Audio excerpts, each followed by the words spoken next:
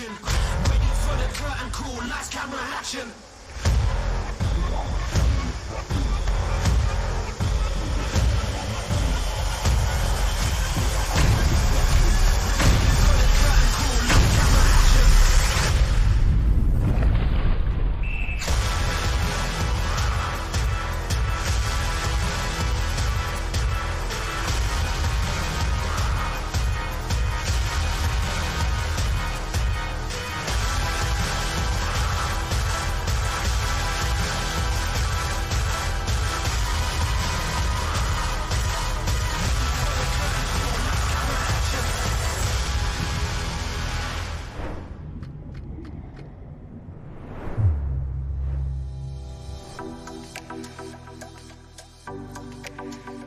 Well, after 2 days of racing, it all comes down to this. The final day of the Interclub competition at the 2024 Lifesaving World Championships at Kurrawa Beach on Australia's beautiful Gold Coast. Hello, my name is Sam Jordan, and I'll be with you for what is going to be another huge day of action. We saw so many events in the water yesterday, and we have another jam-packed schedule for you today as well. It's going to kick off with the men's ski races before we move into the Ocean Man events as well as the beach flags. For the women, they're starting with the beach flags before going to the Ocean Woman and then their ski races. All of those finals will be this afternoon along with the mixed Lifesaver relay final. That is going to be huge, and we cannot wait to see it. That is an event that is being targeted for the 2032 Brisbane Olympics as well, so we could be seeing our Olympic stars of the future in action right here at Kurrawa Beach this afternoon. The conditions have started to drop off a little bit from what we've seen for the last 2 days. For more, let's head down to the beach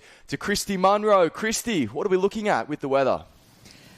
Good morning, Sam. It's really overcast and cloudy down here this morning, so a little bit cool, but the great news is that southerly wind has certainly dropped off. You can see outside behind me here, really beautiful glassy conditions. As you mentioned, the swell has dropped. However, there are those rogue sets still pushing through. So lots of lulls in between, but we might see that change as that tide continues to drop. We've got a bit of a mid-tide here at the moment. So as we're expecting, they will have those continual conditions changing, but beautiful racing conditions out there for the men's ski, which is just getting set for a start. Christy, we saw the runners playing a really big role in those races yesterday, whoever could get the first crack on the way back in that wind. Is there anything out there today for these skis to chase on the way back home? Look, I'd say yes. There's always a little bit of a bump here at Kurrawa, and as I mentioned, just as I was walking down the beach just a little bit earlier, I was surprised to see actually a near sort of breaking set right on those cans. So I think we're still going to see some upsets rolling through. We don't have the same wind chop, but there certainly is still a little bit of ground swell pushing in. All right, thank you, Christy. We look forward to crossing to you down throughout these ski rounds today, because if we have learnt one thing throughout these 2 days of competition is that it's very tight racing, and it's going to be coming right down to the wire as well. The ski races were delayed from our first day of competition. Day one saw a southerly change sweep up the east coast of Australia, whipping up winds of more than 30 knots. It was incredibly windy down there on the beach, so the decision was postponed. The decision was made, rather, to postpone those ski races, rewrite that program and get them in the water today. And we are not too far away from a start in doing that. So we will be kicking off our live stream today with the youth men's ski race, and we've just seen the draw come in. We have 5 heats of the ski. They will be going through to quarterfinals as well, 3 quarterfinals. So we'll figure out the maths on those progressions in just a moment. And then we will be bringing you those ski heats. So competitors are being split across the 2 arenas. We will be trying to cover some races in both of those arenas for you in these youth men's ski races. As you can see there, Christy was telling us about that overcast weather. There has been some cooler changes that have come across the day as well, which is a little bit rare for the Gold Coast. Blessed with perfect weather over the national teams competition. An extraordinary few days of racing that saw Australia narrowly come out on top of both the Youth and Opens competitions. That's the shot of our IRB races. Now they are further down the beach and they're into their second day of competition as well. But for now, it's all about the youth men's ski races. Just some final instructions being told. You can see the finishing tower being carried into the water as well. I'm sure the officials that are going to be on top of that are very relieved that the wind has dropped off and that swell is a little bit more manageable today. That high tide is at around 10 a.m. this morning, so at least it does make things a little bit easier for the finishing judges in that the ski racers will be paddling right across the line. If we were looking at low tide, no doubt there would be a few decisions to make yesterday afternoon. In some of those arenas, there was a really shallow sandbank followed by another gutter, lots of potholes. That's lots of peaks and troughs in the surface of the sand as well, which makes it very hard for our athletes when they're running back in, because although they're focused on running as fast as they can, there's a thought being given to making sure they try and stay on their feet as well. So as soon as we are aware of what heat we will be starting with, we'll bring you that start list in these opening heats of the youth men's surf ski race.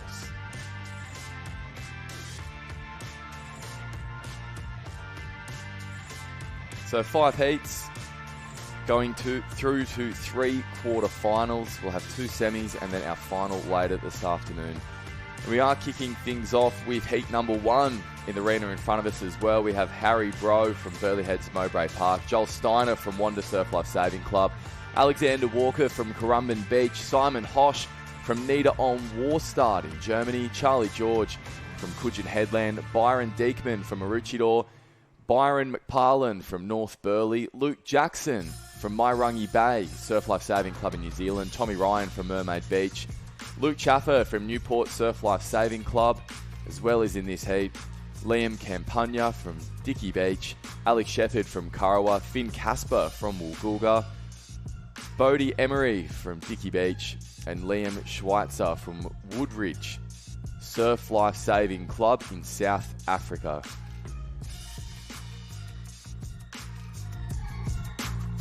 So great to still see so many international competitors here at the Interclub Championships as well. Of course, we saw them all in action in the national teams competition, which was a week ago now, but so many sticking out.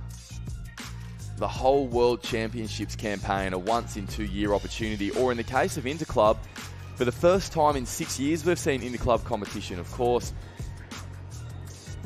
competition unable to proceed the last couple of years as well, as the world dealt with travel restrictions around the COVID pandemic, but it is so great to be here too. 6 years, that's more than 2,100 days. We've certainly made up for lost time.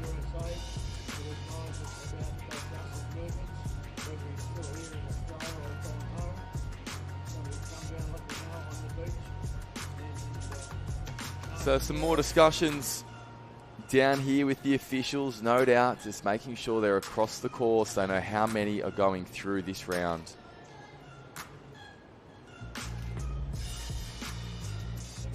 And trying to make sure they get a nice clean start as well. It's easier said than done, but it's all about lining up the ski field as cleanly as possible in order for them to get away. That will certainly be the aim for all of our paddlers at the start. And in fact, on that, we might cross back down to Christy Munro, who is down there on the beach for us as well. Christy, I'm chatting about this start line and making sure that they get away nice and clean. What are you seeing in front of this water area in terms of the sand, the way the waves are breaking, and perhaps if we do have an end, that might be a little bit better than the other? Yeah, I'm just watching the officials just getting the finishing line in place. They're just making sure the finishing tower is set. So the course is nearly ready to go. I'd say it's fairly even across the start line, although perhaps a little bit of an advantage at the northern end, just looking maybe at those shoreys that are coming through. Now that I've said that, the southern end will probably get a great start, but I'm just watching this shore break roll in now, and it's a little bit heavier on the southern end. So That would be my prediction. The only disadvantage of starting at the northern end is obviously you've got the longest paddle out and around the course. Yeah, for sure. And what we have seen the past couple of days as well, with that southerly wind causing the sweep that is so iconic along this stretch of coast just to be really strong. Do we have any indication yet of whether it might have calmed down over the past couple of days too? Yes, certainly. There's still a little bit of water movement in that early gutter. You can see just that white foamy water still heading to the north. However, there is absolutely not a breath of wind down here, so there won't be the sweep that the competitors had to contend with yesterday. And because the ski is actually a craft, obviously, that sits on top of the water, they're a lot less affected by sweep. So you won't really see any of these competitors making any counteractions to, I guess, allow for that this morning. Well, thank you, Christy. We will be coming back to you to watch heat number 1, but for now there actually is a bit of a delay in that heat as one of the competitors is also in the IRB racing. So for now, we're going to turn our focus to heat number 2, and you can see the start list on screen at the moment. Wait from Shelley Beach, Daly from Southport, Hale from Maroochydore, Burdekin from Coogin Headland, Mail from North Burleigh, D. Chenaise from Naval, Sauvetage Sportif, Lifesaving Club in Canada, Brockmeyer from Haaswinkel in Germany, Falconer from Ocean Beach, King from Newport, French from Coogin Headland, not too far to come for him, Voigt from Clifton Surf Lifesaving Club in South Africa, Scrivens from Sorrento, O'Rourke from BMD Northcliffe, and Rasmussen from North Burleigh Surf Lifesaving Club. So 15 in this heat number 2. We can see heat 1 on screen at the moment, just waiting for a start there. Yet to have the starting gunfire so far today. But no doubt we are not too far away now. So on screen, this is heat number 2. You can see Voigt there from Clifton Surf Lifesaving Club on the left of screen.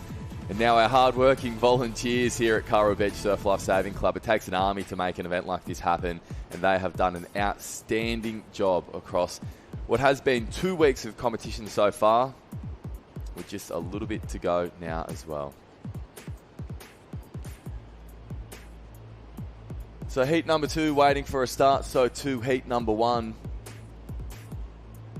No doubt, a few little nerves in there as well. This is the first round of ski racing that we've seen at the Interclub Youth Competition so far. And we have a huge day on the way in these picturesque conditions. Ski finals, flag finals, Ocean Man and Ocean Woman, as well as that mixed Lifesaver relay final too.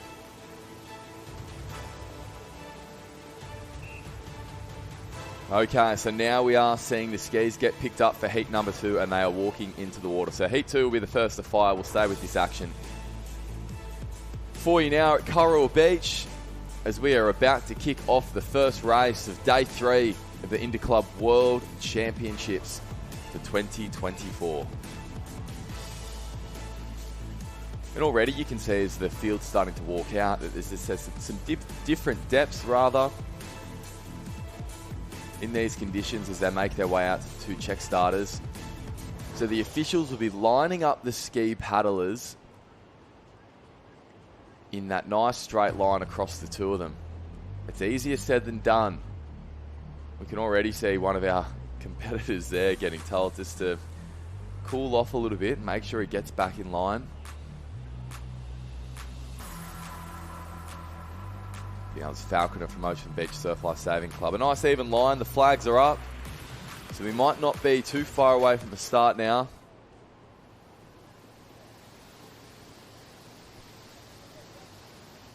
The whistle's being blown.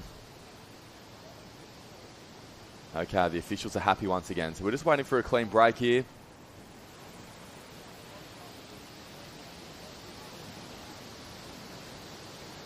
A good call to hold back just with this double up.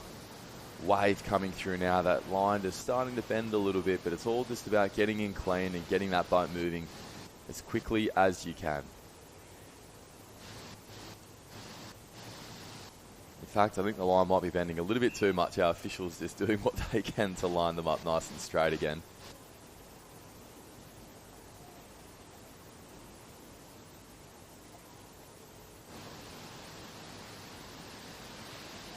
This is an opportunity, and the officials have taken it. We are away and racing on day 3 of the Interclub World Championships here at Kurrawa Beach. And on the southern end of the line, it's Rasmussen from North Burleigh who's made a flying start as well. Scrivens from Sorrento Surf Lifesaving Club is going with him too, as is Marley O'Rourke. So it was that southern end of the line that did seem to get the best of it at that stage. And a big wave standing up across that back bank. O'Rourke going into the water as well as he flew over the top. It's so difficult to make sure that you stay in your boat when you get launched into the air like that. So already the swell, even though it might have dropped off ever so slightly, it is playing a big role here in the opening round of ski races in the youth men's competition. It's Rasmussen from North Burleigh out in front in 1, Scrivens from Sorrento in 2. And sneaking through on that northern end of the line was Burdekin from Coogin Headland as well, looking nice and strong now as they settle into a rhythm. There is a bit of a gap back to Voigt from Clifton Surf Life Saving Club, and we can see Falconer from Ocean Beach on the edge of screen there as well. So we will wait to bring you exactly how many we have going through these rounds. If I run the quick numbers, as you can see, a beautiful shot on screen. What a day it is here at Surfers Paradise. I would expect potentially 9 to go through these heats. So potentially 9 through to 3 quarterfinals. We've already seen plenty of action in our first ski race of the day. Christy Munro, I know that you've been watching the starts of these races. You spoke about the conditions, and we saw a set roll through in the very first race. And then actually had a little bit more deep water to manage for that start, and actually a long way to paddle back to these turning cans. So the 3 guys who got the best of it really put in a good 50 hard strokes off the start, and it looks like they've settled into a nice pace now that they're fairly comfortable in that qualifying position. Yeah, thank you, Chrissy. It's all about getting the first opportunity on that back bank, isn't it? And they certainly did that. They managed to get over the top of that set, and now they have the luxury of perhaps taking the foot off the gas a little bit on their way back in. But we can see some more waves starting to stand up now. So this is going to be very interesting to see who can get down some of these. Out in front is Rasmussen. There's no issue for him because he's going to get a wave on his own. And we'll see how far he can chase this wave through that deep water gutter. The deep water makes it difficult to stay and keep the momentum of that wave. And that is what we have seen there. And then we have 5 that is going to be picked up on this next one as well, and they were our lead 5 as well. So Scrivens from Sorrento there is going to get caught by that chase pack, but there is no urgency really on the faces there because they all know that they will be going through as long as they keep their skis straight, which is what Riley Rasmussen from North Burleigh has done very well there. Scrivens is 2. Connor Hale from Maroochydore Surf Life Saving Club paddling back into proceedings as well after just getting a little bit clipped at the start of that race. So all of these paddlers going through. Very impressive from Rasmussen there. One of our paddlers is going a little bit sideways on that back bank, but he's going to get that ski turned around nice and quickly, and I think he's also going to progress through to the next round as well. That was Falconer from Ocean Beach, that he's now coming into frame too. So a little bit of a wave popping up for everyone there at the start of that race, but it was well negotiated. And a tight finish there too for those rest of those places. So we will wait for official confirmation as to how many will go through this first round, but we do believe the number is 9. Interesting to see at the finish there, a fair bit of water moving through that gutter inshore. We'll head back to Christy Munro on the beach. Christy, you spoke about that sweep this morning, and I guess just making sure you keep paddling as much as possible through it. It did look like it caused a few little challenges there for our field. Yes, Sam, it is a really challenging part of the break. You can see as the competitors come down those green waves from out the back, but they hit that inshore water movement, which is still pushing north. So you've really got to be braced and prepared for that, just for that water movement, which comes all at once. So particularly the paddlers who were paddling into that from dead water seem to have the most difficulty in that first heat. I'm sure the paddlers lining up for heat number 2 will have seen that and will be a little bit more prepared, because it's quite hard to see that water movement from here on the beach. Certainly something that these paddlers would have felt when they were out there. Yeah, absolutely. And another consideration too is exactly where they come in on that finish line as well, because we saw a few competitors come in on the northern end of that finishing line, which is nice and wide. And, you know, there is that temptation to chase those runs as quickly as possible on the way back in. But with that sweep going to the north, there's the potential to get a little bit stuck there. Yes, and it's a lot messier closer to that northern finish flag. So I think after watching that first heat, a lot of these competitors to follow will choose to probably head a little bit further south just to give themselves a bit more breathing room on that finish and just allow for that inshore water movement. Certainly you want to keep your ski away from that finishing tower as well. We often see skis can be a bit of a magnet to those. So especially in these early rounds, there's no need to cut it too fine. Oh, I've put a few skis around the finishing tower in my time, that's for sure. Thank you very much, Christy. So we've just seen heat number 2 go around. That was our first heat to fire in this youth men's ski heat. So this is another look at the start that we can see here. So it was generally nice clean jumps across that line, but then we started to see the northern end of the line getting hit by some of these shore breaks. That allowed Riley Rasmussen from North Burleigh on the southern end to lead around the pack, and he did a good job that. Picked up a nice wave on the way back in, looking very comfortable as he paddled his way into the second round. So our officials just managing some of our athletes who are competing in both the IRB and also in these ski races here today. I believe that's still heat number 1 that we just had on screen there that we were waiting for. Yes, this is the start list for heat number 1 again. So competitors from Burleigh Heads, Wanda, Currumbin, Germany with Nida Ulm War Start as well. They have been so great to watch in competition. Not only competing for Germany in the national teams, but also the Interclub here. They've been in every single race and always with a smile on their faces as well. Mairangi Bay from New Zealand with Luke Jackson in this race too. Sam Chaffer from Newport. Dicky Beach, Karawa, Woolgoolga, and Woodridge Surf Lifesaving Club. Liam Schweitzer from South Africa. Great to have him across here as well. So it does look as though we are going to get underway now. A competitor from the IRBs has arrived.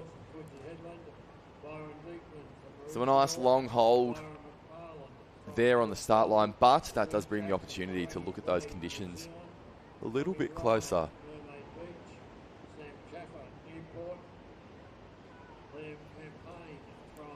So just getting set on the line now. And we will see how the officials go lining them up in this area too, because just from the drone cam and at first look, it does look as though that the competitors on the northern side of the line perhaps have a little bit more of a sandbank to work with too.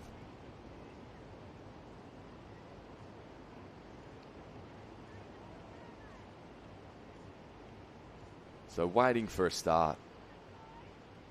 And you can see the looks on the competitors' faces just looking out at this break to see what is happening in front of them, because there is still plenty of water moving. You can see it on that shot just before and also on this drone shot now, that water surging to the north. So that can make things a little bit tricky. The most important thing, getting into that ski cleanly and firing away. So perhaps an opportunity now for our starter as a little wave stands up for half of the field. So a great call there.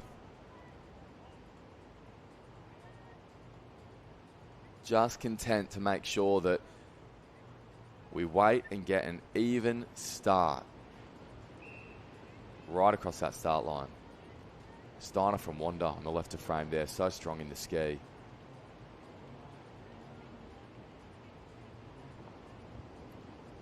And a few more sets are now starting to break as well, so this could bring an opportunity to have some water coming across that sandbank and making things nice and even.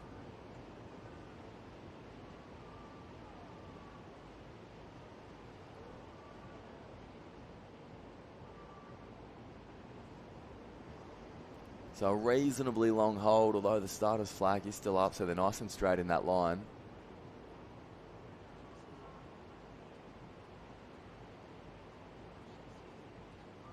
Potentially moments away on top of this little bump.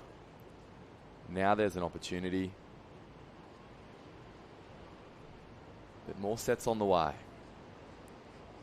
So after being relatively flat throughout the morning here at Karawa, this little short break is starting to stand up now.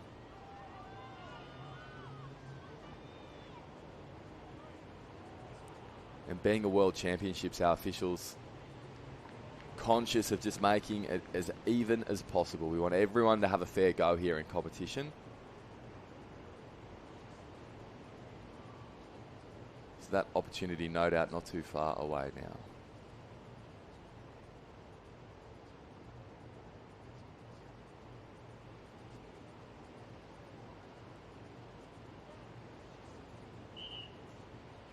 So our paddle is set and waiting. And you can see on that drone shot right there a really good example of the challenge that the starter is facing, in that it's not necessarily the big waves that are coming through that are the concern. It's the smaller little bumps that are being chased in behind, because they're only affecting half of the start line. This is a great shot of it right now. You can see on the southern end there was that wave standing up twice as big as it was on the northern end. And it's all about making sure everyone has the same conditions. Of course, it's almost impossible to do in the ocean, but that is the challenge, and that is certainly the aim when starting a race like this as well.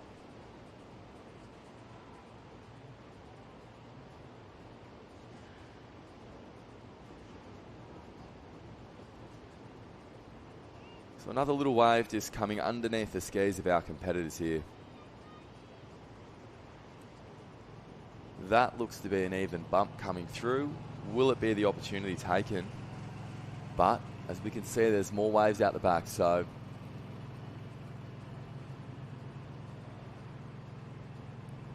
it has been a long hold, but certainly the right one. There hasn't been that even opportunity that we're looking for.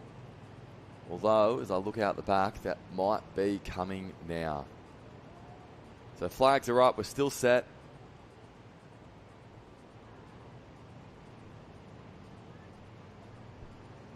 Heat number 1 is in the water. We have seen Heat 2 go around.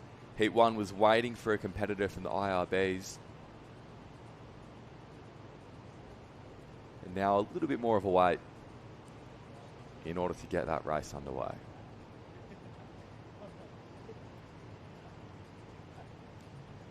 You can see on this drone shot now that that different coloured water points towards different depths of the sandbank underneath. We want it to be as nice and even as possible. There's a lot of water moving on that northern end of the line. Christy pointed that out when she checked in with the conditions just a short time ago. This is a long hold for heat number 2.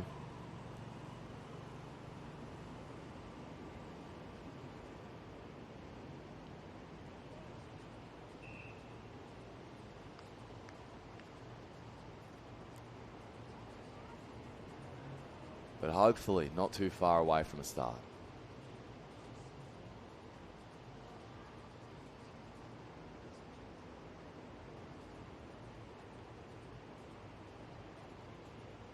So that's a good example of it. You can see the challenges that the Surfers Paradise stretch brings in terms of surf. Lots of water moving, although now there looks to be another set on the way. So we're just waiting it out for these next couple of waves, and hopefully that can be our opportunity in order to get in and going.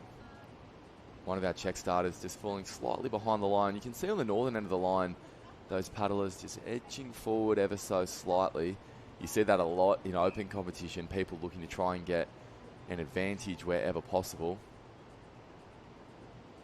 But the number one priority should always be making sure you can get in the ski clean and moving, because there's no point walking further into deeper water if when that gun fires you can't actually get into the ski.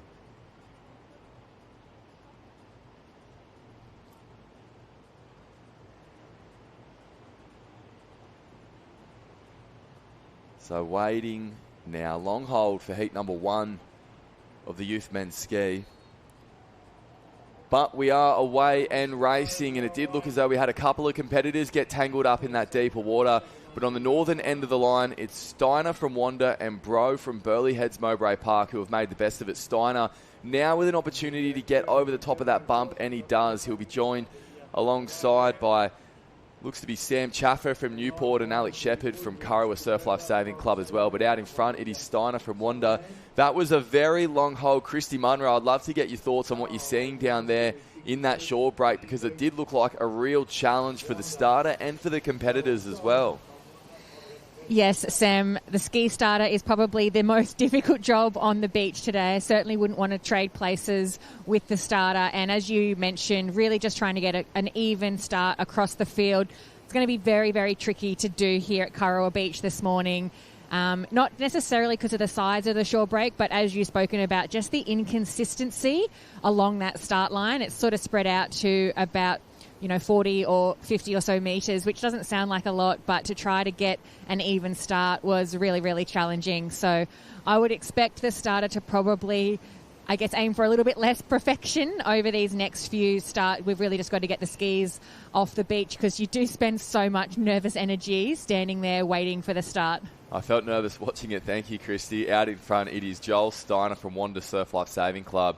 Such a nice, clean technique as well. He's trying to use his legs to drive his torso forward. A bit like running too, where people pump their arms to help their legs get moving. So it's a whole body exercise paddling, and he's doing it well. He's out in front at the moment. It is Byron McParland from North Burleigh who made a really strong move too there after just getting a little bit clipped up at the start. Now he's going looking for a wave too, and I don't think he's going to have to look too far, because we are seeing some bumps start to stand up. So Steiner's lifting the rating. He's trying to pull down this little lift, and as you can see on the drone, he has done that as well. So edging further in front now, it's Steiner in one, and he's afforded himself the luxury of just putting his paddles down a little bit now, because there are waves on the way. Look at these waves start to stand up. So Kurrawa, Newport join Dicky Beach, and they're going to pick up Maroochydore as well, or North Burleigh rather, should I say. Actually, I was right the first time. That is a cap from Maroochydore. I believe that's Byron Diekman from Maroochydore Surf Life Saving Club.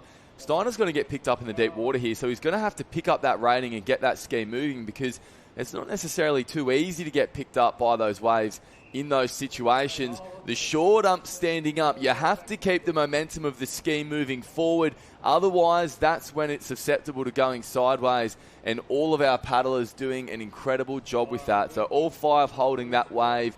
Maybe there might be a little push to see who can take it out. Steiner's keeping that boat moving. He might get there, but look, all five are going through to the next round. So two is our paddler from Burleigh Heads Mowbray Park as well on the next wave behind. So that is six. We will try and just bring you that confirmation of how many are going through, because we do believe it is 9 going through to the next round. So a sprint finish here for those last couple of places. And that is going to be tight to call for the judges as well. So that is heat number 1. We saw heat number 2 jump first. This was, we were waiting on a competitor, but that is heat number 1 that has now gone around in these ski heats. There are 5 heats of this youth men's ski at the Interclub competition. In some really interesting racing as well. So that was Steiner at the top of the frame there, who got through that break clean, and once he got out the back, he put the foot down too, found his rhythm, and that allowed him to stretch further in front. Crucially, particularly in the youth competition as well, what it meant was that he didn't get tangled up around those turning markers as well. These skis are harder to control than our boards, and also even swimming as well, when you can whip around those cans. And that was a good example of the control there as well. Our front 5 getting a great wave back into the beach here at Kurrawa, and all of them held it, although there were a few bumps and a few twists and turns there. Top 5 there. 9 are going through to the next round. So you can see 6 on frame. And that was the race for 8th and 9th. So hard to call from the naked eye. We'll leave that to the judges. But it was a tight finish there.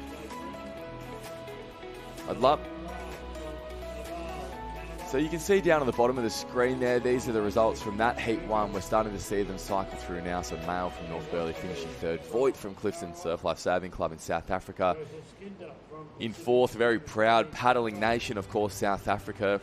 They won both the youth and the open men's ski races in the national team competition and have picked up plenty of results here at the Lifesaving World Championships over the history of the event as well. So our officials just conferring at the moment, having a chat about what they saw from the finishing tower. They want to make sure that they do get this right. Our next heat just waiting on the start line now too.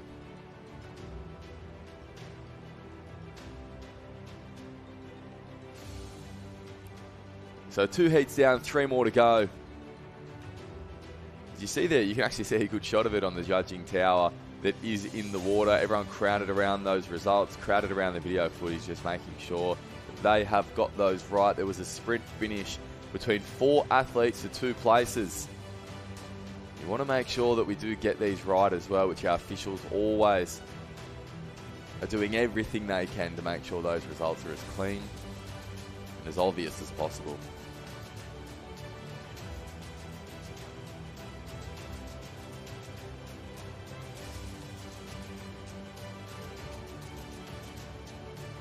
So we are just operating out of the one area here this morning in these heats of the ski. That means that we can put our officials, we can make sure that we have as many officials as possible, not only on the finishing tower, but having our check starters as well to make things as even as possible.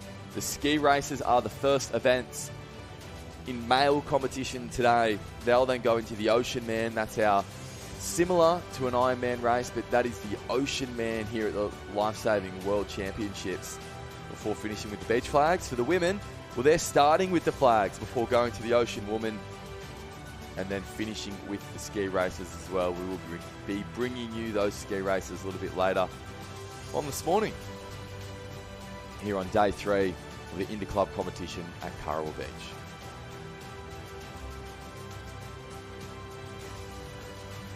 We might check back in with Christy Munro, who's down on the beach now, just as our officials try and confirm which 2 paddlers went through from that final wave. Christy, I know one thing that you see a lot of the experienced ski paddlers do before a wave is walk out to that finishing line to see which end of the line the whitewash is hitting first.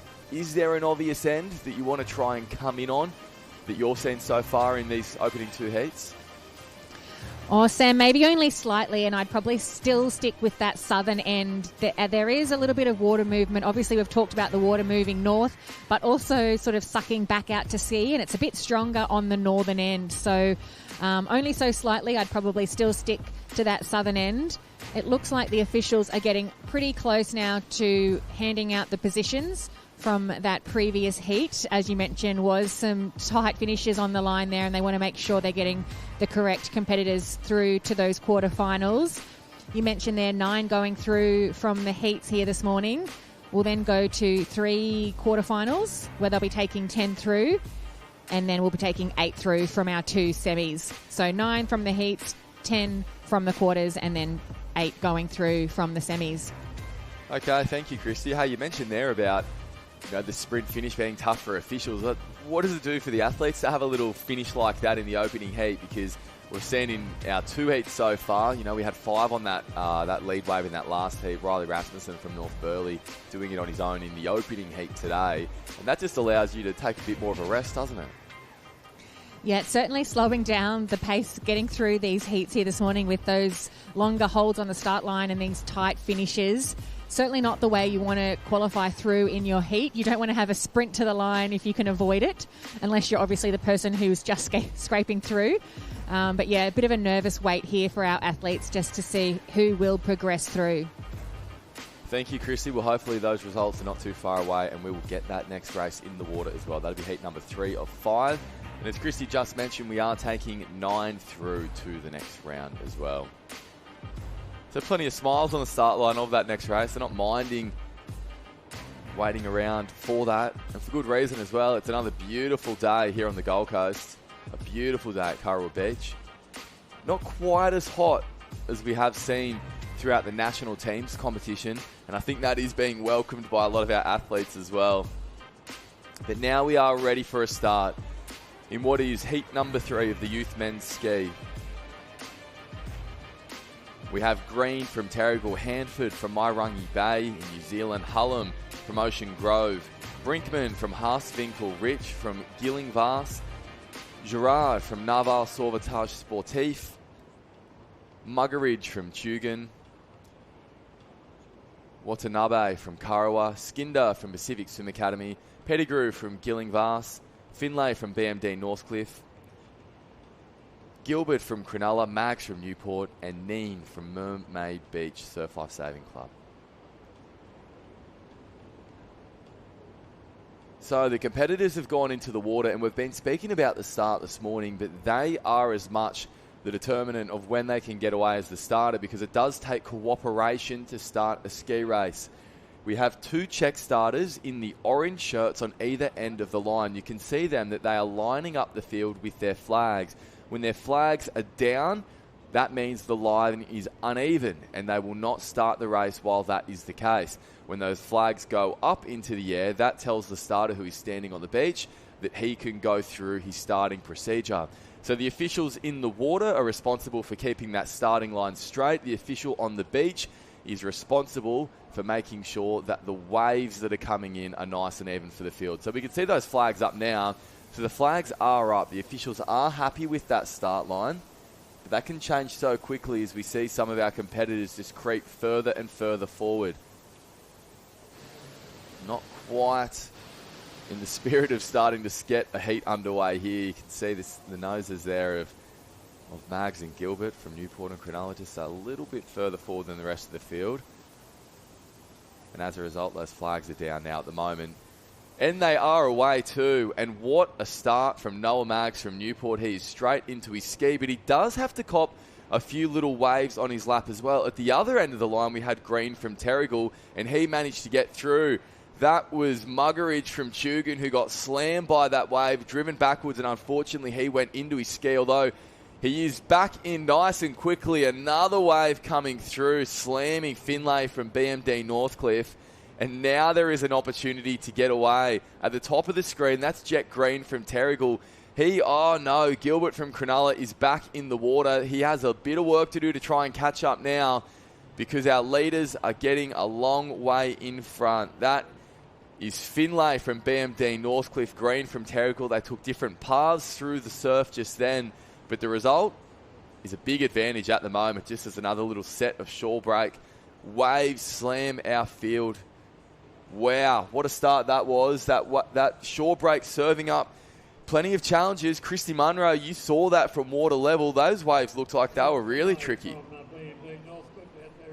Set that came through there, Sam. Probably one of the few sets breaking out the back that we've seen. I would expect that to become a bit more consistent throughout the morning, but certainly our most challenging heat for these competitors so far.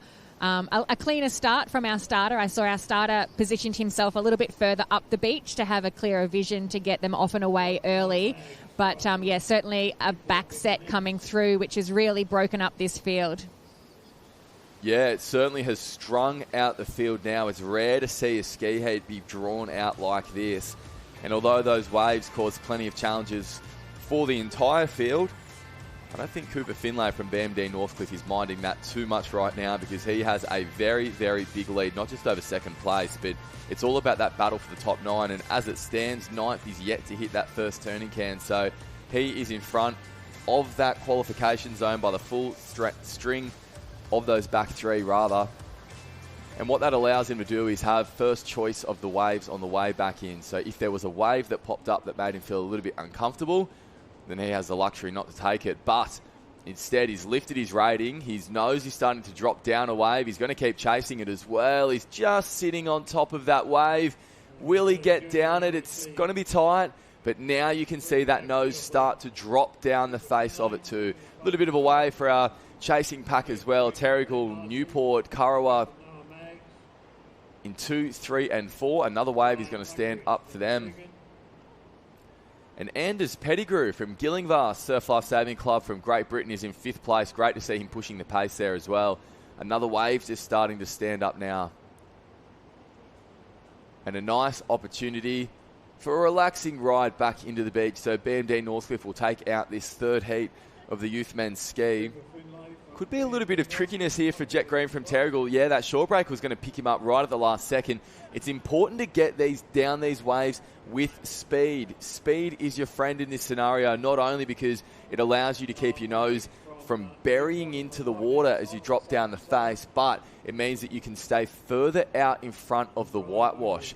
If that whitewash picks up the rudder, that is the fin of the ski that is at the very back, then you can be spun sideways, like we have seen a couple of our competitors do just in that shore break at the moment. But for now, no stress because 9 are going through. That is Jet Green from Terrigal coming across the line. A great paddle from Gilbert from Cronulla on the right of frame. We saw him out of his ski at the start of that race. He is now going to qualify through. So that is 4 across the line. Make that 7 as they just get a little bit sideways. You could see at the northern end of the line the water just spinning our competitor from Kariwell, but now the race is on as well. They need to try and get down that little shore break. 2 will go through from that wave. And that was close for our officials to try and determine, but I think it might have been Ben Brinkman from Haaswinkel in Germany who did manage to get across that line. Elliot Gerard just with a little bit of trickiness there from Naval Sauvetage Sportif Lifesaving Club in Canada. One last obstacle on his way back in across the line.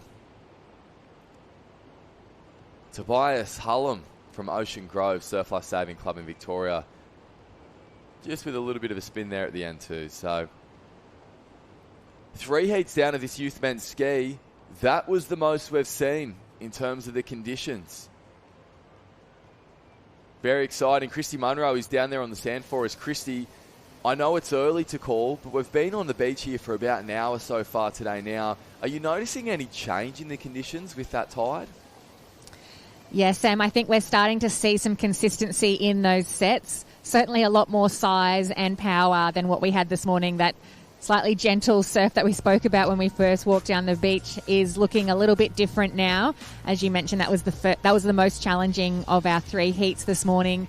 Competitors navigating that really well, particularly as you called the competitor there from Terrigal, just choosing to back off that shorey and qualifying through safely. I think as these sets continue to pick up, we might see a little bit more strategy in which waves our competitors choose to take, especially in these early qualifying rounds. Yeah, it's a great point on screen at the moment, Christy. We're seeing the highlights of that race, particularly the start as well, competitors getting slammed. One of our paddlers, Gilbert from Cronulla, was towards the front of that shore break. He was one of the last through after he got cleaned up by a set that we're seeing there now. That's the red ski that went upside down, but he still managed to paddle back through. There's a good lesson in that for the people that are watching on the sand as well, getting ready for their heats, that it's never over in the skis until the very end, is it?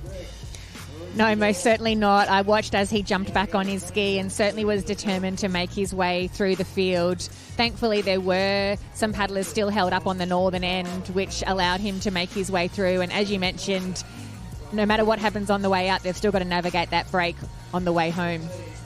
Yeah, well said, and certainly Finlay from BMD Northcliffe did that. He had a very big lead going around the back of the cans, Cooper Finlay, and that allowed him just to relax a little bit more into his race as well. He actually ended up getting a wave. Yeah, you can see it now. He ended up getting a wave on his own too. Chased it and sat at the top of it for so long. But once you see that nose of the ski start to drop down the face, as we saw just there, that's when you know that you're going to get a little bit of a ride on the way back in. So those results are now starting to filter through already, our top 4 at least. Finlay from BMD Northcliffe, it was Muggeridge from Tugun in 2, Mags from Newport in 3, and Green from Terrigal in 4. All 4 of those athletes getting to take things nice and easy on their way back into the beach as well. So our top 4 is set, 9 to go through. That is heat number 3, but we are going to get ready for a start, no doubt, in heat number 4 as well,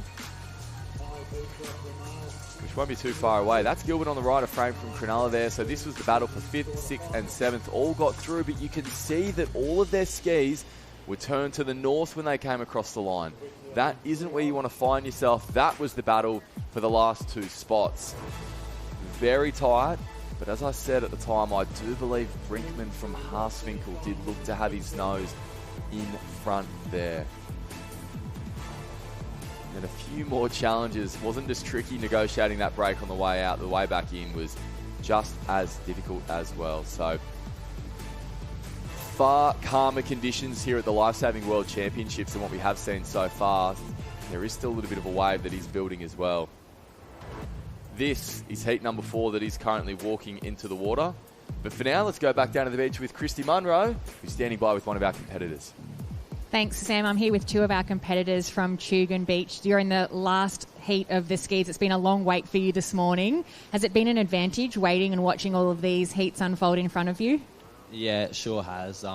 Seeing which is the best line is going to help me get out first and lead, hopefully. So that's what I'm going for. Is that the plan, just getting off the beach really fast so you can set up your race early? Yeah, off the beach real fast. Conditions look real clean and nice. It's pretty heavy on that bank though, so got to watch out. Being club mates, will you work together out there, or is it every man for himself? Or every man for himself, but yeah, there will be a bit of mateship out there. Help each other on the washes, so... All right, hear that? No cutting off at the can. Well, I'll let you go. I know you haven't got too long to wait. All the best. Gee, it was a long pause on whether he would help his clubmate around the back there. And it is an individual race, of course. We are seeing Heat 4 in the water right now. To run through that start line from the top of frame, it's O'Sullivan from Gillingvast, Lomka from Coogin Headland, Reshower from Nita on Warstart, Mullen from Currawa, Cooper from North Cronulla, Correa from North Cronulla, Stewart from Alexandria Headland, Lawler from Mooloolaba, Greg from Maroochydore, Chamberlain from BMD Northcliffe, Lullen Set from Naval Sauvetage Sportif, Cervenac from Tugun, Tilio from Biarritz in France, and Van Hooven from Mermaid Beach Surf Life Saving Club. So they are in the water and set. And as we just heard from our competitors from Tugun, trying to make sure too that they study the conditions and know what's in front of them. The flags are up, so the officials are happy with that start line. As we mentioned, it's the officials in the orange shirts holding the flags. They are the ones who give permission, in a way, for our starter to get the race underway. A little bit of a bump coming through for the middle of the field. That would be an uneven start, but we are just waiting now as we can hear a set call. It could be on the back of this. Another little bump just to negotiate. It is a bit of a double-edged sword in a way. If you start the waves of the race when the sets are coming through, you have nice even water in between those waves. That's even for the jump. However, if you start it in between, a lot of the time there's bumps only affecting one end of the start line and not the other. So it is a very difficult job. In fact, it's probably the most difficult job in surf sports for our officials, and that is starting a ski race. Our starter doing a great job of that today so far. So our line is still set, although our check starters have been slammed backwards by those waves that did come through. They are getting back into position. The flag is still up on the southern end of the line, so the starter can still fire that gun. And now they are away and racing, so it is a nice clean start with water. There will be a couple of waves to punch through, though, as well. Out in front is BMD Northcliffe at this stage. Currawa to the south is travelling nicely as well, and they would want to because these waves are starting to stand up. Chamberlain from BMD Northcliffe slammed backwards, but he stays in his ski. That was very, very well handled. A very difficult situation to find yourself in, but crucially, he kept up his speed and he punched through the other side. So we are now 4 wide out in front. At the top of the screen, we have Coogin Headland. At the bottom, we have Mermaid Beach. Currawa is in there as well. So too Stewart from Alexandra Headland. BMD Northcliffe, Chamberlain falling back to 5th. But at that point, that is certainly okay because we are taking 9 through, and it is all about getting through. It doesn't necessarily matter where you finish in that top 9. You just need to make sure that you do progress. So out in front, looks to be Mullen from Currawa on his home beach. Progressing very nicely there. You can see him rotating his trunk and punching through. In 2 is Lomka from Coogin Headland, or Lomka rather, from Coogin Headland Surf Life Saving Club. And now you can start to see the field come together. We haven't seen it too much throughout these races so far, but just like in cycling, when there's an effect of resistance, for those who aren't familiar with ski paddling, these skis do throw off a little bit of wash that if you put your boat in, you can get a little bit of assistance. Not quite a full rest, but a little bit of help along the way. So to correct myself, that is Alex Stewart from Alexandra Headland out in front at the moment in 1, Coogin Headland in 2, Kurrawa is in 3, Mermaid 4, Kurrawa in 5 on the outside, with BMD Northcliffe on the inside as well. So that is our top 6. And they do have a bit of a gap, a bit of an advantage now as they start to make their way back to home. We also have another cap that we'll try and pick up in just a moment, making their way back into proceedings too. But out in front, it is Stewart from Alexandra Headland who's going to get a nice wave on the way back in, getting a crucial rest. You know that when the athletes have their paddles down, that they have the momentum of the boat that is helping them on the way in. So Stewart's now paddling through that gutter inshore. Our next 5 athletes doing what they can to chase that bump. We go back to a 6th on his own. 7th place rather on his own, then 2 behind makes 9. So we'll wait and see whether it stays that way, because there is one more challenge, and that is to negotiate this shorey. Chamberlain says, I'm not going to stick around and find out what's behind. I'm going to chase this bump in. So Stewart is in 1 from Alexandra Headland. Chamberlain from BMD Northcliffe will come across the line in 2. But all of our top 6 that did go around the cans. We get a nice stress-free run on the way back in, unless they do go sideways. Some nervous moments there. And a couple more coming now. But everyone holding their skis nice and straight as they come across the line as well. You could see that Van Hooven opted to throw his legs over the side of the ski there. The reason he's done that is because rather than shoot down the face of that little double-up wave late, where he could be susceptible to going sideways, he stayed on top of that and paddled his way back in. So look, there is a race on for these qualification spots through to the next round. We saw one of our paddlers go sideways there, and that might have been the difference. So very close to call at this point of the heat. But the name of the game is all about just staying in your ski on the way back in. And as Christy and I have been chatting about at length so far, it's easier said than done. We might cross back down to Christy Munro on the beach. Christy, we saw at the start of that race that there were some sets that were coming through. Well, it proved to be another obstacle for our paddlers. Although they handled it quite well, there was waves driving paddlers back 10, 15 metres. Yes, I think that heat chose to sit back a little bit further than some of the previous heats, but even sitting back and allowing for those waves to drop, you're so right, there was still so much power in it. No matter how fast you hit it, they were driven back 10 or so metres. So we will expect that to continue as that bank gets shallower out there. Just as these heats have been happening, the breeze has started to pick up a little bit. Different to what we've experienced the last couple of days. It's actually a northerly breeze starting up here this morning. And we've still got those somewhat dark clouds hanging around. So I don't think we're going to get rain, but we'll keep an eye on the weather. And I think it's going to get more and more challenging as the day unfolds. Yeah, thank you, Christy. No doubt some of our ski paddlers might not enjoy hearing that, because we're looking at highlights now of heat number 4 in the youth men's ski, and it was challenging, that's for certain. Look at some of these waves that were starting to stand up. It was pretty difficult to navigate, but it's all about keeping that rating up, that cadence of your paddling. And they certainly did a good job of that, because that meant they were able to get through that as quickly as possible. So that was heat number 4. Here to start day 3 of the Interclub competition. A few more shots now of the highlights of those races, and you can see the effect there of what I was speaking about in terms of the field coming together and trying to get assistance while sitting on what we call the wash of the skis. So it was Stewart from Alexandra Headland who was happy to do the work out in front, who was towing a chain of paddlers behind him as well.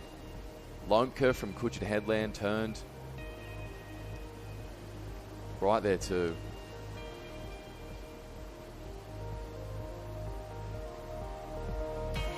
Cervenak was in the mix from Tugan.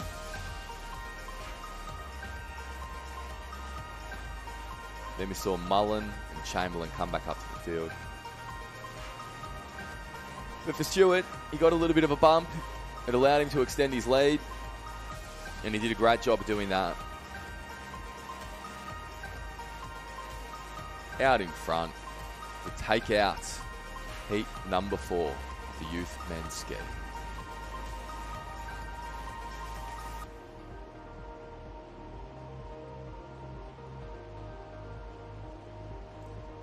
And there's a really good example of what this short ump is potentially serving up. It's not necessarily the size of the waves. It is that water moving and making sure you do handle it, and that is what all of our competitors are trying to do. Christy Munro is standing by with one of them right now. Thank you, Sam. I'm down on the beach here with Sam, who's representing one of our clubs from Germany. Sam, you've done a fantastic job making it through to the quarters of the ski. You mentioned this is one of your favourite events. Yeah, she's my favorite event with Ocean Man and the relays. Yeah. And have you had much practice in surf similar to what we have here at Kairoa Beach? What are conditions like at home for you? At home, we are paddling in the river at our home country, and sometimes we have a training camp in France or in France. And what do you think is going to be the most challenging part of getting through these rounds? To go out, but to go out of the waves and then to come in, and out in the sea is pretty flat, and that's easier. Well, we wish you all the very best of luck. I think you've got a great position here on the start line, so we hope to see you through to the semis. Yeah, thank you. Thank you, Christy. Another great chat with one of our international competitors. So, no doubt he'll be watching things closely to see where he can end up in his heat. But for now, our focus turns back to heat number 5. This is the final heat, the final heat of the youth men's ski. And to run through our line from the top of the screen, we have Caden Grant from Taylor's Mistake Surf Lifesaving Club in New Zealand, Tyler Lodge from South Brighton in New Zealand, Kyden Pickering from Alexandra Headland, Dylan Wilson from Sunshine Beach, Max Vernon from Serena Surf Lifesaving Club, Stephen Carkery from Cooks Hill Surf Lifesaving Club, Craig McClymont from Haasvinkel, Lachlan Mercer from Karawa, Florian Lockman from Nita on Warstart, Christopher Calabut from Currumbin, Tom Bassford from Maroochydore, Anderson Flick from Mermaid, Will Norling from Tugun, and Oliver Dillon from Tugun. Of course, Christy chatting with the pair of them before about whether they would try and work together, whether they were racing each other. We're about to find out because the flags are up. The starter's happy with the line as a little wave comes through and just bumps them back together. We're noticing a real change now in the start line. The officials have brought them further to the south, closer to that finishing tower. They are a little bit more compressed as well. That means it's easier to get them away cleanly. So a great move from our officials to try and just continue making this race as equal, as equitable as possible.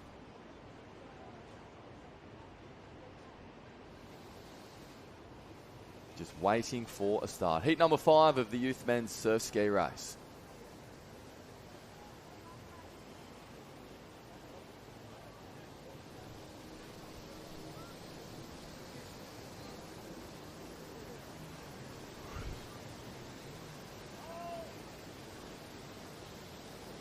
So you can hear the starting command, hold, he's saying, keep that line nice and straight, because that means he's seeing an opportunity potentially in a wave or two's time to get them away.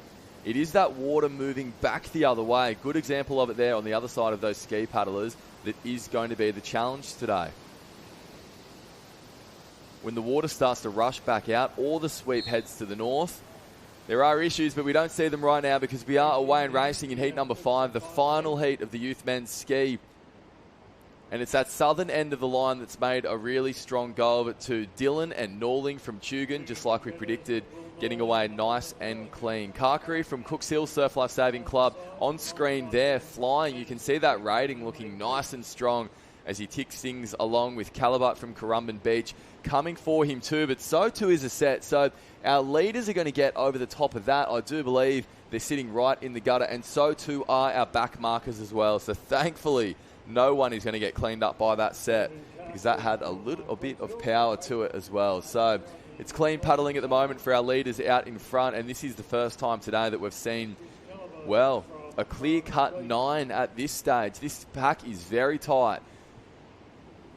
It's Dylan from Tugan in 1. Karkari from Cooks Hill might also have the best of the running at the moment. They're paddling in separate packs, are about to come back together. We have Caps from Tugan, Mermaid, Currumbin, Alexandra Headlands, Sunshine Beach, Kurrawa. And it could be our South Brighton Surf Lifesaving Club from New Zealand too. I don't want to call that one too early, but at the moment it's Cooks Hill in 1. On the inside, Tugan in 2. But they just get a little bit tangled up, which allows Alexandra Headland to some nice clean water to make a bit of a move. Tugan now going to slip behind Cooks Hill as a result of that little collision. You want to make sure that you do get around cleanly, but never want to give too much away to the rest of the field as well. We might take this opportunity to check back in with Christy Munro. Christy, that was one of the more interesting starts we've seen. There were waves, but for the most part, everyone got through cleanly. Yes, I was holding my breath there for a moment looking at those sets rolling through, but they did stand up just long enough for our competitors to get up and over them. So I'm sure they were sighing a big sigh of relief as well as that happened. And the ocean is pretty flat here at the moment as they're making their way back in. I can see a couple of those competitors having a sneaky look over their shoulder because once the ocean has been flat for a while, you know that there'll be something building. That's right, those little looks of nerves over the shoulder. We are seeing a wave start to stand up now. So our leader out in front at this stage, Alexandra Headland, is going to get a wave. So too Cooks Hill. Tugan just going off the back. So it might just be the two. We'll wait and see. Will anyone be able to get down? They're having to lift their ratings in order to do that. But now you see those noses start to fall. And they've earned a rest on the way back in. This is going to be very interesting. This wide shot will tell the story. There are solid waves coming into this bank, and you need to make sure that you negotiate them cleanly in order to book your spot into the next round. So two are through. These are our leaders, Alexandra Headland and Cooks Hill. Their places are locked up, but the race for ninth is where it is going to be very interesting coming across the line. We have our next two competitors doing just that at the moment. Mermaid Beach there. And then a real race on. So that is 4. This next wave will make 8. Ninth place at the moment has had to pull off the back of that wave in order to sneak into the flags. Will anyone else come into the frame? No, they won't. So that is our 9 that are going through to the quarterfinals. A couple of our competitors, unfortunately, coming off their boats on the way back in. So as we expected, there was the opportunity there for our trailing pack to make up those places. But the most important thing is about staying in your ski in order to do that.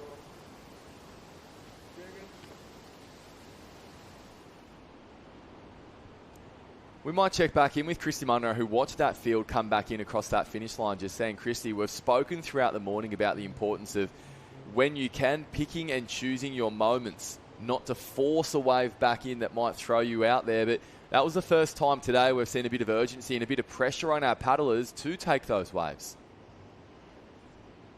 See, with those paddlers who are sitting on that qualifying cusp, not having the luxury of picking and choosing. And I think as we move through to these quarterfinals and certainly the semi-finals, that luxury of choosing your wave will become less and less. So the competitors out the front doing a great job just keeping those skis straight and booking their spot in this next round. Can sort of relax a little bit and just look ahead to the next. Can't kind of think about the finals yet. Still got 2 more races to get through. Well said. Thank you, Christy. Now, officials are going to make the effort just to continue cycling through these heats as well. But the nature of ski paddling, not only in navigating the conditions, but also the weights that we have for starts and judging towers, means that our competitors do get a chance to rest and recover. It's not as rapid fire as some of the other races that we have seen on the program here at the 2024 Lifesaving World Championships. So this is just the highlights now of heat number 5. A nice and clean top 8 going around the cans. There's 9th place at the bottom of the frame. The most congested we've seen things so far today.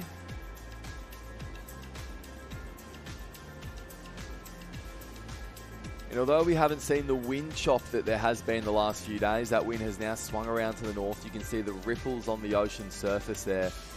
So we do expect the conditions to change a little bit more throughout the afternoon. That wind is going to get slightly stronger and stronger out of the north. That means the stronger it gets, the more opportunity there is to get lifts on the ski, on the board, even on the swim as well, on your way back into the beach too. So our field opting to spread out nice and wide. I do like that move there from Mermaid Beach to draw to the south, to get himself away from the rest of the field. We know that some of the challenges that can be served up in those situations.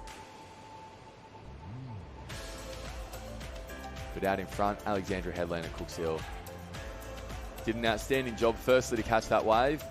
Secondly, to ride it all the way to the beach without coming out of their skis or being thrown too far to the side.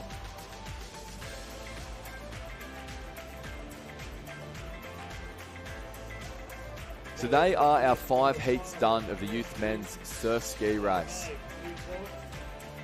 9 were going through, and now we are into the quarterfinals. We're just waiting for one of our athletes who finished the 5th heat to get his official place, because he will be in the first quarterfinal, which is on the line. So that's a short turnaround, but in some situations that can be a benefit to roll straight from one race into the next.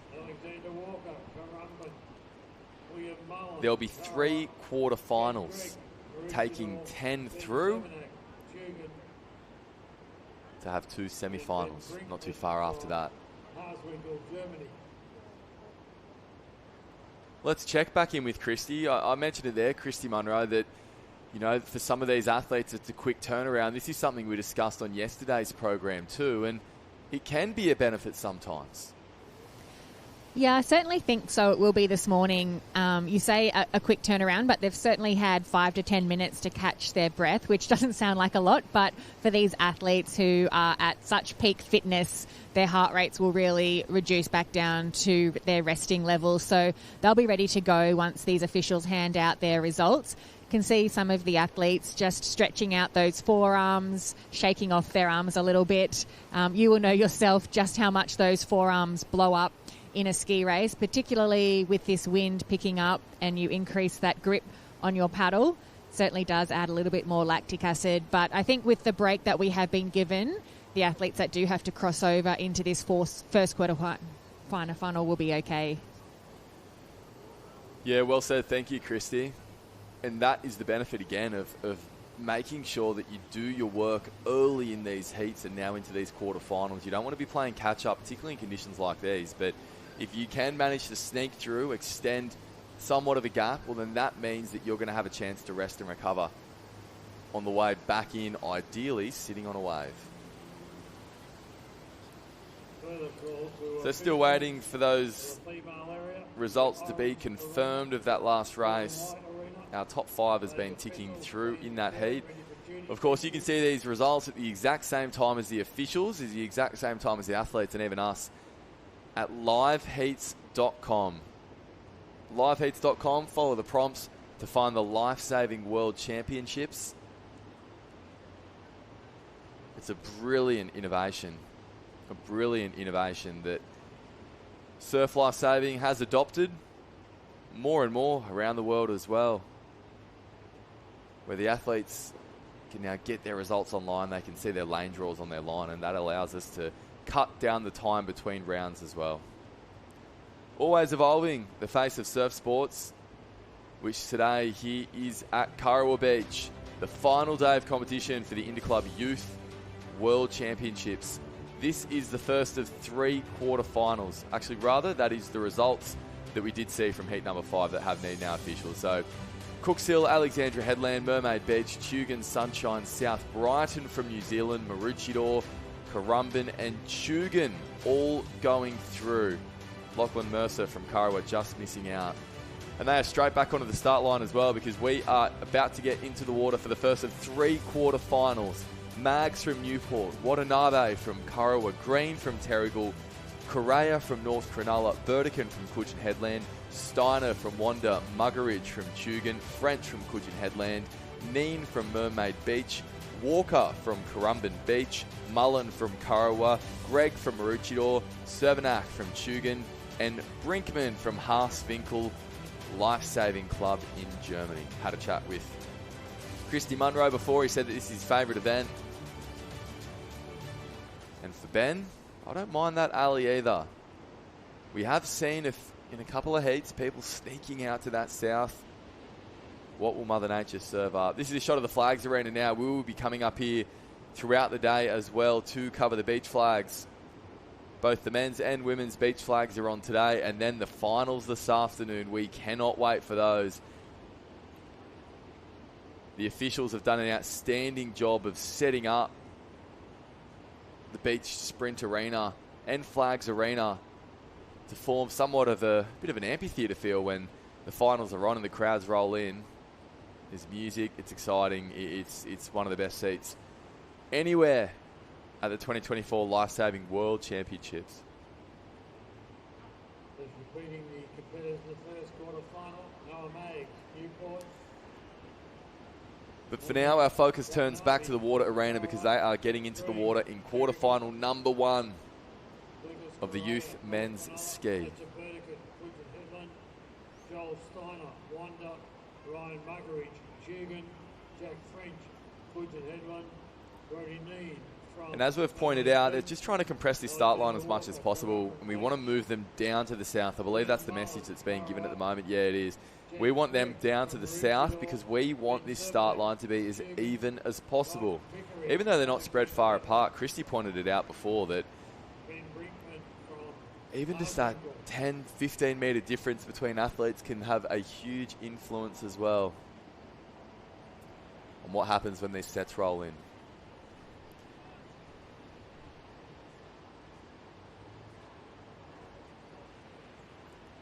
So athletes, clubs from all corners of the world are being represented in these quarterfinals, just like they have been through the heats. Always great to see our international competitors fighting for those places, and not just the Australians that have tended to dominate so far in the interclub events in the water. We saw all of those finals compressed into yesterday's program. It was rapid fire. It was exhilarating race. We cannot wait to see what the rest of the day has in store. And those finals will be beginning in 4 hours and 18 minutes.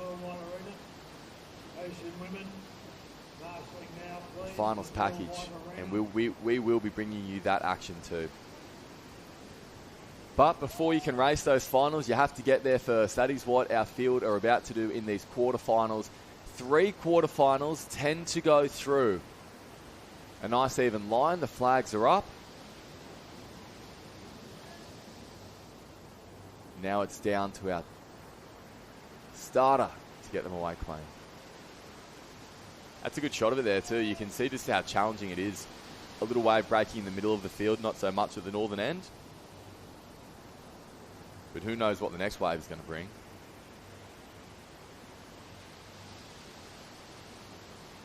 The stakes are starting to climb just that little bit more. Even though they're taking 10 through, all of these paddlers, of course, finishing in that top 9 in the heats. Everyone is a competitive paddler here. Everyone's a strong paddler at this stage of competition. So,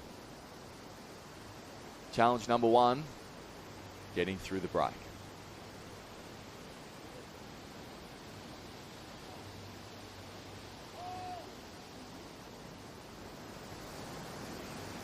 You can hear the call of the starter just starting to come through. Hold was the call. He likes that line. He wants it set. Brinkman from Haaswinkel just a little bit further behind on this side of the line, but I don't mind that sometimes because you just need to get in the ski clean. That is your number 1 focus. You can get too caught up worrying what people are doing around you, and now they are away. So it was a relatively clean start. Steiner from Wanda very, very quick into his boat, and he's making a good go of it at the moment. Cervenak from Tugun, 3 from the bottom. He looks strong too. So too Pickering from Alexandra Headland as well. So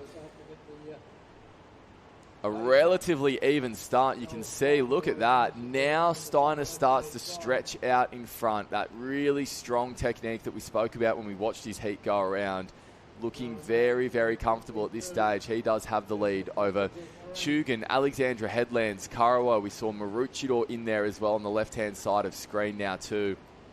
Tight racing, 10 to go through. Coogin Headland is now pulled up alongside the outside of Steiner. That's a great move. You want to make sure he stays there as they come into the cans. We are 6 wide at the moment at the front. That isn't going to make for a clean turnaround, that first can. Look for someone to make a move here. After what was a very even start, Christy Munro, that was one of the more competitive starts we saw through that short break. 6 leading at the moment. It was really even.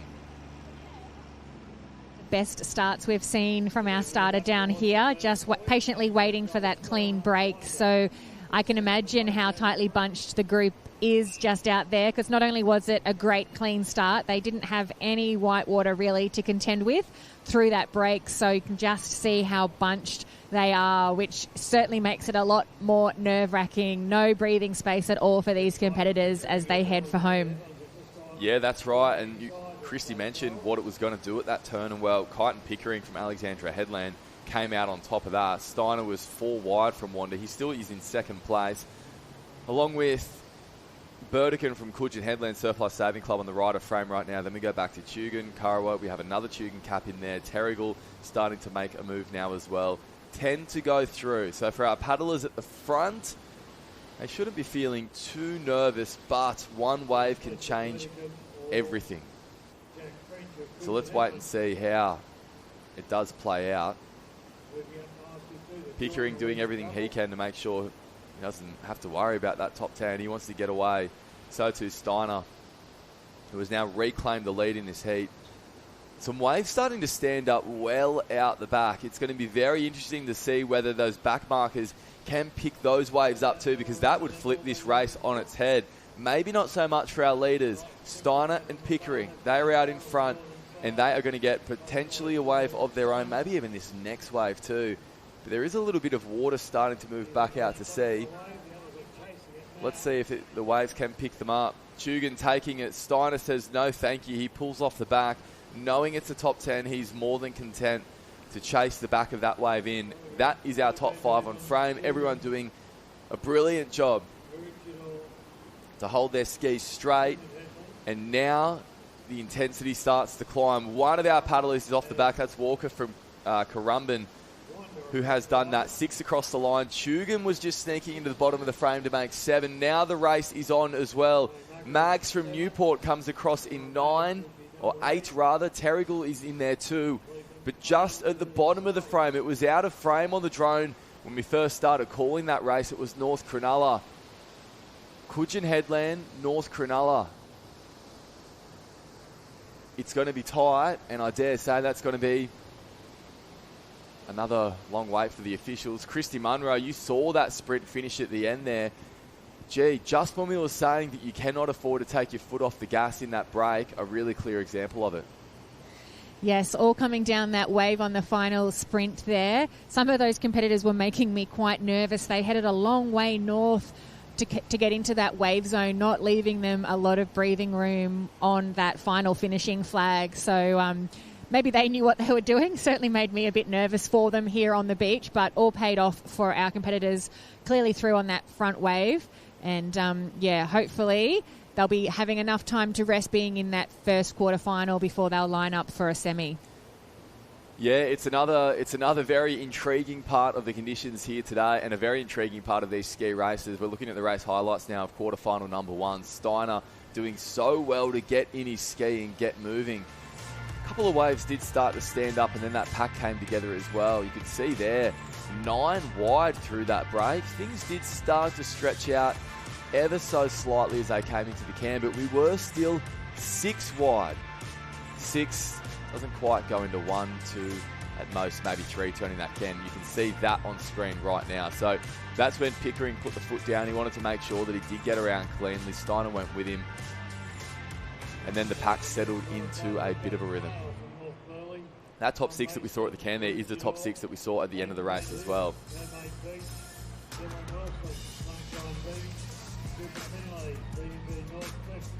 So it's a really good example of it. You can see that slightly darker water, the ridges, the troughs in the ocean. That is where you want to put your ski and get a bit of a lift. Even though it's not like the last few days where maybe you would put your paddle down and relax if you got a bit of a run. It's smooth ocean and there are waves. A great wave for our front five. Steiner choosing to sit off the back. The reason being is because if the wave picked him up just there, he didn't have the momentum to stay in front of it. And momentum is so crucial when it comes to catching waves as well. Then there was a bit of a race on. That was Walker from Currumbin who went sideways and out of his ski, helping Coogin Headland push through. And both of the Coogin Headland paddlers standing by with Christy. Thanks, Sam. I'm down on the beach here with Fletcher and Jack from Coogin Headlands. Just got through there in that first quarterfinal. Well, we think you're safe on that first wave. Yeah, it was a really good race. Had a good start and then just having some wash on the way out and got a good wave in. So, yeah. Jack, a bit more of a nervous wait for you. You did everything you could there, but it's pretty tight racing when you get through to these rounds. Yeah, I just had a pretty bad start, but just tried to claw back in there and almost got there. I just think I just missed out on the wave, but yeah. Certainly a lot of club pride. We've seen a lot of the Coogin caps popping up over the last couple of days. How's the spirit feeling under the tent? Oh, yeah, it's so good. We've got such a good crew here. The vibes are so high. Everyone's so supportive of each other. So, yeah, it's really good.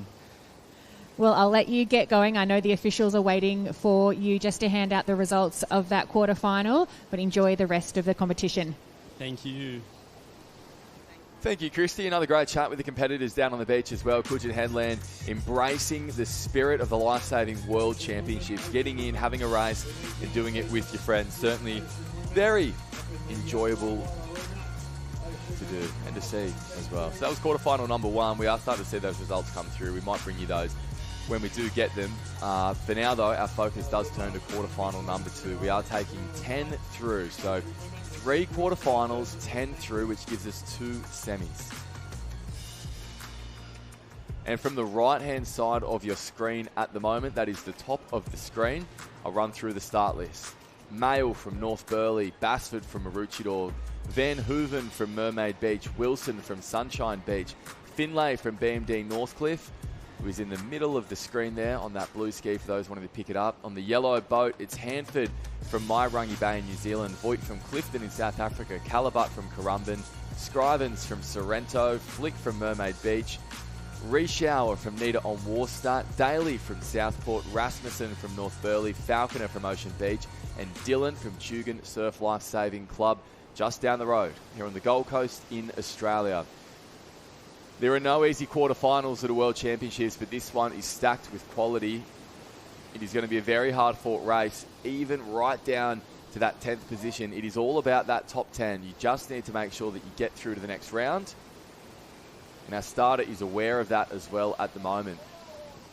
So as we've been explaining, we have 2 Czech starters in the orange shirts on either end of the line. They have flags by their side. When the flags are in the air, that tells the starter that they are ready to fire the gun. When the flags are down like they currently are and they're giving instructions, they are not ready to do. Now it looks as though those flags have started to go back up. You can hear the instructions of our starter, Harry Cluzel, who is one of the best in the business. And as a ski paddler, what you want to hear is communication. So that's why sometimes we're able to hear over the speaker. He's saying things like hold. We heard just before the phrase, I'm waiting for more water. That's because it was too shallow where they were starting, but not only that, it meant the water was rushing back out to sea. That makes it tricky for the jump. So one of the most experienced starters anywhere in the life-saving world, and he's in control right now. He has him set. A call for hold. That means there's another wave or two coming.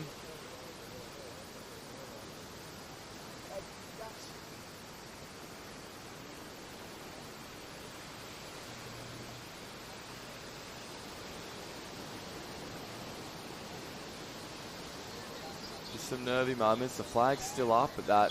And we are away. So the flags were up and we were starting. Van Hooven from Mermaid Beach getting a very impressive start on the northern end of the line. So too Oliver Dillon from Tugun on the southern end. So our two flanks making the best of the early pace. But as we know, we'll wait and see what these little shore breaks throw up. So everyone gets over the top of that wave, but some were launched into the air.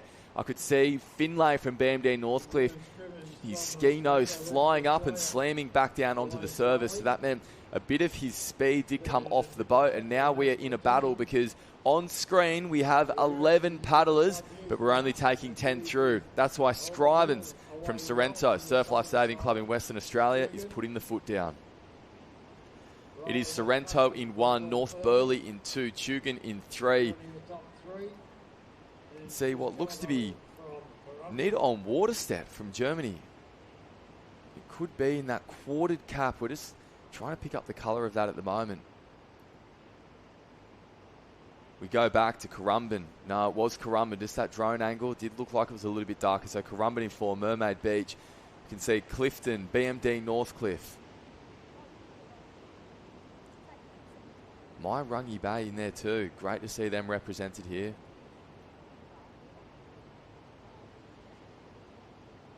But at the moment, it's now a change of lead at the front. It's Rasmussen from North Burleigh. So it's North Burleigh will turn in 1. Sorrento in 2, Tugun in 3. Mermaid Beach in 4, Currumbin in 5. BMD Northcliffe now sneaking up 2. 10 to go through. There was 11 of them in there, but 10 are to go through. So North Burleigh now getting a good run to extend that lead. That's a really great little opportunity to lengthen further in front. We go back to Sorrento, Tugun, Mermaid, BMD Northcliffe, Sunshine Beach, Clifton Beach. And this could be a wave to bring our top 3 right onto that bank. We haven't seen too many waves like this today, but that is exactly what they were hoping for. Our top 3 with a big rest, and now they have the opportunity to chase that wave all the way through that gutter. It looks like it's going to stand up for them to do so. Will North Burleigh get down? It looks as though Rasmussen has fallen off it. So too have both of our leaders, or even for the most part, looked as though they chose to pull off that. They're so far in front now, they didn't need to force the issue, and they're chasing the back of that wave in.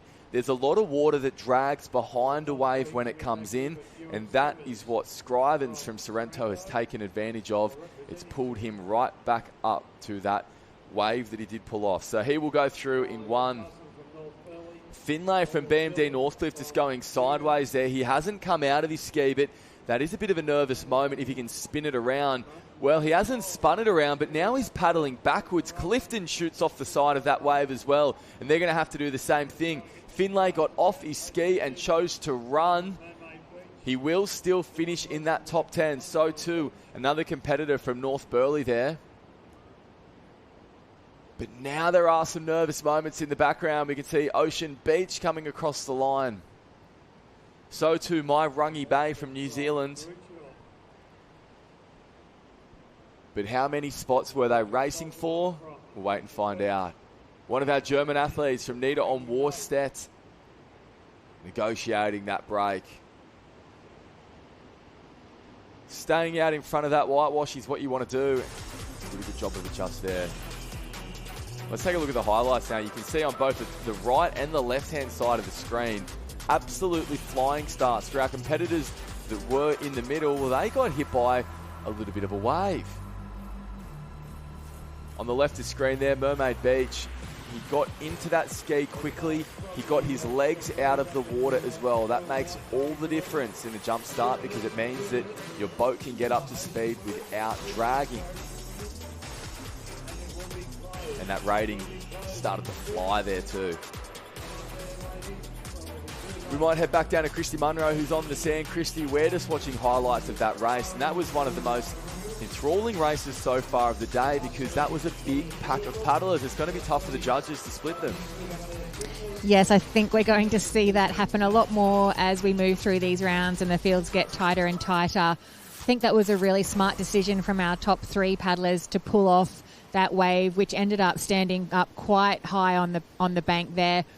And certainly a nervous wait around the congestion on that northern flag. You mentioned the Northcliffe paddler being spun around the wrong way and then just having to urgently get himself across the line. Not the position you want to be in, so I'd imagine if they've qualified through, they'll be wanting to rectify those wrongs in the semi.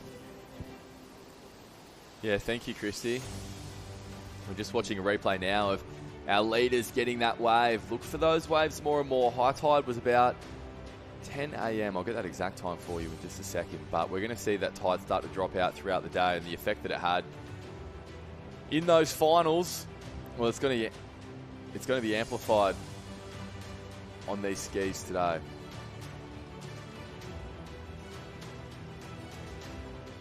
So that was Scrivens from Sorrento, who came across the line on a wave of his own to take out the second quarterfinal of this youth men's ski race.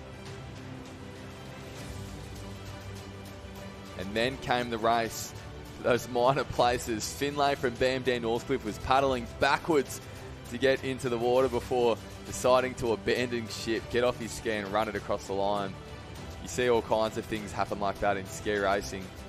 It's certainly novel, and it certainly brings a smile to the athletes' faces, the spectators' faces, because it's all about just doing whatever you can to get across the line. We saw a good example of it there.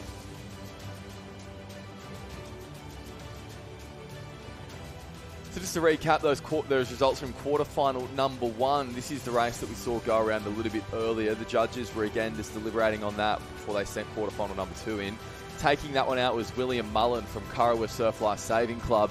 In 2 was Fletcher Burdekin from Coogin Headland. 3, Kyton Pickering from Alexandra Headland in 4th place. Greg from Maroochydore. He was joined by Cervenek from Tugun, Steiner from Wanda, Muggeridge from Tugun, Mags from Newport, Correa from North Cronulla, and in 10th spot it was Jet Green from Terrigal. They were the 10 athletes to progress to the semi-finals that will be held a little bit later today. For the full list of results, do head to liveheats.com. That is where you can see all of the results. That is where you can see all of the lane draws for all of our races across the youth and opens competition here at the 2024 Lifesaving World Championships. So we're still waiting to see those results come through for quarterfinal number 2. Very, very tight, and as Christy rightly pointed out, it's only going to get tighter as the day progresses. We might head back to the sand now. Christy, another wait between these quarterfinals. What are you seeing in the emotions of quarterfinal number 3? It can't be easy, I imagine, to stand there and bide that time. Yes, the competitors looking fairly patient, though. I suppose those who know they are through will just be waiting for those official results. Competitors get quite good at counting heads and knowing whether you are through. There will be just a couple who'll be nervously waiting who may have been on that cusp. But yes, as you mentioned, a nervous wait for these competitors, but also for the competitors who are on the start line, just waiting for those results to be handed out. It's not a nice place to be in, just standing on the start line, looking out to sea, waiting and waiting. That's where those nerves can really start to build. So they'll be also anxiously waiting for these officials to get that job done so that they can get underway. I couldn't help but notice in that last race, Christy, that we just started to see a little bit more ripple on the surface of the ocean. We can see in the background of this drone shot we're taking now that the flags are starting to wave a little bit more. Are we starting to see that wind pick up more? Ever so slightly, Sam. Yes, that wind coming from the north, I think, will pick up throughout the day. You're right, that smooth surface that greeted us this morning is a little bit more choppy out there. Certainly not choppy enough to have any white caps, but I think that will continue to pick up. So plenty to look forward to. Thank you, Christy. We will wait and see how that continues to change and evolve throughout the day. Our officials having a conversation, maybe reliving some of the action from that last quarterfinal that we just saw. Still waiting for those results to be made official. We're not going to start the next race before the last race is confirmed, because we need all of our officials fully focused on what is in the water at the time.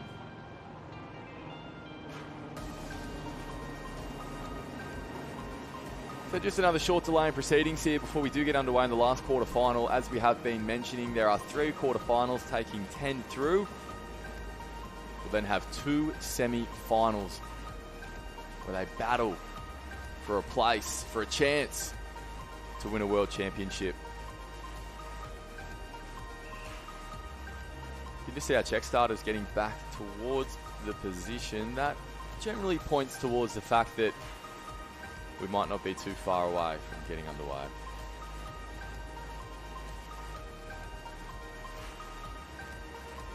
Might bring you the start list of quarterfinal number 3 in just a moment. The 3rd quarterfinal where we are taking 10 through. On the right of screen, from position number 1, is Campagna from Dickey Beach. 2 is Jules Lonker from Coogin Headland. In 3 is Tiago Chamberlain from BMD Northcliffe. 4, Harry Bro from Burleigh Heads Mowbray Park. 5 is Tyler Lodge from South Brighton Surf Life Saving Club in New Zealand. 6, Melvin Gilbert from Cronulla Surf Life Saving Club. In 7 is Byron Diekman from Maroochydore. 8, Stephen Carkery from Cooks Hill Surf Life Saving Club. In 9 is Byron McParland from North Burleigh. And in 10, Connor Hale from Maroochydore Surf Life Saving Club. In 11, we have Alex Shepherd from Currawa. 12, Bodie Emery from Dickey Beach. In 13, Will Norling from Tugun. Position number 15 on the line is Alex Stewart from Alexandra Headland. And rounding out the field, Sam Chaffer from Newport Surf Life Saving Club. And we will bring you those results as soon as we do have those from quarterfinal number 2. They are still checking them in at the moment. Actually, you know what? We are starting to get those made official. Just while they're lining up that start line, I might quickly fly through those now. Ivan Scrivens, who is representing Sorrento Surf Life Saving Club in Australia, but is actually from Great Britain. He represented Great Britain in the international youth competition over the weekend. He was in 1 ahead of Rasmussen from North Burleigh, Dylan from Tugun, Flick from Mermaid Beach, Van Hooven from Mermaid was in 5th, 6 Wilson from Sunshine, 7 was Bassford from Maroochydore, 8 was Finlay from BMD Northcliffe, who ran backwards across the line, 9 was Calibut from Currumbin, and the last spot was Mail from North Burleigh. So that was our top 10. They're all going through to the semi-finals, which are going to be coming up very, very quickly. For now, our focus turns back to quarterfinal number 3 that is currently in the water. The check starters just trying to line them up. Those flags are now going up. It's one of the hardest gigs in surf sports, not only to make sure those ski paddlers listen to you, but also just being in the water for that long as well. So we're very grateful for the work that all of our officials are doing, not just in the water or starting races, but right across the Lifesaving World Championships as well. So we are set now for a start.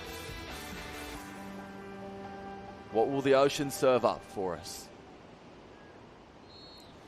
And we are away, just one of those waves knocking a few competitors back on the northern side of the line, but they've recovered very, very well to be in and moving. A little wave for our competitors on the south to have to duck through, with some shore breaks starting to stand up now. It's going to break for the northern side of the line.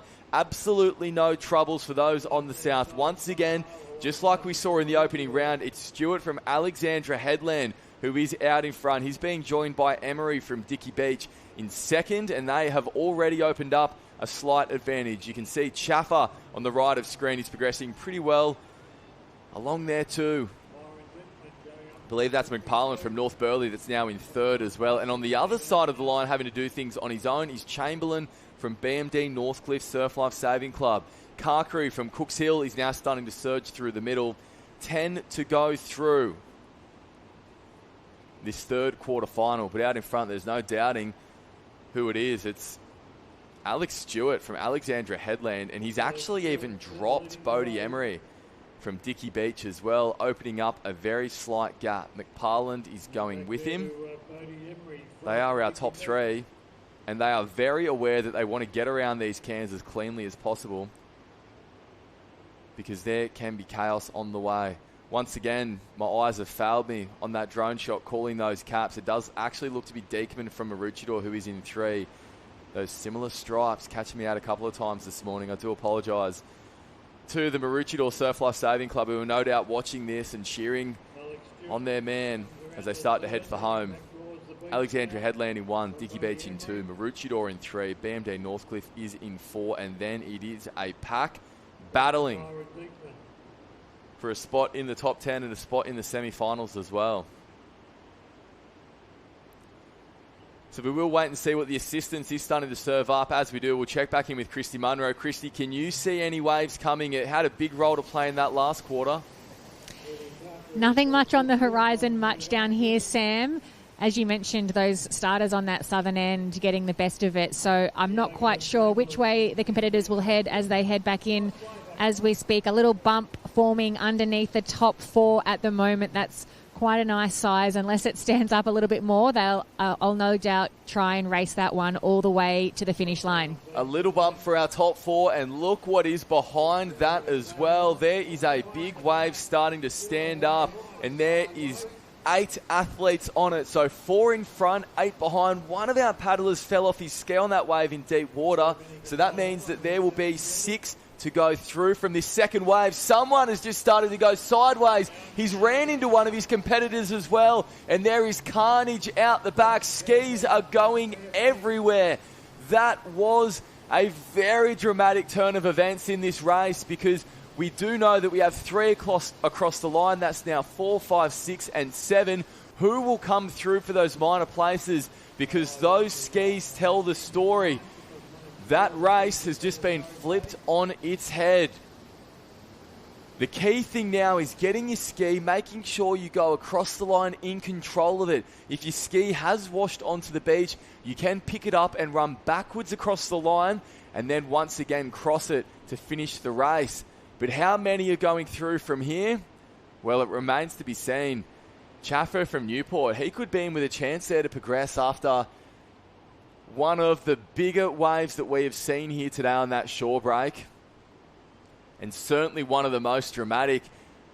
Christy Munro, I know you were watching that. What did you see on that shore break? Because it looked as though it was a bit of a domino effect. It certainly was, Sam. Yes, we saw one competitor just start to lose the direction of that ski and took out, I think, another 3 competitors. It was a really great job by those who did have those skis hitting the back of theirs just to hold their skis straight. But it's very, very nervous time when you see the person next to you lose their balance and lose their ski. It certainly is, and that is the effect of that sweep that we are seeing today. When that competitor, we're going to see it in a moment as we go through our race highlights, when that ski started to go sideways, it was very nervous moments as they went to the north, and that's where that sweep's going. We've spoken a lot today about how important it is to keep paddling and keep the momentum moving. And that was a really good example of it, and it's certainly what our leaders were doing down on the beach. One of them is joined by Christy. I'm down here with Harry from Burleigh Heads. You were on that wave. I think there was about 10 of you on that, and you were racing for those last 6 positions. Did you know the carnage that was happening around you? Oh, to be honest, not really. I just kept my head down and kept going hard. I just had to get out in front of that wave, so I give my rudder the best chance of going straight.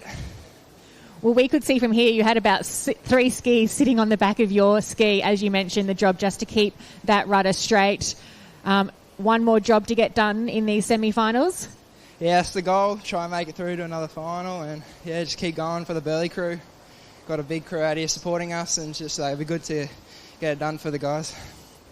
Well, congratulations. I think that was a great testament to your strength in ski paddling in that quarter. All the best for the next round. Sweet. Thank you very much. Thank you, Christy. Another great interview, and it was timed out well because we're about to see the big moment that we have been chatting about on screen right now. So they were our leaders. This is quarterfinal number 2, actually, that we can see Scrivens and Rasmussen on screen there, competitor from Tugun. So this was an example of the waves that we have been seen getting thrown up, and all of our fields certainly handling that from the second quarterfinal as well. Of course, there's a decision there, actually. We're just speaking about pulling off that wave and making sure that you are okay in terms of getting your ski back in through that wave. When we do relive the action from the finish of quarterfinal number 3, that is going to be the moment that everyone's been chatting about. Scrivens, of course, representing Great Britain in the national team's competition, and an example of it there, just that water moving at the northern end of the line can cause absolute chaos. So that is what our competitors are dealing with at the moment. the skis sitting on the beach do tell that story because they are all huddled around the officials waiting to find out who goes through from what was the most dramatic race that we have actually seen so far today. If we can relive that finish to quarter night final number 3, we will, but regardless, we'll bring you those results as soon as we do get those. If you want to follow them along, they're on lifeheats.com. As soon as the competitors are recorded, the results are made official on lifeheats.com. One of the great innovations that we do have here in surf sports as we continue to progress through what is day 3, the final day of Interclub competition. If you want to check out the programs, you can do so at the Lifesaving World Championships website. Head to our social media channels to join the conversation as well and relive some of these extraordinary moments that we have seen, particularly throughout our afternoon finals packages. It has been absolutely brilliant. Yesterday was one of the great days of youth racing at the Interclub Championships, and no doubt we have even more in store this afternoon.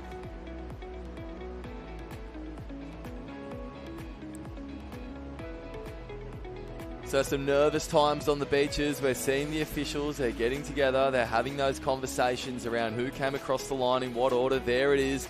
That is the meeting that all these athletes are hinging on. We might check back in with Christy Munro. Christy, how is the atmosphere down on the beach after a pretty thrilling finish like that?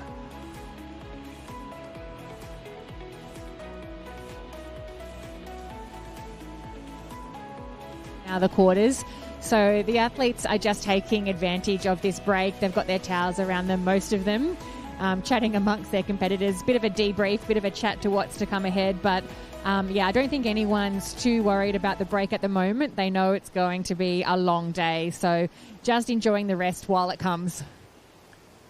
Yeah, thank you, Christy. We'll check back in when those results are made official. We're currently seeing on screen as well one of the Ocean Woman heats that is currently making its way around the water as well.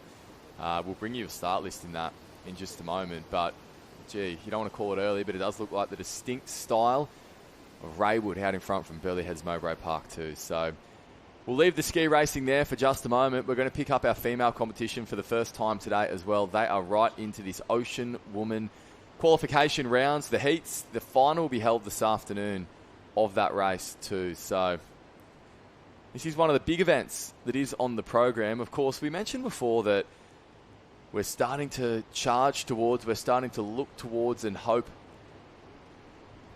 for surf lifesaving to be included in the 2032 Brisbane Olympics. Well, the bid that has been put forward has nations competing in teams of 4. That's 2 men, 2 women. A male and a female will race both the Ocean Man events, and then we'll also have a mixed Ocean Lifesaver relay. So these are the stars of the future that we are seeing on screen, and these are the athletes that we could be seeing competing in that event in 8 years' time. Right here in Queensland, in Australia, for the 2032 Brisbane Olympics as well. So we're currently picking up action in the board leg of quarterfinal number 1. You can see Zoe Woods from Alexandra Headland. She is leading things at the moment, as well as 2 competitors from Burleigh Heads Mowbray Park. I believe that's Chelsea Wood and Charlotte Hart, a pack of 3. What an afternoon that Zoe Woods has yesterday. She won the swim and she won the board. She could hardly believe it in what was a rapid-fire day of racing. So it's unsurprising to see these 3 incredible athletes, Wood from Burleigh Heads and Hart, all out in front, making their way through the opening round of the Ocean Woman. We do have 4 heats of the Ocean Woman going to 2 semi-finals, so we will be taking 8 athletes through these heats. 8 will go through.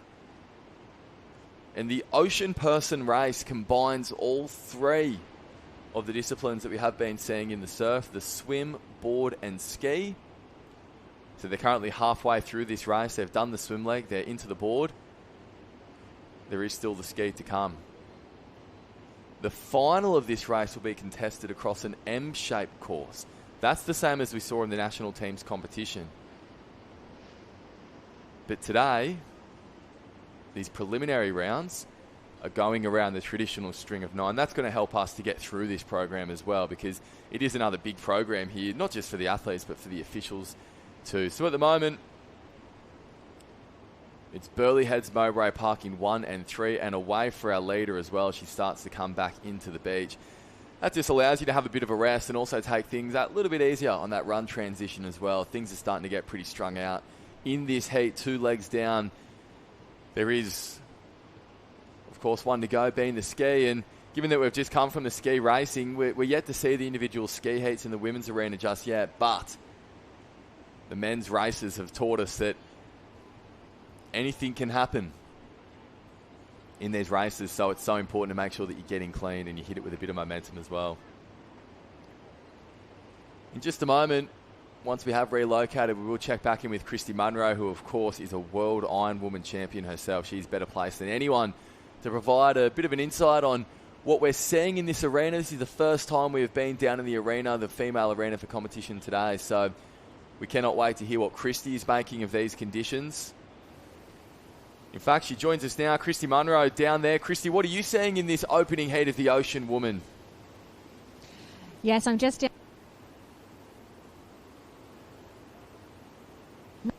amount of urgency as they're just picking up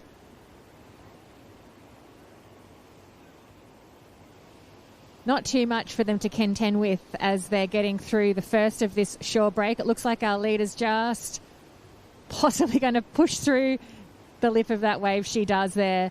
And certainly still a lot of surf on action here in the women's arena, probably breaking a little bit further out on that bank than what we've seen the men have to contend with. Another massive set on the horizon, so our leaders are going to get going through that now. Well, Charlotte Hart has certainly done that. She's on screen at the moment on that predominantly blue ski. It was Chelsea Wood who did so well to duck underneath that wave, but it was coming out the other side that she unfortunately slipped out of her ski. She's back in now and paddling, so it's Hart from Burleigh Heads Mowbray Park in 1. Wood is in 2nd place. It does look as though we might have a BMD Northcliffe cap starting to sneak into the frame as well, but at this point it is a very big lead for Charlotte Hart. Christy, you mentioned there about just how important it is to get through that shore break. We've seen it in the ski, but what is it like doing the ski last at the end of an Ocean Woman event after swimming and board paddling? Yeah, great point, Sam. It's an incredibly hard craft to paddle when you are fresh, let alone being the third leg of this Ocean Woman event. A lot of our paddlers here will be opting for a fairly small size paddle. They may even size up for an individual ski race, but for an Iron Woman, you certainly don't want to be pulling a huge amount of water on your paddle. Your arms are very fatigued at this stage. Yeah, that's right. We are seeing that at the moment, although not from our leader. It is Hart out in front, looking incredibly strong. And she makes her way back into the beach. 8 to go through these Ocean Woman quarterfinals, and you can see she's looking over her shoulder because, like in those ski races, she has the luxury of just picking her moment on the way back in. It's all about getting back to the beach nice and safely. And in one piece too. So BMD Northcliffe has now climbed up to 3rd. We will wait and see where Zoe Woods is, because that wave did cause absolute havoc on the way back in. Gee, it caused a lot more havoc than we thought. 4th place yet to appear on that ski. So another wave in the background has cleaned up some of those paddlers going across the back bank. But for Charlotte Hart out in front, that's not so much of a concern. Wave starting to build up at the back for Wood, and one of our Northcliffe competitors now getting a really good ride on the way back in. And that could bring them all the way back to the beach. But for Hart, she has got to choose her wave back in. She's got a nice little bump chase behind the back of a wave. And things couldn't have been any more comfortable for her on her way back into the beach. Very well done from our leaders there. The race will be on for the top 8 places. As Hart jogs up the beach and is able to shut down that little bit more as she comes across the line.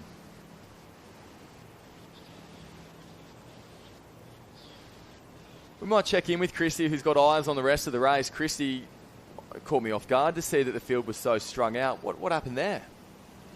Yes, I think some of those waves coming through on that bank certainly let the leaders get a nice, easy run home. We've got 3 across the line now, and we've got probably a field of maybe another 4 or 5 pushing down this chase wave. So the chase pack is bunched, but the leaders have had a nice, cruisy run across the line.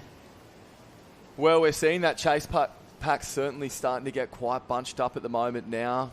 Skis just going a little bit sideways. It looked as though that's Macy Waller from Redheads just come off her ski.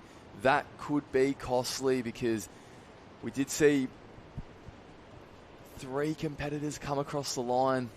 We'll start to pick up some of the caps and some of the faces. Zoe Woods in there. She's going to finish in 6th place overall. It does look like, of course, they're unofficial results, with the sprint certainly on in the background. It goes to show what this surf can do too. Woods was leading. Woods was sitting very comfortably out in front, but then the surf started to kick in. So that is the results of quarterfinal number 1, and they've already been made official. So to confirm those, Charlotte Hart from Burleigh Heads in 1. It was Chelsea Woods, her clubmate, in 2. Nikita Nissan-Saran from BMD Northcliffe in 3. Katie Nat from Karawa won that sprint finish to claim 4th. Or actually, rather, she was in behind there too. Millie Peterson from Alexandria Headland was in 5th. Zoe Woods was given 6th. Scarlett George from Coogin Headland was 7th. And Macy Waller from Redhead Surf Life Saving Club in Newcastle finishes 8th. So she came off her ski, Macy, but she did enough to finish just ahead of Madison O'Leary from Coffs Harbour and Kate McCarty from BMD Northcliffe, who were running her down.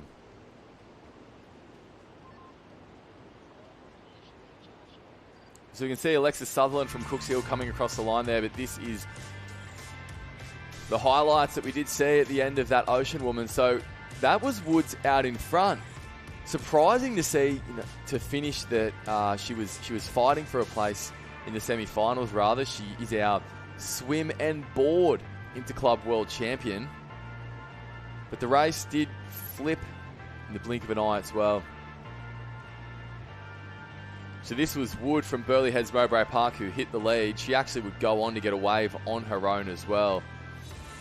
With Woods and her clubmate Hart chasing, it was Wood who got down that wave in front and looked very strong in doing so. Just that little lift, managed to get down the front, grab those back handles and earned herself a bit of a rest. And had the first opportunity to actually go out on the ski. She did everything right. It was a clean jump. She got in her ski nice and well. She could see the set starting to stand up. This is where it gets really interesting.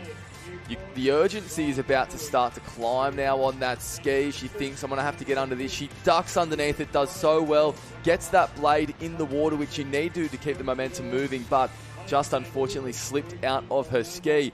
That opened the door for her clubmate Charlotte Hart to hit the front, and from there she wouldn't be caught. In the background, there was absolute chaos. We didn't catch that glimpse of the rest of the field, but a big set came through and cleaned them up.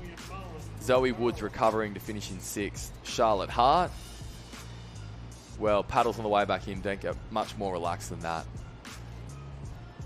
Gets a little break, gets to put the paddle down every now and then. Just chasing that bump, looking over her shoulder. She makes her way back in. We saw all these competitors competing the other day in the national teams competition. Charlotte Hart was representing Great Britain, and she finished 2nd to her clubmate Jasmine Raywood, who has just won the 2nd heat of the Ocean Woman race. So what incredible depth Burleigh Heads Mowbray Park has in this youth Interclub competition. Coach Michael King doing an incredible job as always and really building up those junior numbers as well. So these are the official results as we ran through. Hart from Burleigh Heads in 1. Then we had Wood, Nissan-Saran, Nat, Peterson, Woods, George and Waller are all through to the next round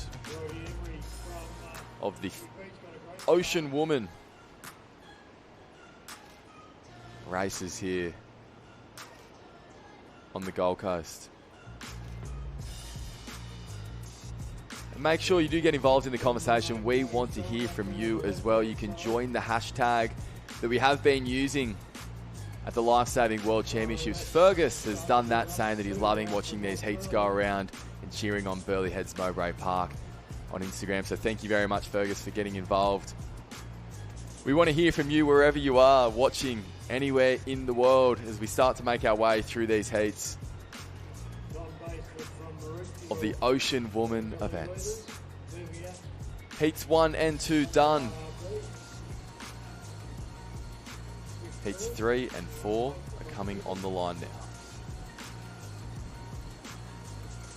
So it's great to be down in the female area for the first time this morning. We ran through those rounds of the men's ski. Christy Munro is down there on the sand. Christy, I'd love to hear from you about what you're seeing in the conditions in these female areas, because as we've been chatting about, it does change quite dramatically along the stretch of beach.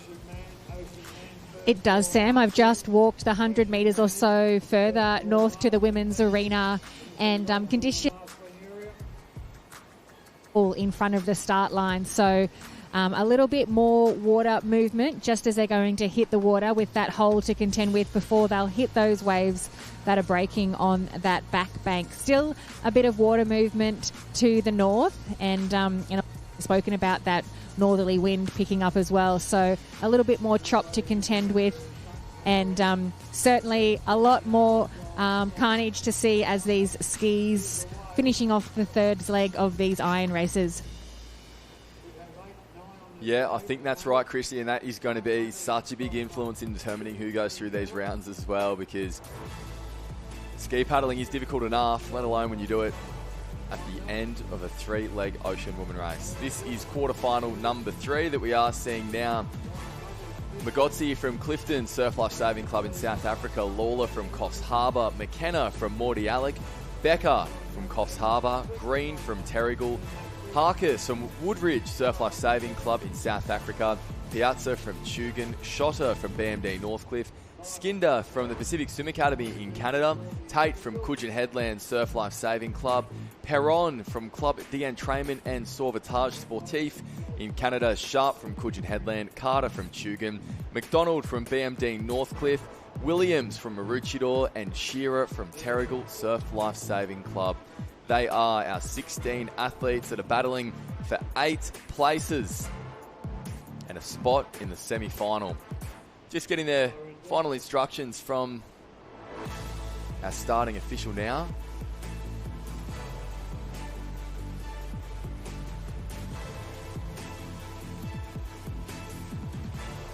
So as I mentioned, we did see that the Ocean Man and Ocean Woman races are contested over M-shaped courses at the national teams competition. They will be contested over M-shapes in the finals this afternoon as well. And of course, that format, the M-shaped format, is what we, as a sport, International Lifesaving, is taking to its bid for inclusion in the 2032 Brisbane Olympics, which would just be absolutely huge. So the goggles are starting to go on now for the field. That means we are not too far away from a start here.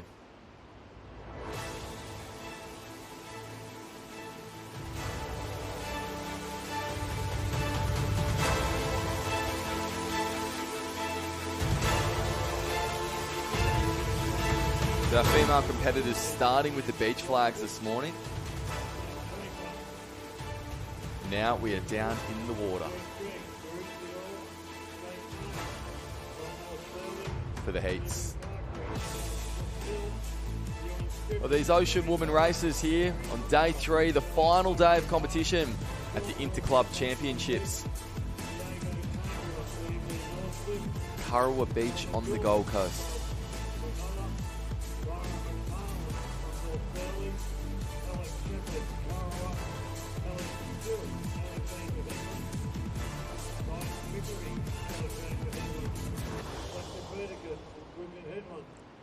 That wind is starting to pick up ever so slightly, but this is the best conditions that we've had for racing so far throughout the 3 days of Interclub. Of course, a very big southerly change sweeping up the coast just a few days ago, and it's brought us a little bit in terms of surf. You would say almost the perfect amount. Certainly manageable for all of our competitors, while still serving up. Yeah, you can see it on screen there. So now that wind has started to swing around from the north, just starting to get ever so stronger. You can see the effect of it too on the surface of the ocean. If that does continue to get stronger, once it hits around 15 knots, we're going to start to see the wind force that swell line to break in deep water. That's when you see the white caps starting to appear on the surface of the ocean as well. It makes for tough work paddling into it, but when you turn and come with it, there is plenty of assistance to be had.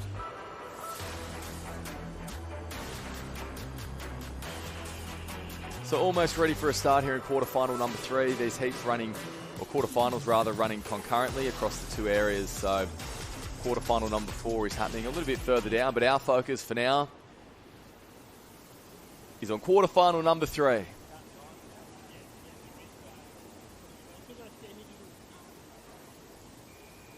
That is away and racing. So very interesting to note that we haven't seen any of our athletes run behind the field and run to the south like we have over the past few days. So that tends to make us think that it isn't as strong, that sweep, but we are certainly about to find out. Out in front at the moment, both competitors, Tate and Sharp from Coogin Headland, that has dived their way underneath.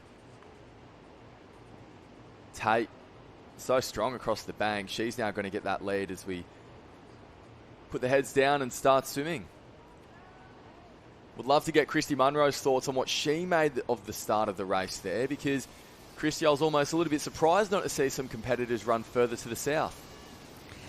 Sam, I was quite the same. There is still a fair bit of water movement heading to the north. However, there's a nice run out of water right in front of the start line that I think the swimmers have tried to jump into. So they're probably thinking that little bit of run out of water is a smarter decision to make than running up to counter that sweep. So they've all made a really nice run straight out to sea. Obviously, the more white water that comes through, the further you're going to get swept. But they haven't had much at all to contend with on this first swim leg out. And they're settling into their rhythm now as well. So out in front, it is still Coogin Headland in 1. We have Tugun, 2 BMD Northcliffe caps and a Maroochydore cap in there as well. The second Coogin Headland competitor, Sharp, this looks to be a little bit further back now and right in the thick of it too. They are not giving each other an inch. Anyone in that chase pack. In fact, we've just seen one of our competitors sit up and decide to go up the inside of the field too, saying, you know what, you guys can have all those elbows that are being thrown around. I'm going to keep doing my thing in some clean water, which is exactly what Coogin Headland is doing out in front right now. So yeah, you can see the pack come together on that first turn. It's a sharp turn, a right angle turn. Not much being given there too. Fighting for every inch, and that speaks to the quality of what we are seeing here in the quarterfinals of this Ocean Woman event.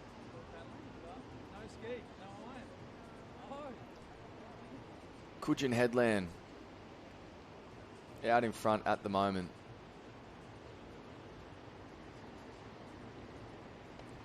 They're still swimming 3, even 4 wide in that chase pack, and it's very physical racing as well. As our leader now turns for home. So Coogin Headland in 1, Maroochydore in 2, Tugun in 3 as a little wave starts to stand up. Almost a lift, or certainly was a lift actually for our leader. It's a body length advantage now over the rest of the chase pack, and it just goes to show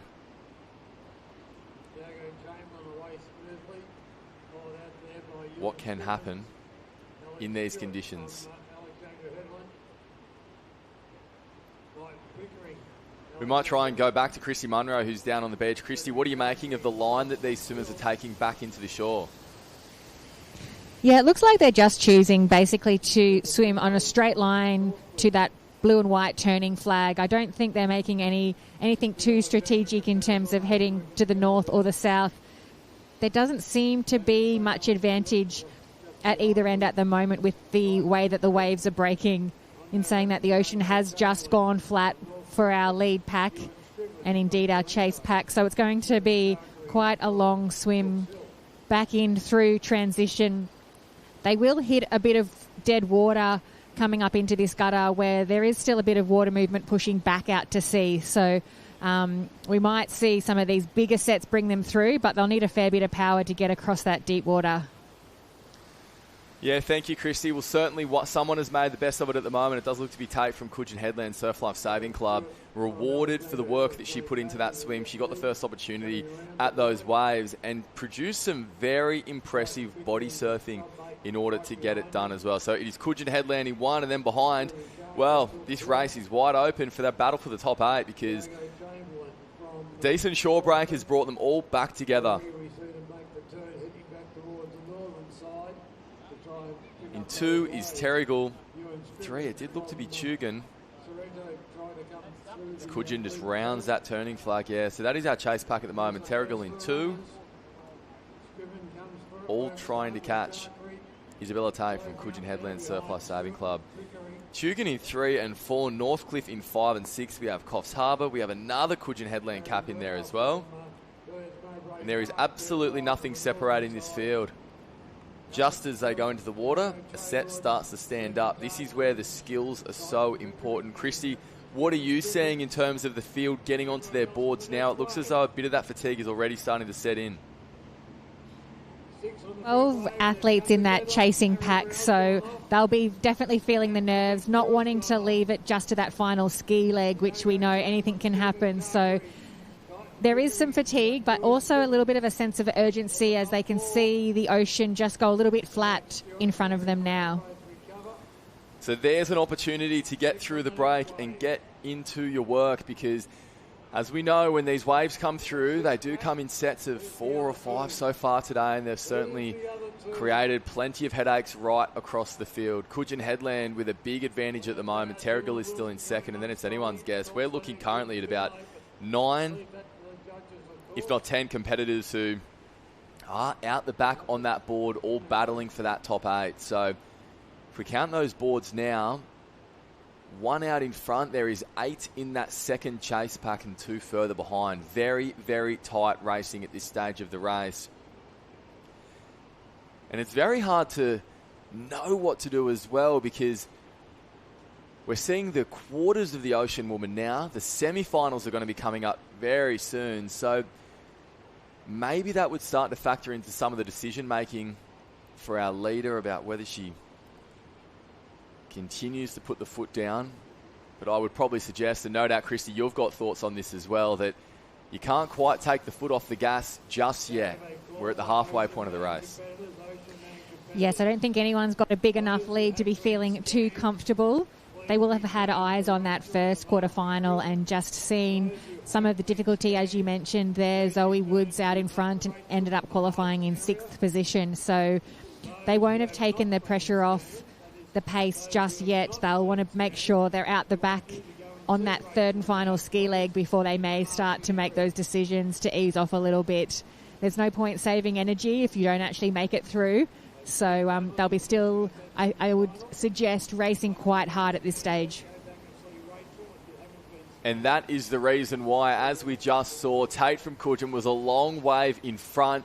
A wave came out of nowhere to bring that field back together. In fact, it didn't just bring the field back together. The 2 Terrigal competitors went past our leader because of the spot where that wave picked them up. Coogin Headland unable to get down the front of it. So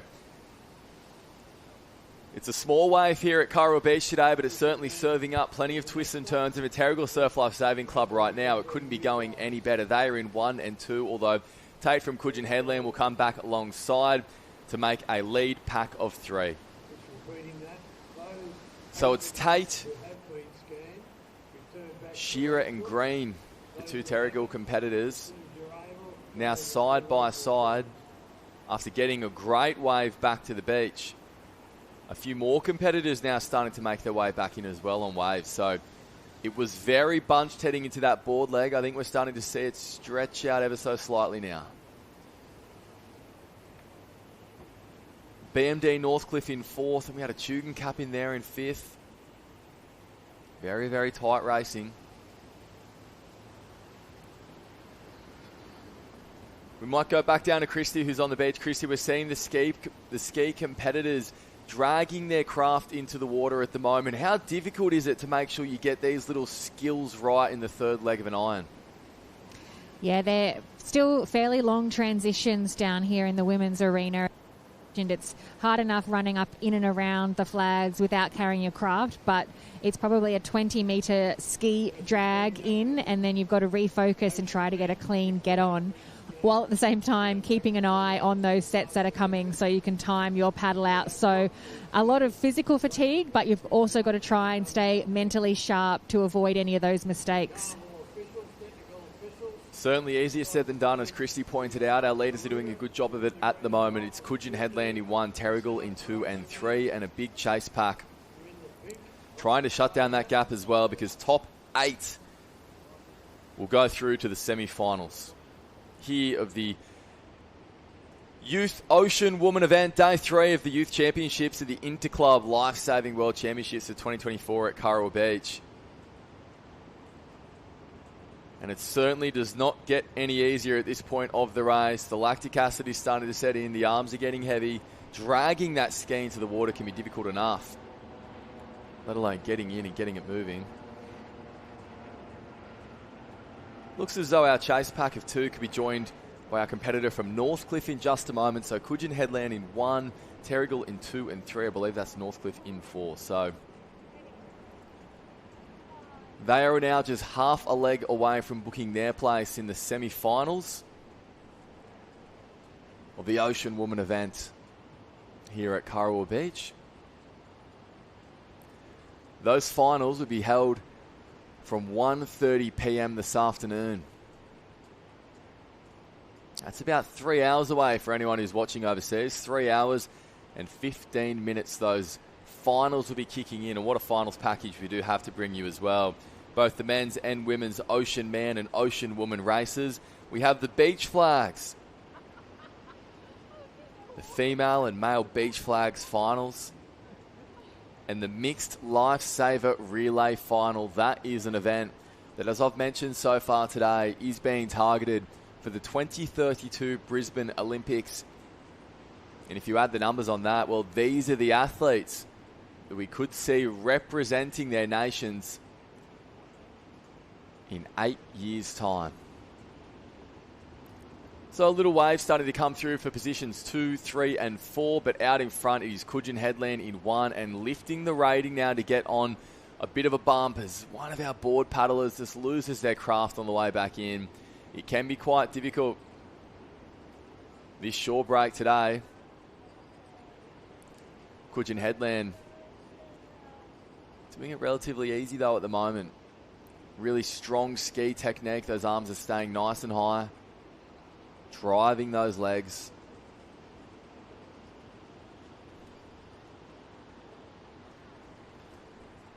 As they come back into the sand. Little wave starting to stand up. It'd be interesting to see whether all of our competitors opt to get it. I think that's one of the more friendly waves that you can get back into the beach today. So I would think so, as Coogin Headland just lifts the rating to drop down a little wave of her own. And there is our top 4. So 8 to go through this quarterfinal, making up 2 semi-finals. And for Coogin Headland in 1, things couldn't have gone much better than what we just saw. Very strong across all 3 legs. Terrigal in 2 and 3, BMD Northcliffe in 4. It's a reasonably sizable gap. Back to another of our BMD Northcliffe competitors who will jog up the beach in 5th.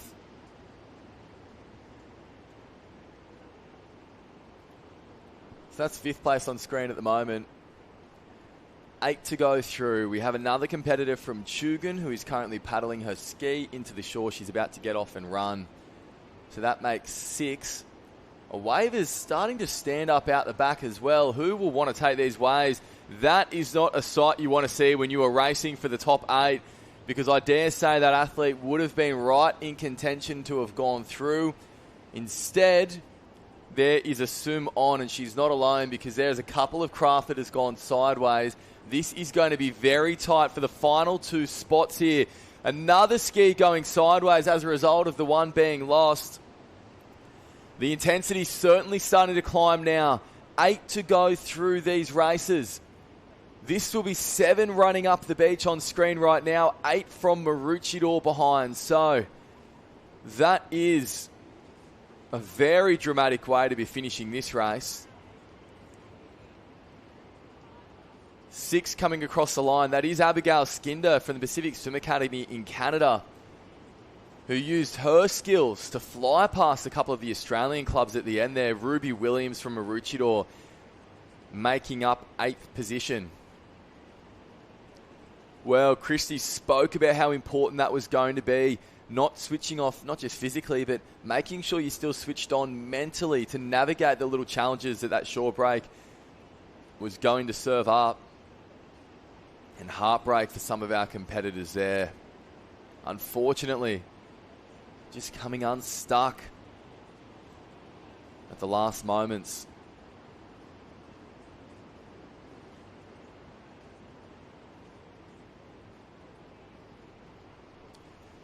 A very dramatic finish.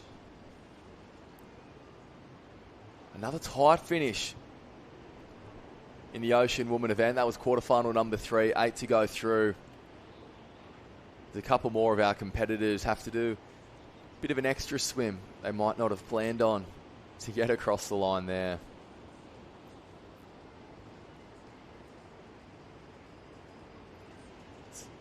Sharp from Coogin Headland coming across the line.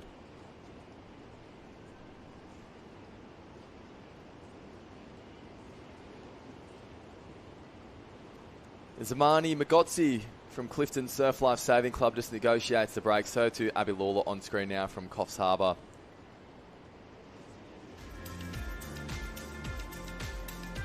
After quarterfinal number 3 of the Ocean Woman here. And you can just see the pace that Isabella Tate had across that bank right from the start. From the moment the gun fired, she did look like she was in complete control of this race. So important to try and maximise that running where you can. Use the sandbank for dolphin diving to do as little swimming as possible in those early stages. Tate made sure that she had clean water in the swim, and as it turned out, that was really important because look at the battle that we saw unfold behind her as well, for everyone jostling for positions on their way around the cans. Tate just getting a bit of a lift, which turned into a wave. Incredible body surfing from Isabella Tate. That allowed her to race this event on her own terms, as we can see Lawler from Coffs Harbour just coming up the beach now as well, after doing a brilliant job in that quarter-final. On the left of screen at the moment, the race highlights from quarter-final number 3. Tate looking so strong as she picked up the board, chased by both of our competitors from Terrigal.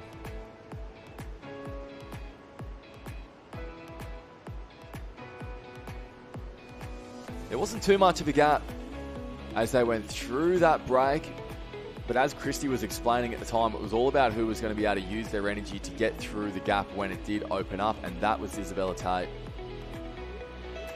Zara Green and Elizabeth Shearer from Terrigal were in 2 and 3.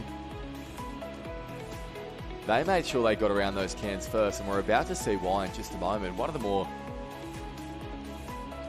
interesting waves that it's actually popped up today. There it is on screen. Both of the competitors from Terrigal, Green and Shearer, pulling alongside and then going past Tate. You can see that it just happened to stand up in the right spot for those competitors. This was the break in shore. Tate just slipping off the back, and although it didn't matter for too long because she actually pulled down a wave to draw alongside our field.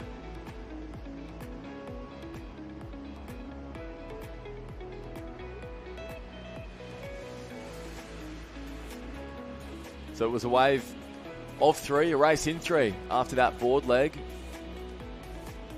But Isabella Tate running with intensity with her ski into the water. That gave her the advantage,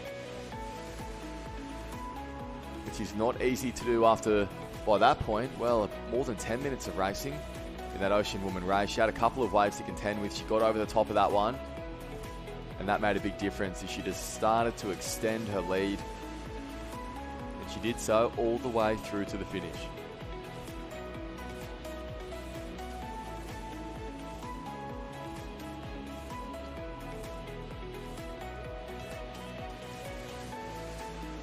So you can see on the surface of the ocean, it's that wind starting to whip up. It's causing more bump out the back. It's certainly allowing those waves to break on the shore, as we just saw one of our competitors swimming for their board. Tate didn't have to worry about the decision as to whether she'd pull off waves or not. In the end, it was a nice paddle back in. So too it was for the chase pack as well. Zara Green, Shearer and Emma McDonald from BMD Northcliffe Surf Lifesaving Club. And a nice easy jog across the line. That was Isabella Tate in 1, Zara Green in 2, Elizabeth Shearer in 3. Emma McDonald from Northcliffe would go on to finish in 4th place across the line. And then came the race. That is where it started to get interesting. Abigail Skinder thought she might have had her race over as she came off, but there was more carnage out the back as well. 3 of our competitors coming off their skis. That must have been a moment of relief from Skinder, who did so well to get her way across that bank after she lost that ski.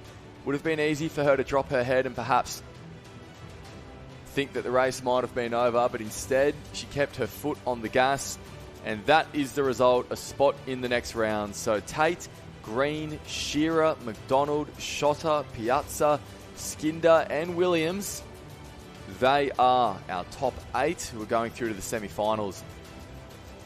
Heartbreak for McKenna and Carter, just finishing outside of the cut. McKenna from Mordialloc and Carter from Tugun. With Becker from Coffs Harbour, Harkis from Woodridge, Sharp from Coogin, Lawler from Coffs Harbour and Magotzi from Clifton all coming across the line.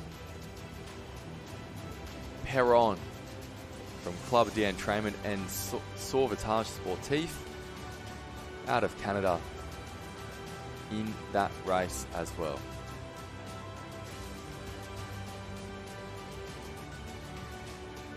So we might check back in with Christy Munro, who is in the racing arena. Christy, you're down there, you're hearing the conversations. Are we lining straight back up for the semi-finals? They're just getting the women ready for their semi-finals, giving them a little bit of a rest after those quarters. They are very long races, as you can see out there. So very, very grueling conditions. And, I've loved listening to your call, Sam, and just wanted to add that it's probably as tricky as it can get on a ski for these young women. They haven't been paddling these crafts for many years, and I think the skill level is exceptional. So very excited to see what's going to unfold come these semi-finals and then certainly the finals. It's great watching the race within the race, as you mentioned, for those qualifying positions. We had the clear leaders break ahead there in that quarterfinal, but the race that was on for that 6th, 7th and 8th position was very, very exciting. I'm right down here where the handlers are standing and giving instruction to their competitors and just really screaming out the positions that they're in. And so it's a great place to be. Back down into the men's arena, they're also just lining up for their Ocean Man quarterfinals, so they'll get underway shortly. But for the moment, we're just watching the women lining up. They're just waiting for one of the quarters to finish, and then they'll be off and away in their semi-finals. Thank you for the update, Christy. Rapid fire racing so far here this morning, but all these athletes, they are fit enough to handle it as well. Particularly if you're in those heats 1 and 2, I guess a slightly longer rest between these races as well. So no doubt they're firing, they're ready to get back into it too.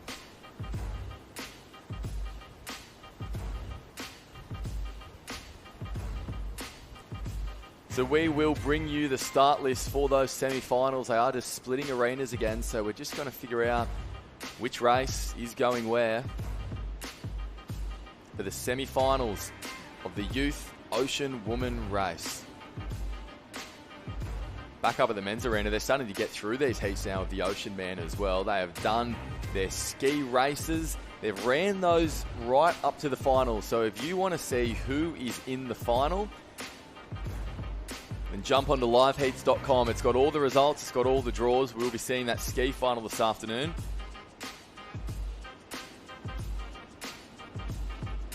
But for now, focus turns to the Ocean Man race. And this is start lists for heat number 1 of the Ocean Man. Alex Shepherd in lane 1 from Kurrawa, Kobe Holden from Currumbin in 2, Oliver Dillon from Tugun Surf Life Saving Club, Luke Hickling from Tweed Heads Coolangatta, Noah McDonald from Pacific Swim Academy, Hayden Van Hooven from Mermaid Beach, Jack Hanford from Mairangi Bay Surf Life Saving Club in New Zealand, Jack French from Coogin Headland, Cooper Finlay from BMD Northcliffe, Noah Maggs from Newport Surf Life Saving Club, Byron McParlin from North Burleigh, Tobias Hullum from Ocean Grove Surf Life Saving Club, Kobe Daniel from North Burleigh, Jacob Falconer from Ocean Beach, Tommy Ryan from Mermaid, Thomas Rich from Gillingvar Surf Life Saving Club in Great Britain, and Fletcher Burdekin from Coogin Headland, rounding out our start list. In heat number 1 of the Ocean Man event.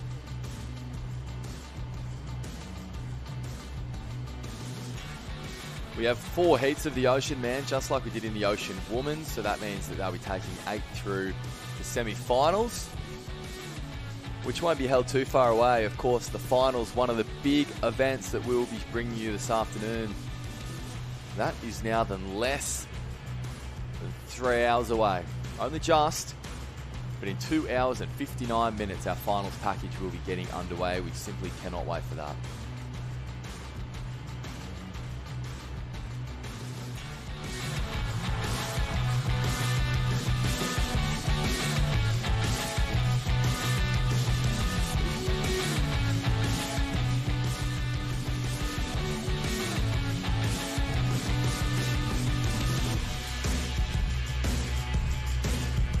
So just some final preparations. The towels are off. The goggles are on. That means that we are not too far away.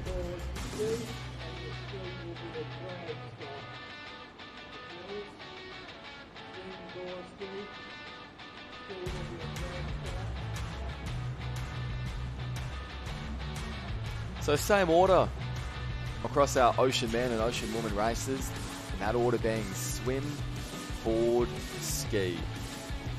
Swim, board, ski.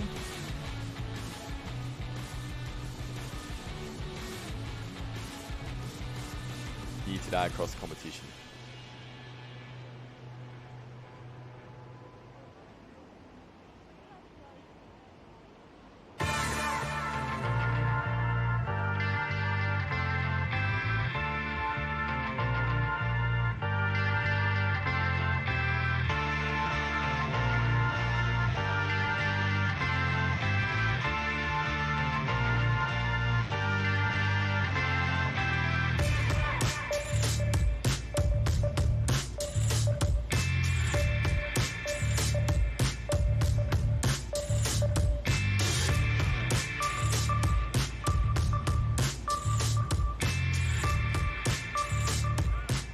So if you just joined us, hello and welcome to day 3 of the Interclub Lifesaving World Championships here at Kurrawa Beach. This is the final day of competition for our youth events.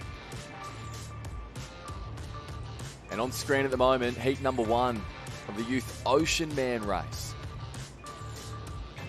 The men's competition has done its ski races this morning all the way through to the final.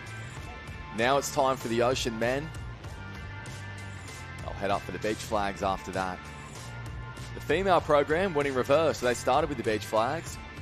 They're now getting ready for their semi-finals of the Ocean Woman race. And then they'll have their ski races after that. Our officials doing a great job of getting through this program today as well. In a perfect world, athletes will have a break before the finals get underway at 1:30. Of course, day one of competition was postponed in the ocean because of a vicious southerly weather system that ripped up the coast. And the entire team here at the Lifesaving World Championships, led by our officials, did an outstanding job to make sure that we got through those events on the program yesterday. A huge thank you to the officials, to the athletes and their team managers who all cooperated on that, because that means that we're able to get through this program today just as was intended. 4 quarterfinals of the Youth Ocean Man, taking 8 through to 2 semi-finals. Those semi-finals will also take 8 through to this afternoon's final. We cannot wait for that.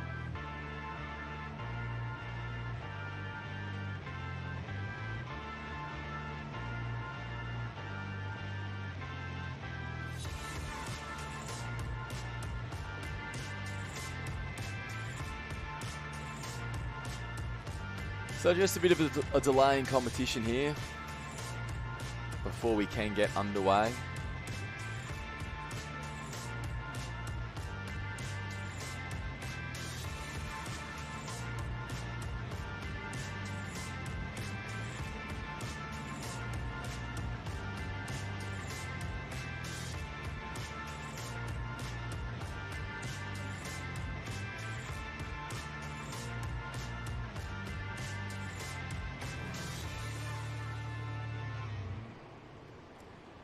Harry Cluzel on screen there, our starter in this men's arena. Did a great job as always in those ski races. Very, very difficult to do. He's now giving the field their final instructions. As we've mentioned a couple of times throughout the morning, the finals of the Ocean Man and Ocean Woman races will be run as an M shape, just like we have seen in the national teams competition. But these rounds today, we are just running them on the traditional string canned course, just to save us a bit of time and make sure that we can get through that program. As I've mentioned a few times now, the local time, as you can see on the bottom of your screen here in Australia, is 10:37. Those finals starting at 1:30, so 2 hours and 55 minutes away.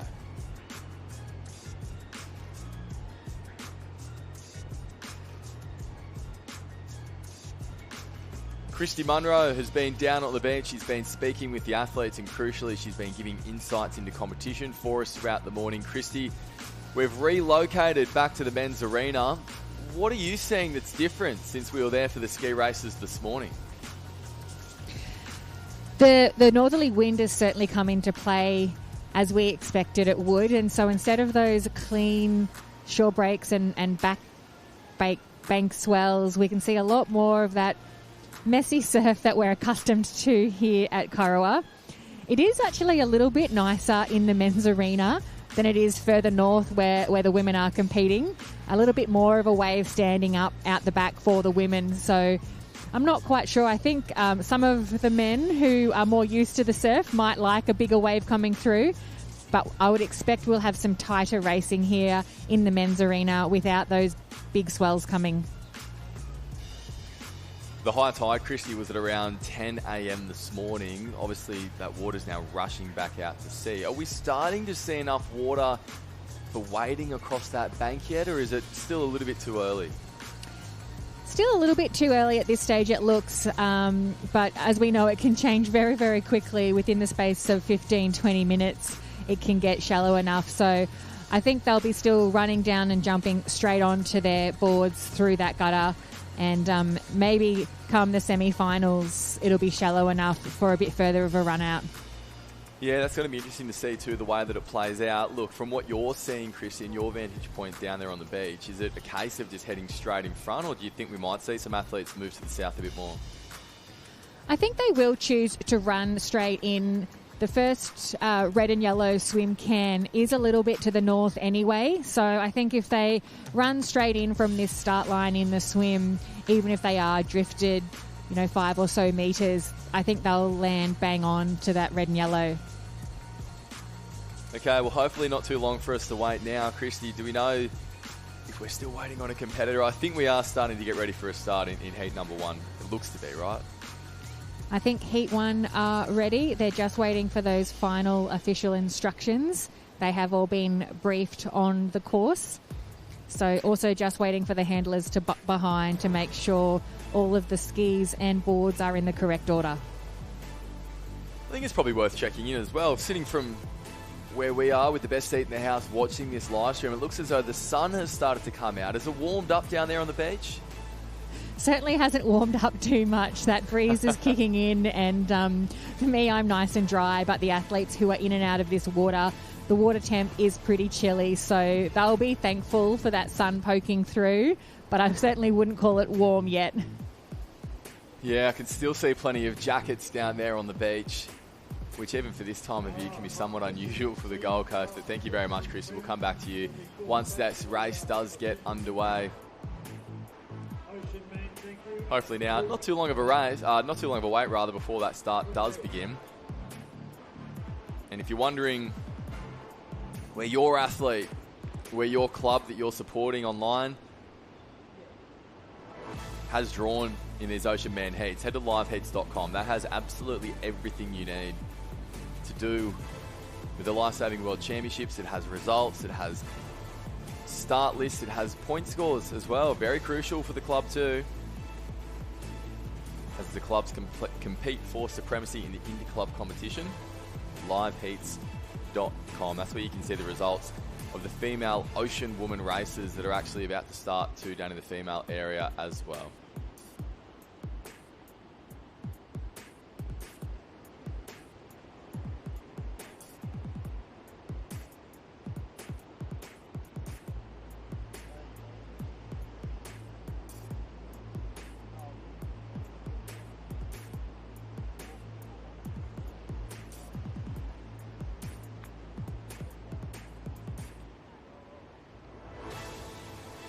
On screen right now, though, is heat number 2 from the Ocean Man quarterfinals.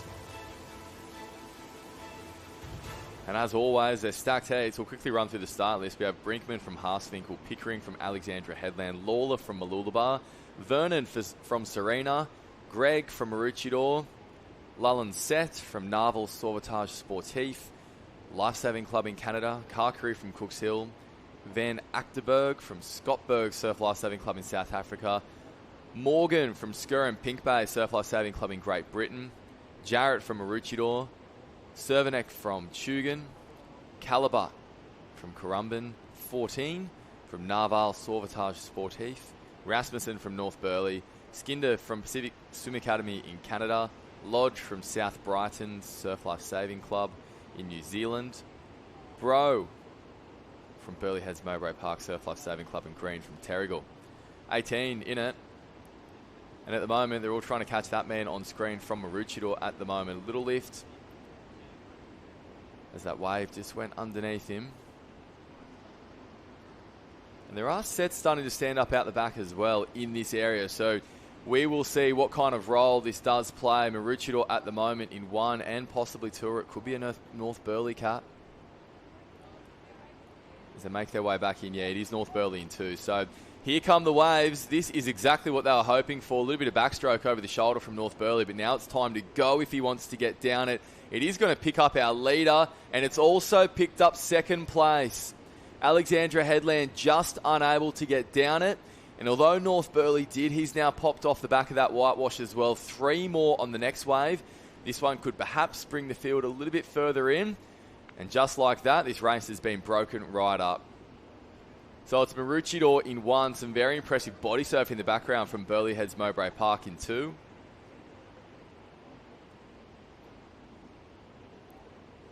But it will be North Burleigh that is in 2. So Maroochydore in 1.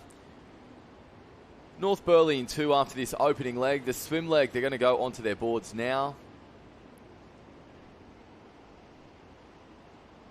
a few clubs in there for 3. I think Alexandra Headland surging to the front after a pretty quick transition.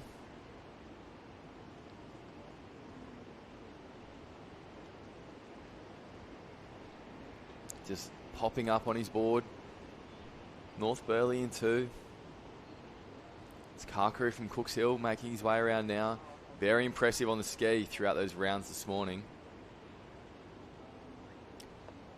And the field quite spread out as well. I know Christy Munro is nearby watching all of this action. Christy, I'm surprised to see the field so spread out on the board. Yes, Sam, we have 10 competitors in the water at the moment. The whole field spread right across the beach, as you said, all of them getting held up by that one wave. I think we've got the leader from Maroochydore just hitting that green water. But, yeah, they're spread across the ocean, probably at least 40 metres. So no one really finding much of an advantage. It's a very even break here in this men's arena. Very even break, and it doesn't look like there is much in the way of an advantage no matter where you go. You just have to charge straight out and straight through it. There has been a change of lead at the front. It's North Burleigh, who is now there. It looks to be Riley Rasmussen. Also very impressive on that ski. A proud ski club, North Burleigh, under coach Jeremy Cotter there. That's Maroochydore on screen. Now in 3rd place. Looks like Ben Servanac from Tugun in 2nd. Chris Calabat from Currumbin in there as well. One of our competitors from Narval Sauvetage Sportif Lifesaving Club in Canada making his way around too. We've loved seeing such a strong presence from our international competitors in the Interclub Championship as well. Not just here for national teams competition, and doing an outstanding job too. As they head for home now, this is the chase pack, or that was the chase pack for 2nd. With Rasmussen in 1, Tugun in 2, Terrigal in 3, Maroochydore in 4 at this point. Alexandra Headland there giving chase. Could be Lewis Morgan there from Skur and Pink Bay Surf Life Saving Club in Great Britain.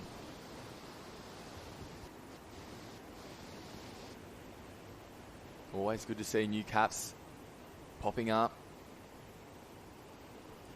There's no doubt in that cap at the moment. Rasmussen, a couple little bumps starting to stand up. There could be a wave on offer here for him.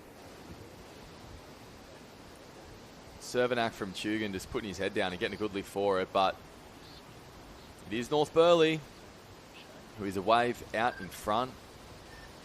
Just filling up in a tricky little position there. He's just going to keep paddling to try and get over the top. No, it's disappeared entirely. So North Burleigh in 1, Tugun is in 2. Our next 3 competitors there.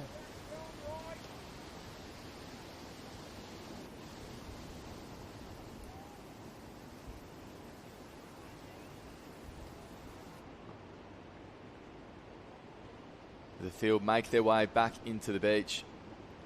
We might pick the brains of former World Iron Woman Champion, World Ocean Woman Champion Christy Munro. Christy, you can't quite take the foot off the gas, but what are you seeing in the running styles of these athletes coming through, and also the intent when they first get in these skis? Yeah, the pace is still certainly on through these early qualifying rounds. Not looking too fatigued at this stage. They're just steadying themselves for a mistake-free get-on. It's very, very easy to fall off the other side when you are fatigued by the 3rd leg of one of these Ocean Man races. So they're taking a few extra seconds to jump into these skis, getting themselves set, but the pace is still certainly on. Gee, Riley Rasmussen just did so well from North Burleigh. Exactly what you said, Christy. He allowed himself a bit of composure when he got in, but then put the foot down when he had to. We've seen a bit of him racing so far. He's looking quite strong, isn't he? He's certainly got this race in contention. He's really in control. He's setting the pace. He's putting himself in the best position to make his own luck, as we say. And I'd say he might start to just take the pressure off now that he's out the back in this third and final leg. We can see the competitors in transition still dragging their skis into the water. It's not something that ski competitors always have to do. Sometimes in the past you were allowed to have a handler hold your ski, but having to drag it in does add that whole extra element of fatigue and effort. Yeah, that is correct. Thank you very much, Christy. So our field now out the back and making their way through. A couple of those paddlers have had big moves. One of them is standing out. He's Karkari from Cooks Hill. He has started to paddle his way through the field on the skis. We saw him do a few times throughout competition in the individual ski this morning. So with North Burleigh out in front and the 7 that we currently have on screen, that makes a clear top 8 at this point. We'll be interested to note just how far away the chase pack is. But that is where you want to find yourself. In fact, that's all you need to be focused on at this stage of the competition. Just getting through the heat, because the semi-finals won't be too far away at all. As Rasmussen just makes his way back in now. Really nice technique. Getting nice and wide on the exit of his stroke. That's allowing him to engage his big muscles, use his core, drive his legs. As a bit of rest comes to the field behind, but they are going to have to go around this green and yellow buoy. Yes, they do pick it up and have to do a bit of surfing to get around that too. Our paddler from Burleigh Heads Mowbray Park, it looks like he had a bit of a smile on his face as he straightened back up there, because that was a bit of a nervous moment. However, instead, that wave's going to come all the way up to our leader, who now throws his leg over. He chooses not to go down the face of that wave, simply because he doesn't have to force the issue. So North Burleigh goes from first to fourth. Instead, it's Burleigh Heads Mowbray Park, Tugun and Alexandra Headland who will hit the sand first. And there's not much urgency for them to fly up the beach. Instead, they're more than happy to take their time and save a bit of energy in the legs for positions 1 to 4. So it looks as though that order has settled. It's Burleigh Heads in 1, Alexandra Headland in 2, Tugun in 3, North Burleigh in 4th, Cooks Hill, I believe Karkari, that could be 5th. And here comes the race for the last 3 spots. 8 to go through. There's a lot of intensity on this next wave. So we've got Maroochydore, Terrigal, Currumbin there too. So only 2 will go through from this next wave. It looks to be Terrigal and Maroochydore at this stage. It's going to be quite tight as they come across the line. And yes, it is Maroochydore who locks up that last spot. A couple of our international competitors just missing out there.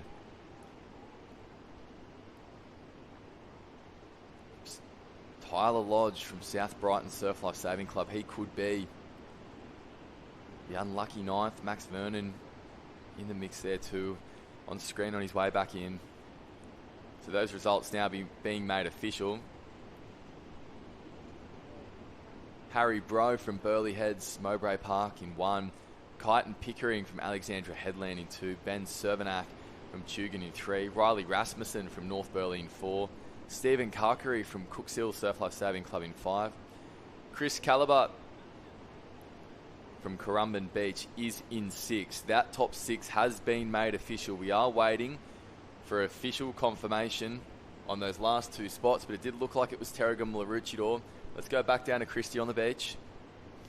Sam, I think you've called that correct there. It was a nail-biting sprint to the finish just to nab those final qualifying spots. We've still got some competitors just completing the course. But yes, those top 8 spots have been sewn up.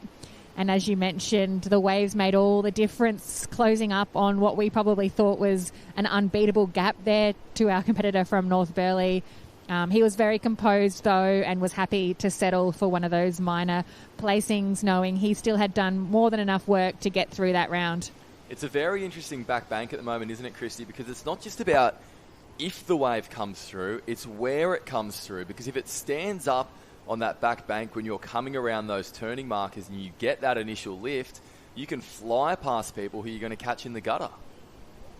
Yeah, absolutely right. You saw some of our competitors getting away from way out past the swim cans, having to navigate around that green and gold.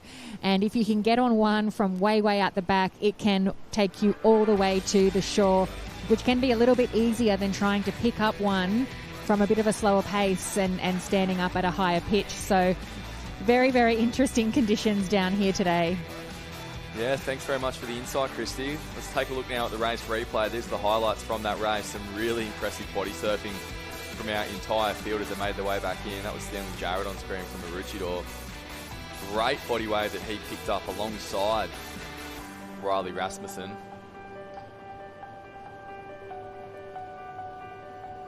And he looked to be in a strong position, Jarrett. But as all these athletes knew, it's all about negotiating the break. See how spread out they were on that board. That's Kakari. Keep an eye on him because he was coming from a long way back and they had to roll a wave. So that explains why the field got so bunched up. Jarrett popping the first one, he got driven back. They all had to roll the second one. Rasmussen back on his board the fastest and opened up a pretty sizable advantage as well. One of our international competitors from Canada certainly enjoying being out there in these waves too. Just as these little bumps started to stand up on the board, more and more it's happening. We're seeing the influence that northerly wind is having already, and it's going to continue to have throughout the afternoon.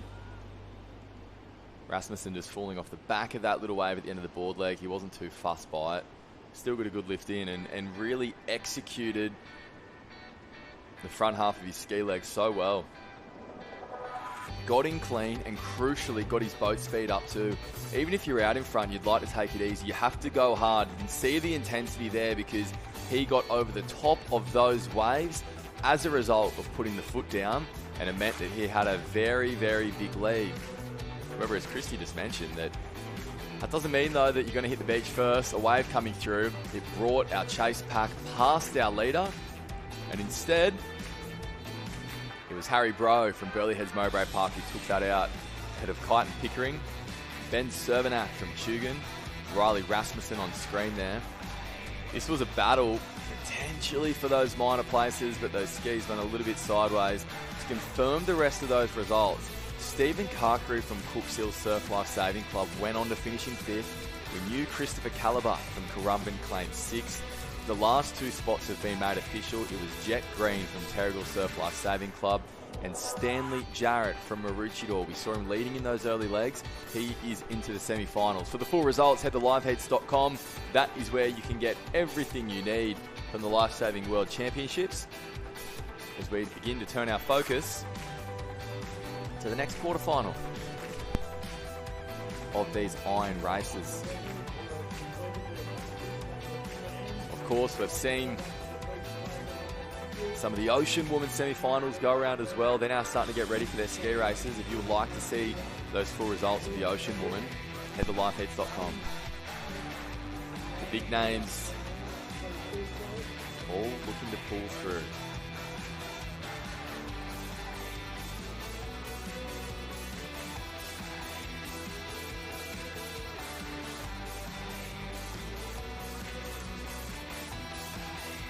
Our focus now is on the race that we currently have on screen, which is actually quarterfinal number 4. So they've split up the areas. Quarterfinal number 4 is what we're looking at the moment. There's plenty of talent in this quarter as well, as with all of the races too.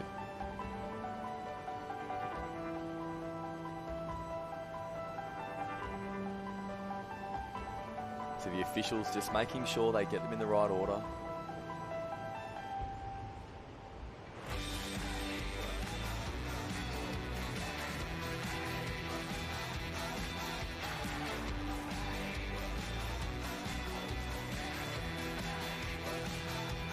The athletes is making sure they get moving.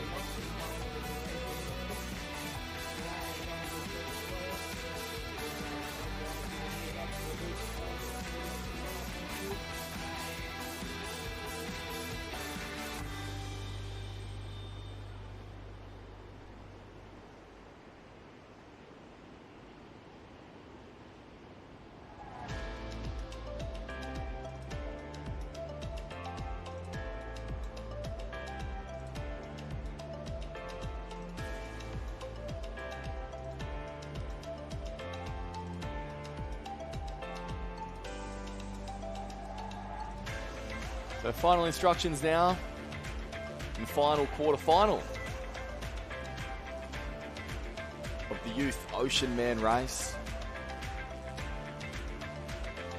Day 3 of the Youth Interclub competition. You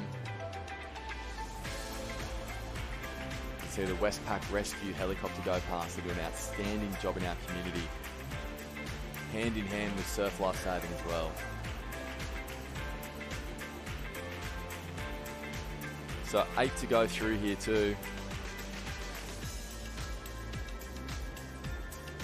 The 4th quarter-final. Dylan Wilson from Sunshine Beach on screen there. Steely look of determination. For other athletes, we see a bit of a smile and a bit of a laugh. As I've spoken about this week. Everyone's got different approaches to racing.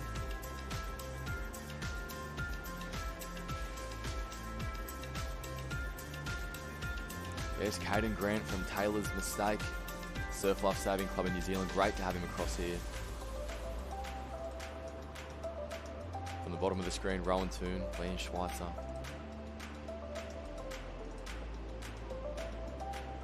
Ready for a start from the far side of the line. We have Finn Casper from Woolgoolga Surf Lifesaving Club and Jake Mayle from North Burleigh, Gabrielle Deschenais from Narval Sauvetage Sportif, Phoenix Preston from Coogin Headland, Luke Jackson from Mairangi Bay Surf Lifesaving Club, Alexander Walker from Currumbin Beach, Dylan Wilson from Sunshine, Connor Hale from Maroochydore, Noah Thomas from Burleigh Heads Mowbray Park, Gilbert from Cronulla, Gilbert from Gillingvast in Great Britain, Deekman from Maroochydore, Cooper from North Cronulla, Grant from Taylor's Mistake, Daly from Southport, Schweitzer from Woodridge, and Rowan Toon from BMD Northcliffe Surf Lifesaving Club, all out in the water now and already moving. So Christy was right. We did see some athletes run to the south a little bit more. We're starting to see that more and more. Noah Thomas opting against doing that. He has put the foot down straight in front of the start line and currently has the lead for it. He's joined by Alexander Walker from Currumbin, who is now going stroke for stroke.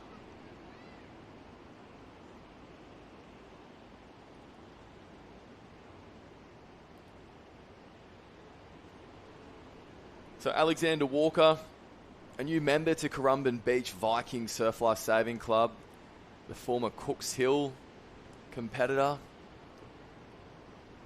a product of the club there in Newcastle. We've seen him have so much success at these major championships, winning multiple Australian titles in the iron, the swim and the board. Now making the move for the Gold Coast, and he's making an early move in this race as well. So Burleigh Heads Mowbray Park in 1, Currumbin in 2, Maroochydore in 3, Sunshine Beach there on Walker's Feet in 4. A little gap starting to open up already. And it's tight going behind that, so no doubt the rest of the field don't want to let them get away too early as they turn that first buoy. And again, you can see more and more ripples on the surface of the ocean. That wind is starting to pick up.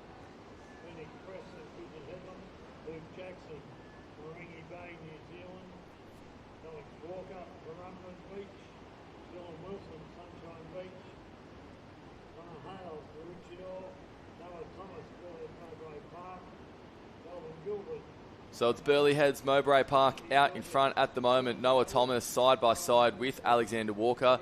Dylan Wilson's now making a bit of a move too. 3 wide on the outside from Sunshine Beach in that red, predominantly red skull cap as they turn for home.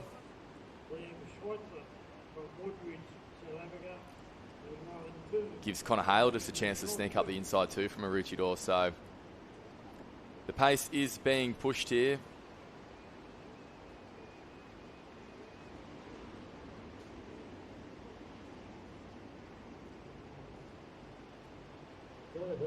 And the chase is on to Taylor's Mistake right there as well.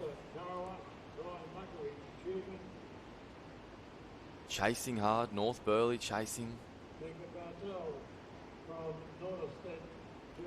As they go 4 wide. So it's Wilson who has the best of it at the moment. The little wave starts to stand up. I don't know whether this is going to be enough to break for this pack, but if it does break for our leaders, it is going to be a very, very welcomed wave as it starts to stand up. But it's filling out on the middle of the side. Maroochydore. Connor Hale so close to getting down at 2, and here's a wave that he's standing up behind them. So we're going to have 4 down at North Burleigh, just unable to swim down that gap, and as a result, a bigger wave is standing up behind. Yeah, you can see some of the competitors slapping the water. Luke Jackson from Mairangi Bay, he had put in so much work into that swim, and he's devastated to know that he's about to be joined by a few others. But that is what we're seeing here throughout the day. It's Maroochydore in 1, Sunshine Beach in 2, Burleigh Heads Mowbray Park in 3.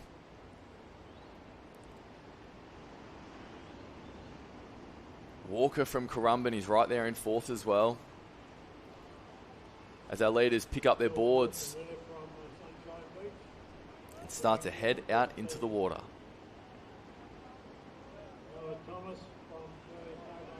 Here's the chase pack. There's Jackson just out of the frame to the left now. We have another Maroochydore competitor too. Or rather a North Burleigh cap. Coogin Headlands on screen now as well.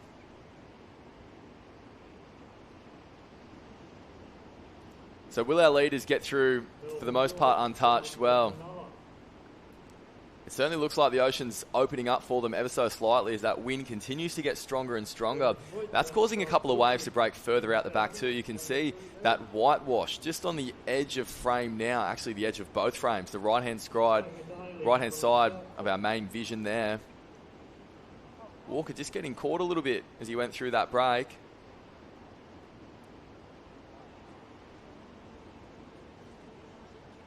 But it is our same 4 out in front.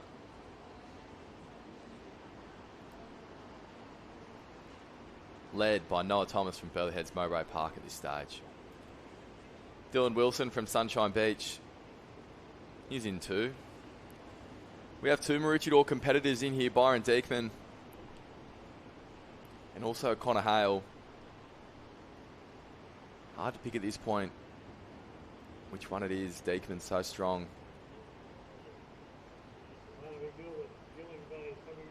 That is our top 3 as they get to that first black and white turning marker.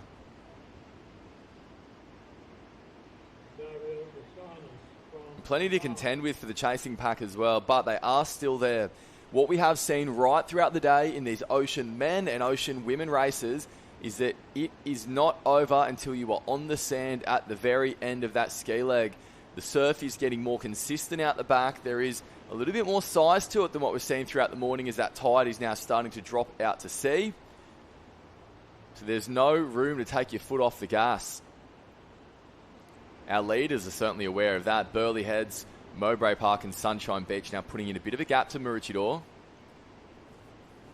And we go back a little bit further to Currumbin as well.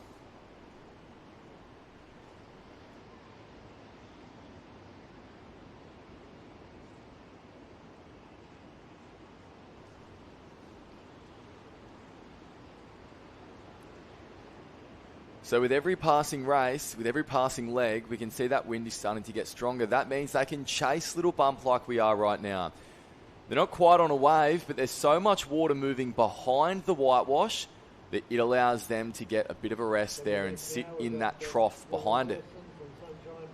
Just as good of a wave, and they might come over the top of it right now. So Burleigh Heads Mowbray Park and Sunshine Beach in 1 and 2 with 2 legs of the 3 down. This is quarterfinal number 4. Of the Youth Ocean Man.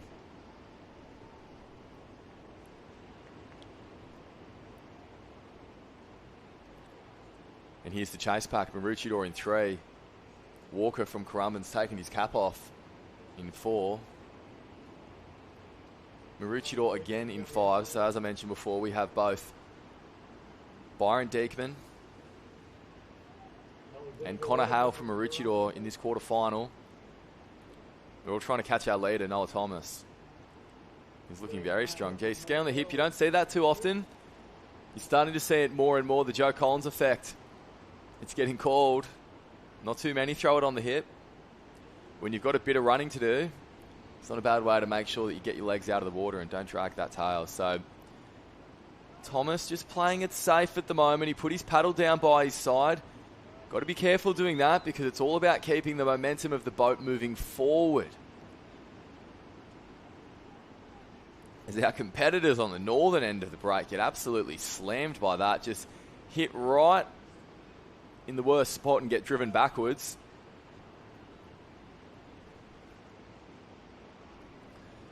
And that is the product of it too. That is why it's so important to have your momentum up. No matter where you are in this race, you need to be going hard through that break because our 3 leaders were side by side as they were hitting that whitewash.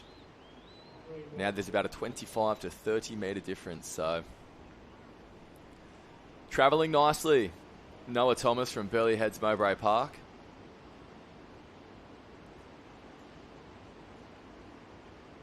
Just making sure, even though his arms are quite tight at the moment, that he's still ticking that rating over. Just want to keep that boat moving, particularly on the way back in. That's where the opportunity is to catch some runs, to use that momentum of the ocean and get a bit of a rest in.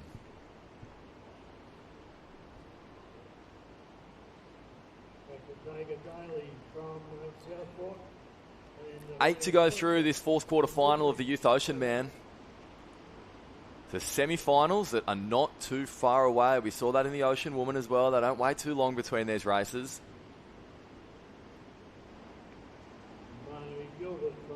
It's all about getting through. So as you cast our eye to the top of the screen, they are our chase pack. So 5th is going around that can at the moment in the background. 6th, 7th, 8th, and 9th are all quite close together. Only 8 will go through. It will be very interesting to see what happens in that red zone on the way back in. But for our leaders, no reason for concern. Thomas ticking that rating over, and so too is Maroochydore now, who's really starting to come back through. I do believe that's Byron Diekman from Maroochydore. He might even come all the way up to Thomas. As Thomas responds, he lifts his rating. Look at that energy that he's putting down. He's a long way in front, but he's happy to try and chase some bump back in at the moment. A little wave starting to build in the background, but he doesn't need it. He's going to take that shore dump all the way back to the beach. Very impressive race from the man from Burleigh Heads Mowbray Park. One of the biggest squads in Australian surf lifesaving. Little high five to his teammate and handler. And Noah Thomas will take out quarterfinal number 4. Very impressive. Not too far behind him. Very slow moving. Taking their time. Alex Walker from Currumbin. Might even be putting his cap back on. Alex Walker, as we can see in the backhand. Yeah, he was putting his Currumbin skull cap back on.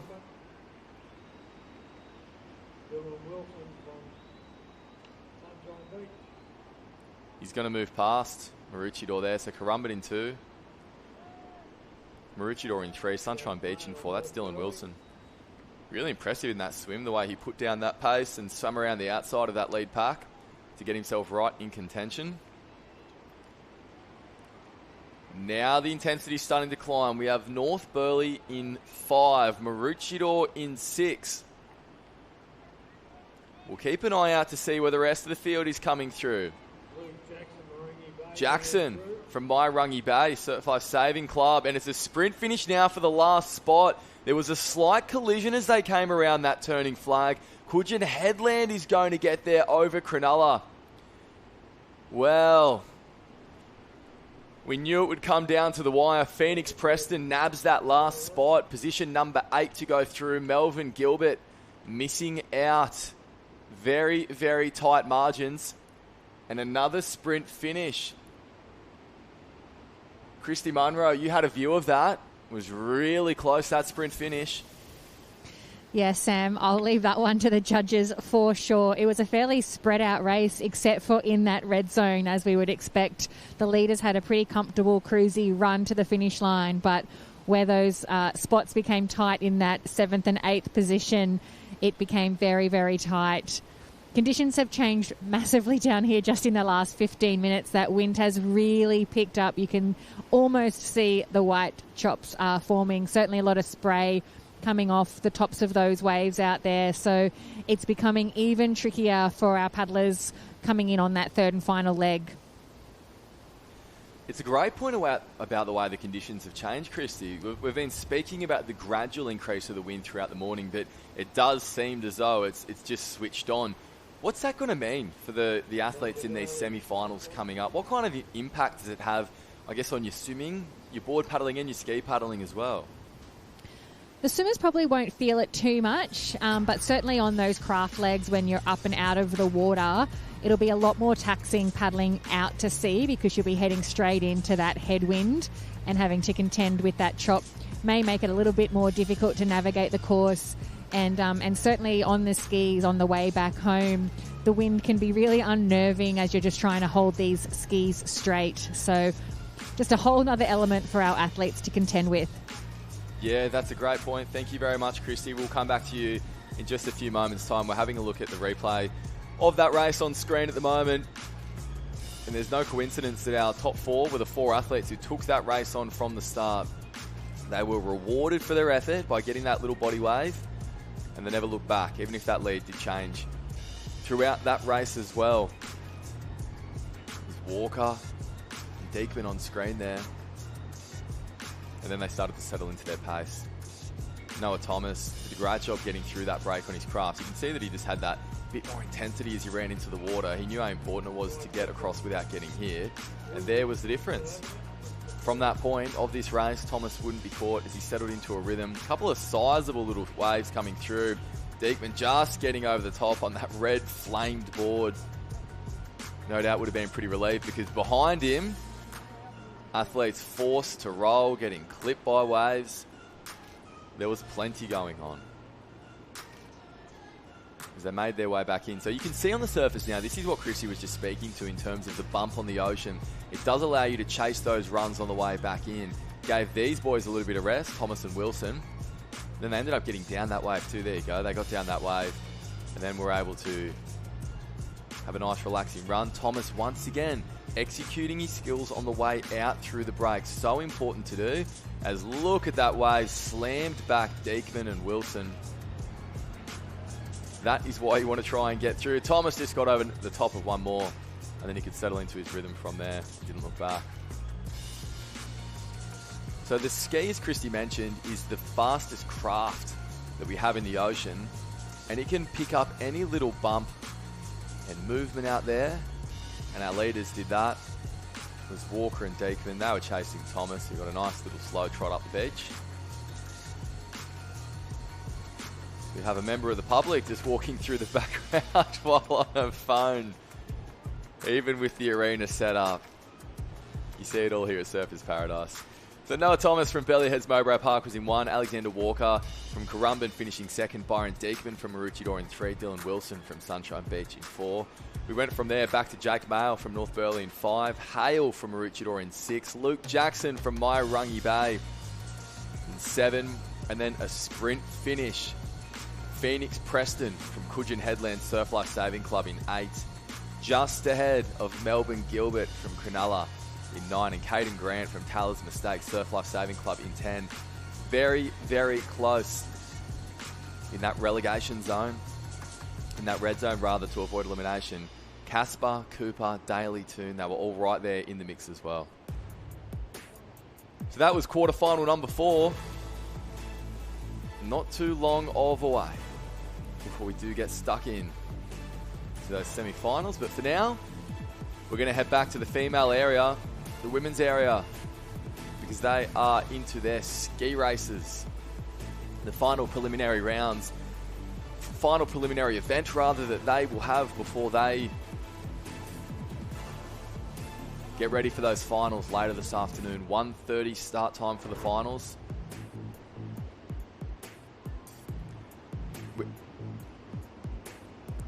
So 4 heats of the women's quarterfinals. We're looking at the start list for number 1, and that means that we are taking 8 through. So 8 will go through. Rapidly changing conditions as we relocate back down to the women's area. Just getting some instructions from the starter here too.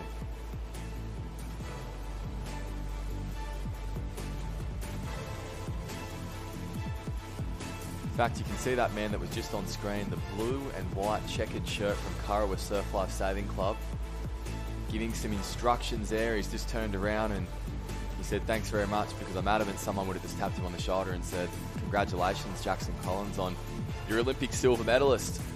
Collins does a lot of ski work. He races for Kurrawa. He's now down here helping those competitors as well. That athlete from Maroochydore, and he's still handing out the advice. Collins was in the men's K4 500 that did claim silver at the Olympic Games in Paris. He's an Australian ski champion, so too is one of his teammates in Riley Fitzsimmons, so we're going to see racing here in the open competition as well. Noah Havard, of course, races for North Bondi. Such a strong surf lifesaving field to all of our sprint canoe teams that race at the Olympics, especially this year. So it was so great to see all of their success. We might even try and grab Jackson Collins at one point if Christy can track him down to have a little chat about that, because it's great to have him back on the beach. I know that it was killing him being away on the kayaking scene, but great to have him back. So plenty of knowledge, plenty of wisdom being passed on to the athletes here before heat number 1 of the women's ski quarterfinals.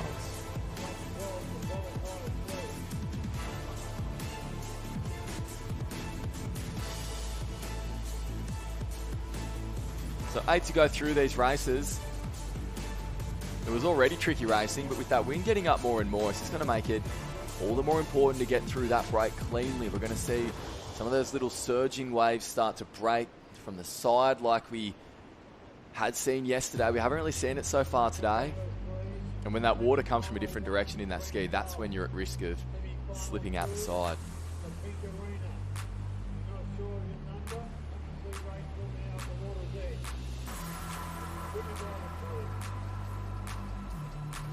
Now that we have relocated to the women's area, we might check back in with Christy Munro to see what the conditions are doing in this arena once again, because as we see that camera shake, that's when you know that the wind's starting to get up more and more. Christy, what kind of impact is it having on the arena?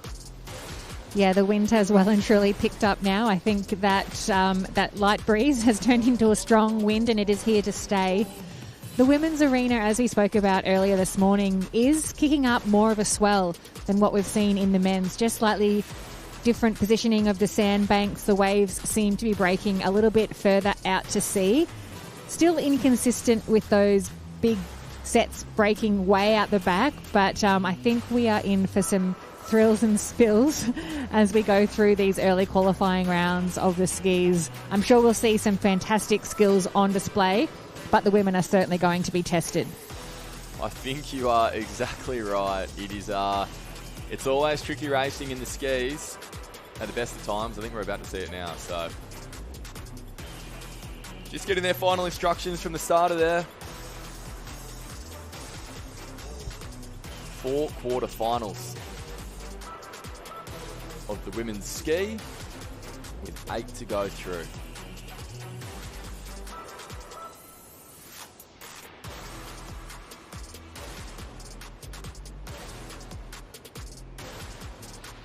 And this is heat number 1 that we're currently seeing on the screen. Just getting their final instructions.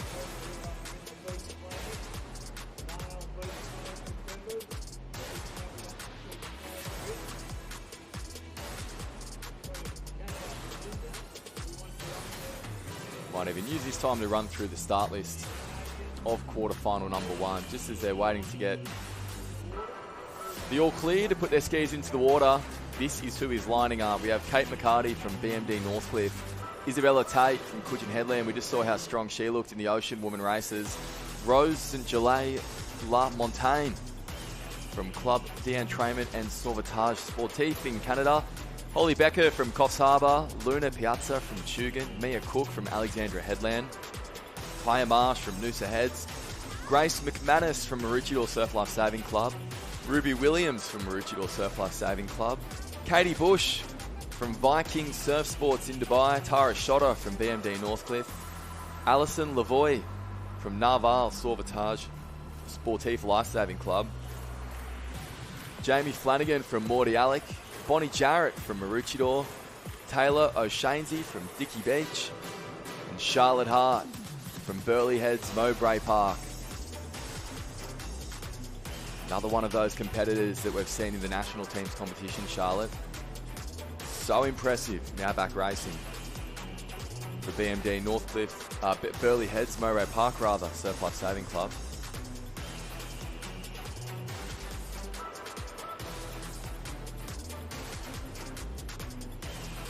So just receiving their final instructions, now it is time to go, the starter says. So the jackets have come off. The skis are going into the water.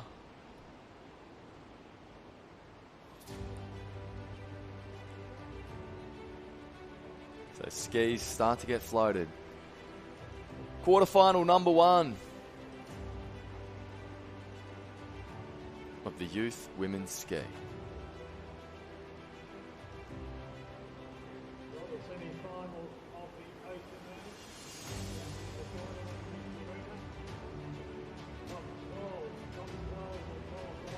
Tricky conditions now on offer. That wind is making things tricky to navigate through this break.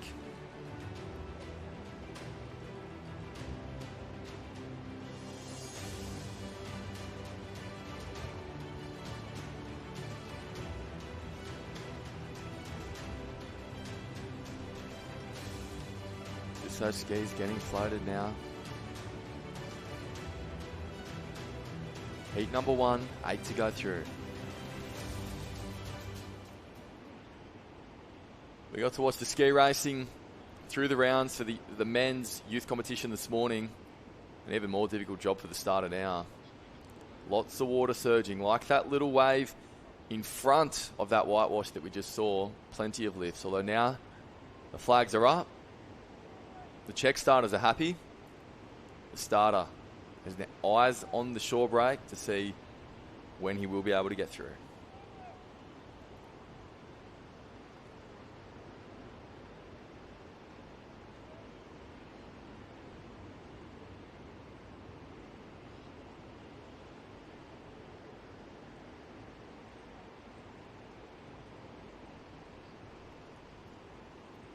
So that is a nice even line.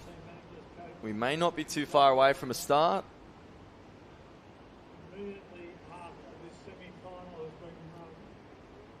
Just our competitor there from Canada at the end, just getting a little bit held up. And they are away and racing in the first quarterfinal here. A flying start from Bonnie Jarrett. In and moving from Maroochydore. She's 3 in for the bottom of the screen. Made a really good go of it. Charlotte Hart doing pretty nicely too to the south, but at the moment it is Jarrett from Maroochydore who's leading the way, and they've stopped paddling, so that means something is coming, and yes, it is. Look at that wave that's broken. They're going to hit it, and at the moment, I was just about to say that everyone had managed to stay in their skis. Instead, it was O'Shanesy from Dickey Beach who came out at the northern end of the line now from Coogin Headland. It's Isabella Tate who has taken her opportunity, and she is gone, and she's about to be rewarded for that commitment too, because another wave is coming through and hitting the rest of the field. Jamie Flanagan from Morty Alec doing pretty well there, but that tells the story. That set just caused absolute chaos down there. Very solid stuff. Christy Munro, I know you had eyes on the start of that race. We thought that this wind might start to have a bit more of an influence on the waves, and it certainly did then. Yes, really, really difficult and tricky conditions out there. Our leaders just breaking into that green water. The back markers have just got one more big set to contend with, but I think majority of the field are out and clean now. But as we expected, very tough conditions. Not only are those waves standing up a little bit more now in that wind, but you've also got that headwind to paddle into, which adds a whole lot more extra pressure onto your blade with every stroke. Yeah, that's right. Well said. Thank you, Christy. Well, Isabella Tate was the one who said, I'm going to try and make a go of it. And she certainly did that. She's now out in front. Isabella Tate from Coogin Headland in 1. Charlotte Hart from Burleigh Heads Mowbray Park is right behind her too. We'll try and pick up that cap of the paddle that is in third at this point in time, because she's travelling really nicely as well there on that yellow and pink ski. So that's only half the battle at this point in time, although our leaders have got a really dominant hold on this race. They need to make sure they can negotiate the break on the way back in. And you can see it's not easy now with that wind starting to stand up. There are lots of runs on offer though, so expect to see the ratings start to climb from our leaders as they round that third turning marker. There's a real race on for that top 8 spot. From the rest of the pack, it's Morty Alec there, who is starting to come through. So could be Jamie Flanagan from Morty Alec in third. But out in front, Coogin Headland in 1, Burleigh Heads Mowbray Park in 2, Morty Alec in 3. We can't see those 4th place chase pack yet. So let's keep an eye on our leaders. They're starting to go down the front of this little wave. A great wave for them to try and negotiate. Both still going down it. You can see Hart having a look across thinking, are we going to chase this one all the way through? I think they are. That is exactly what you want to get on the way back in. A nice lift over the top. As the rating starts to fly, Tate is doing everything she can to stay on it. So too Hart. Though it looks like Hart's going to fall off the back. Tate's going straight down the front of this shore break. She's lifting the rating. She's trying to keep that boat moving, and the legs go over the side. And she's done well to hold onto her ski. Look, it is not a position you want to find yourself in, but she still has an advantage in order to get that ski around if she stays calm and get back in it. That's what she's going to do now. So Charlotte Hart from Burleigh Heads Mowbray Park chose to pull off that wave. As a result, she will win quarterfinal number 1 here in the youth women's ski. Isabella Tate has done very well to get back into her boat and spin it around. She is still going to come across the line for second.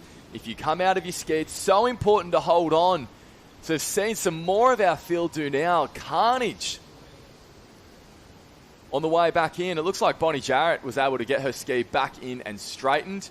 She's going to come across the line in 4th. But keep an eye on that northern end of the finishing line too, because it's not going to be easy.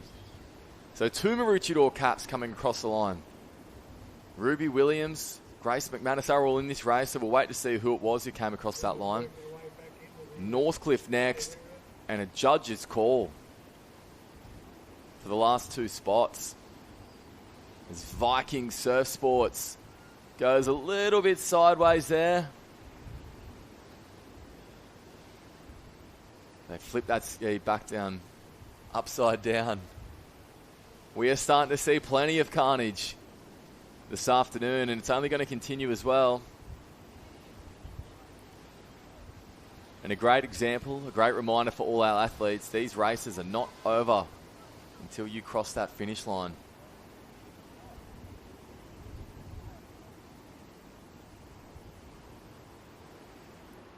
So the rest of the field make their way across the line.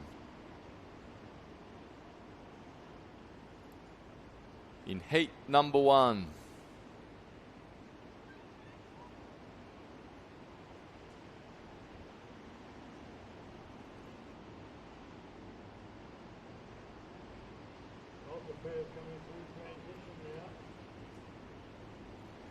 One of our competitors from Club de Entraînement there on screen, just making her way back into the beach. After what was a pretty dramatic race. You can see on the replay here that it was Maroochydore at the bottom of the screen who flew out off that line. A nice clean start. Everyone actually did a really good job of getting in and away. But one thing the starter can't control, what's coming out the back. That was the start of it. And here was the next wave too. Tate putting the foot down, rolling the dice to get over it. She did that and was rewarded for it. Didn't actually notice that Hart from Burleigh Heads Mowbray Park actually came out of the ski on the right-hand side of screen. We're about to see her go in there. She did such a good job to actually get back in and catch back up. And she would go on to be our eventual winner of that race as well. One more wave is about to come through and hit the rest of the field. Flanagan from Morty Alec there getting over it as well.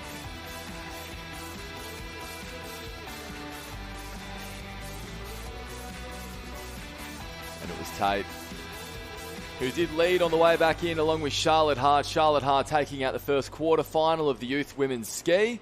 She's standing right next to Christy Munro on the beach. Thanks, Sam. Yes, down here with Charlotte, who did a fantastic job in that opening round. That obviously went to plan. Pretty nerve-wracking with the way the surf's picked up, though.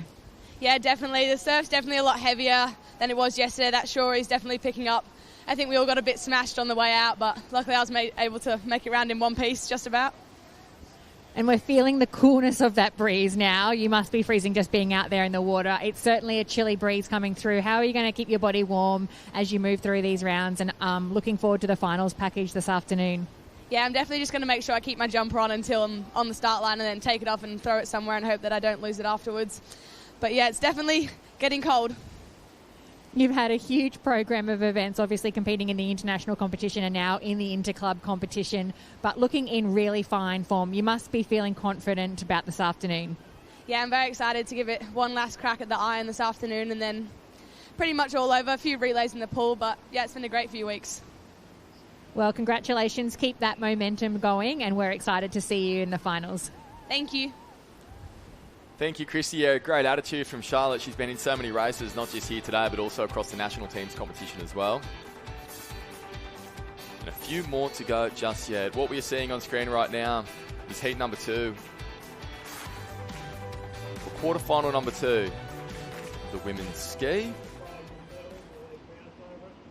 They're almost ready for a start. I will fly through the start list from the far side of screen. It's Senna Greveling from Sunshine Beach, Florence Leclerc from Club d'Entraînement and Sauvetage Sportif, Claire Cameron from Sunshine Beach, Daniela Bertie-Carabs from Byron Bay, Bianca Raywood from Burleigh Heads, Lani Waller from Redhead, Krellin from Northcliffe, Lee from Currumbin, Marlu from Cab Breton, Sauvetage, Courtier. We haven't seen them represented yet so far, so great to see. Meshlinsky from Haaswinkel, Raywood from Burleigh Heads, Lawler from Coffs Harbour, Ortega from Sunshine Beach, George from Currumbin, Sutherland from Cooks Hill, Mordew from Woolgoolga, and Perron from Club d'Entraînement. And our leaders just starting to slow up a little bit there. We could see that Jasmine Raywood made a flying start, and now she's out of her ski and driven backwards. So she's actually lost her ski, Jasmine Raywood. She's going to have to try and get her hands onto it now, because Raywood was our winner of the ski at the national teams competition. Another ski going upside down just now. That is not where you want to find yourself. That was a solid shore break that came through and absolutely cleaned up the field. Out in front at the moment does look like Bianca Raywood from Burleigh Heads Mowbray Park, and she's now progressing nicely. Lani Waller from Redhead, also on the Australian team. She's in second after all of that carnage. After all that, Jasmine Raywood losing a ski, she's actually back in and putting herself in a comfortable top 8 position at this point in time. But that was a very dramatic start to that race. Christy Munro down on the beach. This is not the way you want to start a ski race, a quarter-final at the Interclub World Championships.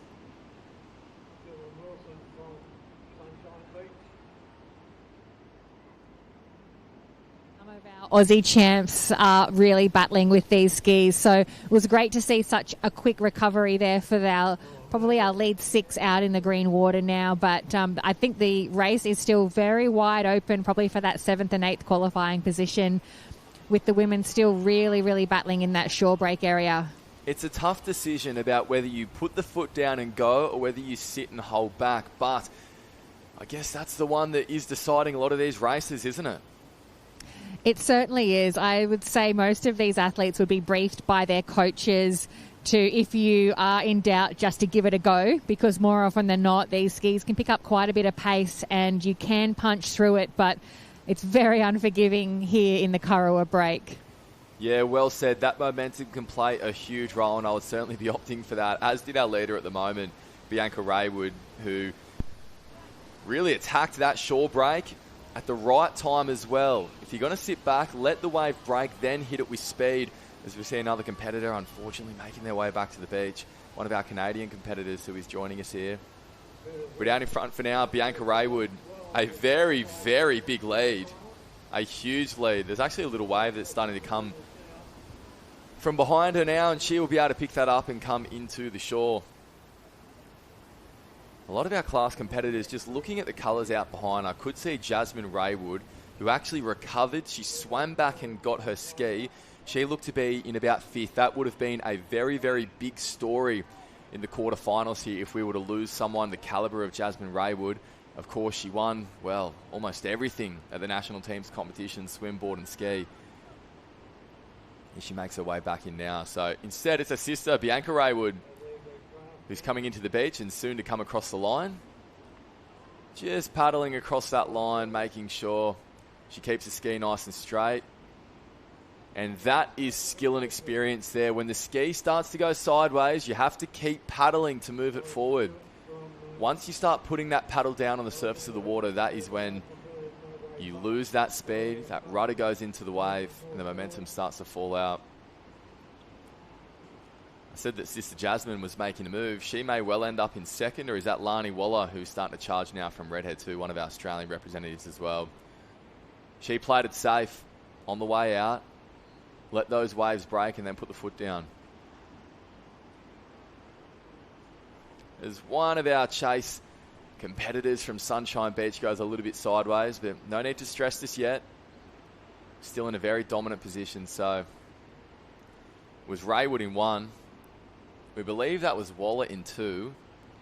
Now the rest of the numbers start to come across the line. That's Jasmine Raywood in 3. We've just seen her on the left of the screen there. Sunshine Beach, Coogin Headland.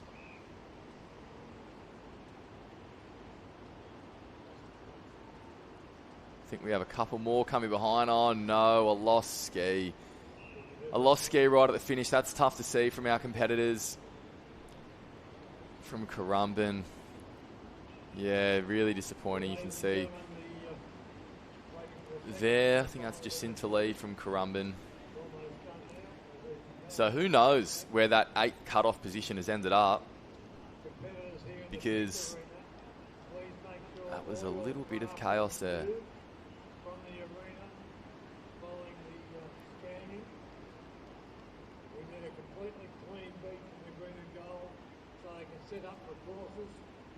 As one of our Northcliffe competitors just dives to that skater to get across the line. She did get control of it before it did cross, so doesn't have to go back out and then come back in. But very tough racing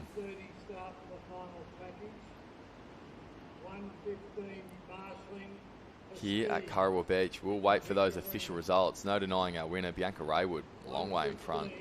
Very impressive.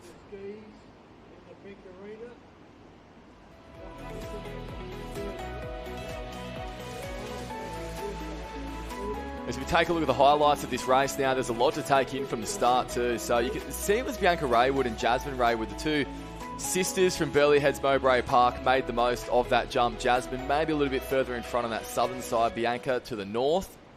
But look what happens when we hit this break. The first wave slamming into our field. The second wave not far behind, that was Waller from Redhead, who got driven back a long way. Jasmine Raywood lost her ski. She's on the green and pink ski that you can see there. Actually, I apologise, it wasn't Waller from Redhead, it was BMD Northcliffe on a similar coloured ski there too. Driven all the way back, and there was carnage as they tried to pick up those pieces. Look at that whitewash just swallowing up our field as they made their way back in.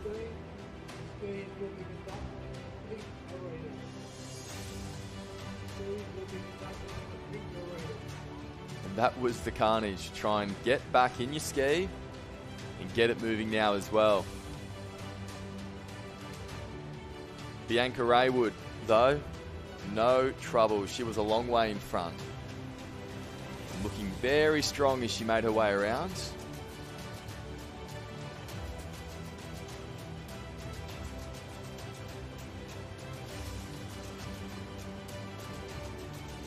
And Raywood negotiating that break on the way back in as well. To take out this first quarter final, we're starting to see some of our athletes get scanned. All those results on lifeheads.com. That is the second of 4 quarterfinals here as we build towards our finals this afternoon. Now less than 2 hours until they get underway. And with the way that things are going with that wind and surf, a ski flying through the air just there, it is going to be Very exciting racing. Anything can happen. Jasmine Ray would experience that. She's standing by with Christy Munro, who's down on the sand. Thanks, Sam. Yes, down here with Jasmine. We certainly were nervous for you when we saw you get cleaned up. Well, most of the field got cleaned up by that first wave. How are you feeling in that moment? I feel like I have enough experience now that, I was nervous, but I also knew that my paddling speed is good enough and I trusted myself. So a bit nervous, but it was also good to be able to see my sister, who was actually almost at the first can while I was still getting through the break. So, yeah. Yeah, she executed a perfect race plan, didn't she? And you're so right. I guess that's experience that you've got in terms of just resetting, staying calm, not dwelling on that moment, but focusing on getting back out there. Yeah, and all I can say is I'm really excited for me and my sister to do some ski relays together. Yeah, you guys have got a strong ski program going there at Burleigh Heads. You've had a massive pre-week with the Australian team coming in here to race the Interclubs. How's the whole experience been for you? Honestly, it's been amazing, coming from being in the national team, so representing your own country, it's amazing, especially when you're with your sister and just an amazing group of friends and athletes, and then coming to be with your club, which is a little bit more of a personal experience, and it's just been so fun, and I can't wait for the next few days.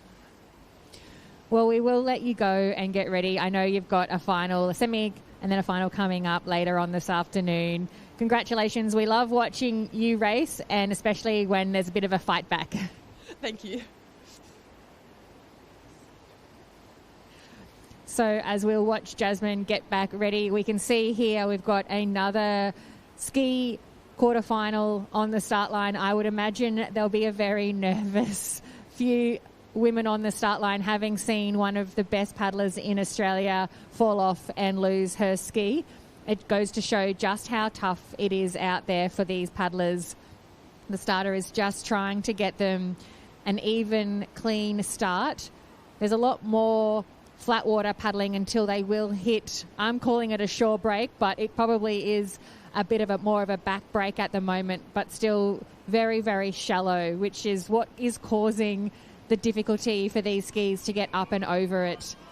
The starter has got them away now for a pretty clean start, and just looking out to see there is a bit of a set building, so the women are wanting to get a real move on here as they paddle up and over these early shore breaks, but I'm not quite sure it's going to be enough for them to get out what is building for them out the back. A huge set has just come through and absolutely cleaned up that field. Our leaders driven back from their skis, even though they rolled it. And now this race has been blown wide open. You could see Caitlin Reese from Swansea Belmont Surf Lifesaving Club. She has been one of the strongest ski paddlers in this age, and she was just absolutely thrown by that set. That was one of the bigger waves we have seen today on the beach, isn't it, Christy Munro? That was incredible.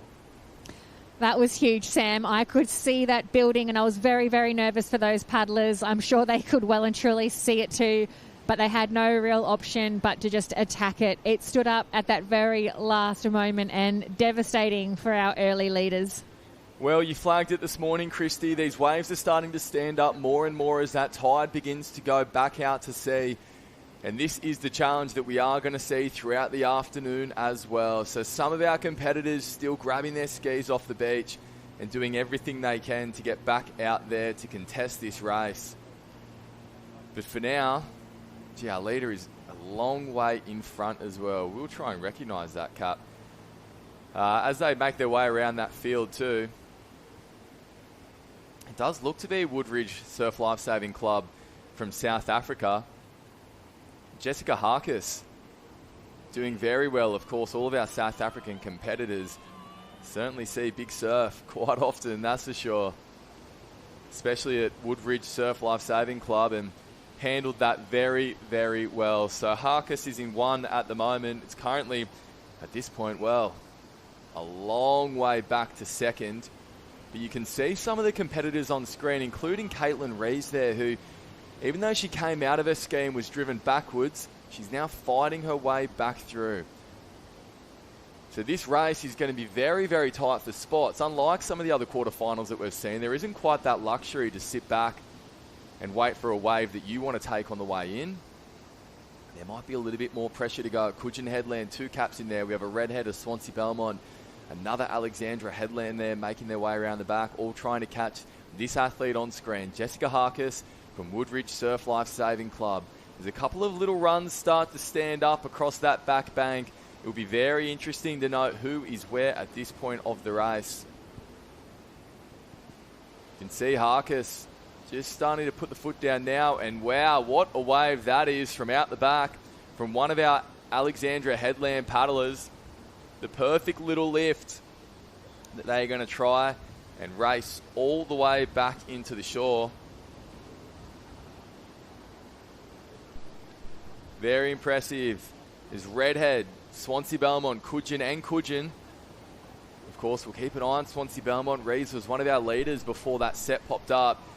As they start to go down, Harkis is taking that wave down. Will she be able to hold it? No, she's come off her skis. So Harkis did so well in those conditions on the way out. Now she has come sideways. You can see the legs being thrown over on the wave behind. That was a smart decision from both of our paddlers who were starting to come through. That's Redhead and Maroochydore on screen. Both of those paddlers just easing up ever so slightly, and for good reason, because now they get to paddle in. As long as they keep their rating moving, they don't want to get picked up by that whitewater that was starting to stand up behind them. And that was very well done. So Harkis does get across the line still in second, even though she had that little spill. Maroochydore and Redhead in 3 and 4. On screen at the moment, you can see Swansea Belmont coming through for 5th place. So that was Rees, who despite rolling, she will take 5th or 6th alongside Coogin Headland. So they still get through after the absolute chaos of the start. We have another Coogin Headland competitor battling it out for 7th. 8 to go through. Couple of skis upside down here, so an opportunity arises. But no, all 3 of our athletes out the back have slewed their skis as well. It is an absolute scramble to try and get that final spot. Who wants that last spot in the semi-finals here at the Interclub World Championships? It's going to be a run finish across the line, and there is not much separating the competitors, although we have one from Tugan coming through. Tugan might be nabbing that final spot in that quarter, although it is very tight to call from this angle because I know we had one more on the northern end of the line. We'll leave that up to the judges. Wow, what a dramatic race and a dramatic turn of events as well. It wasn't just waves on the way out that we were treated to, but on the way back in. Absolute carnage. Christy, you've been down on the beach all day so far. Is that one of the biggest sets you've seen that greeted the competitors on the way out?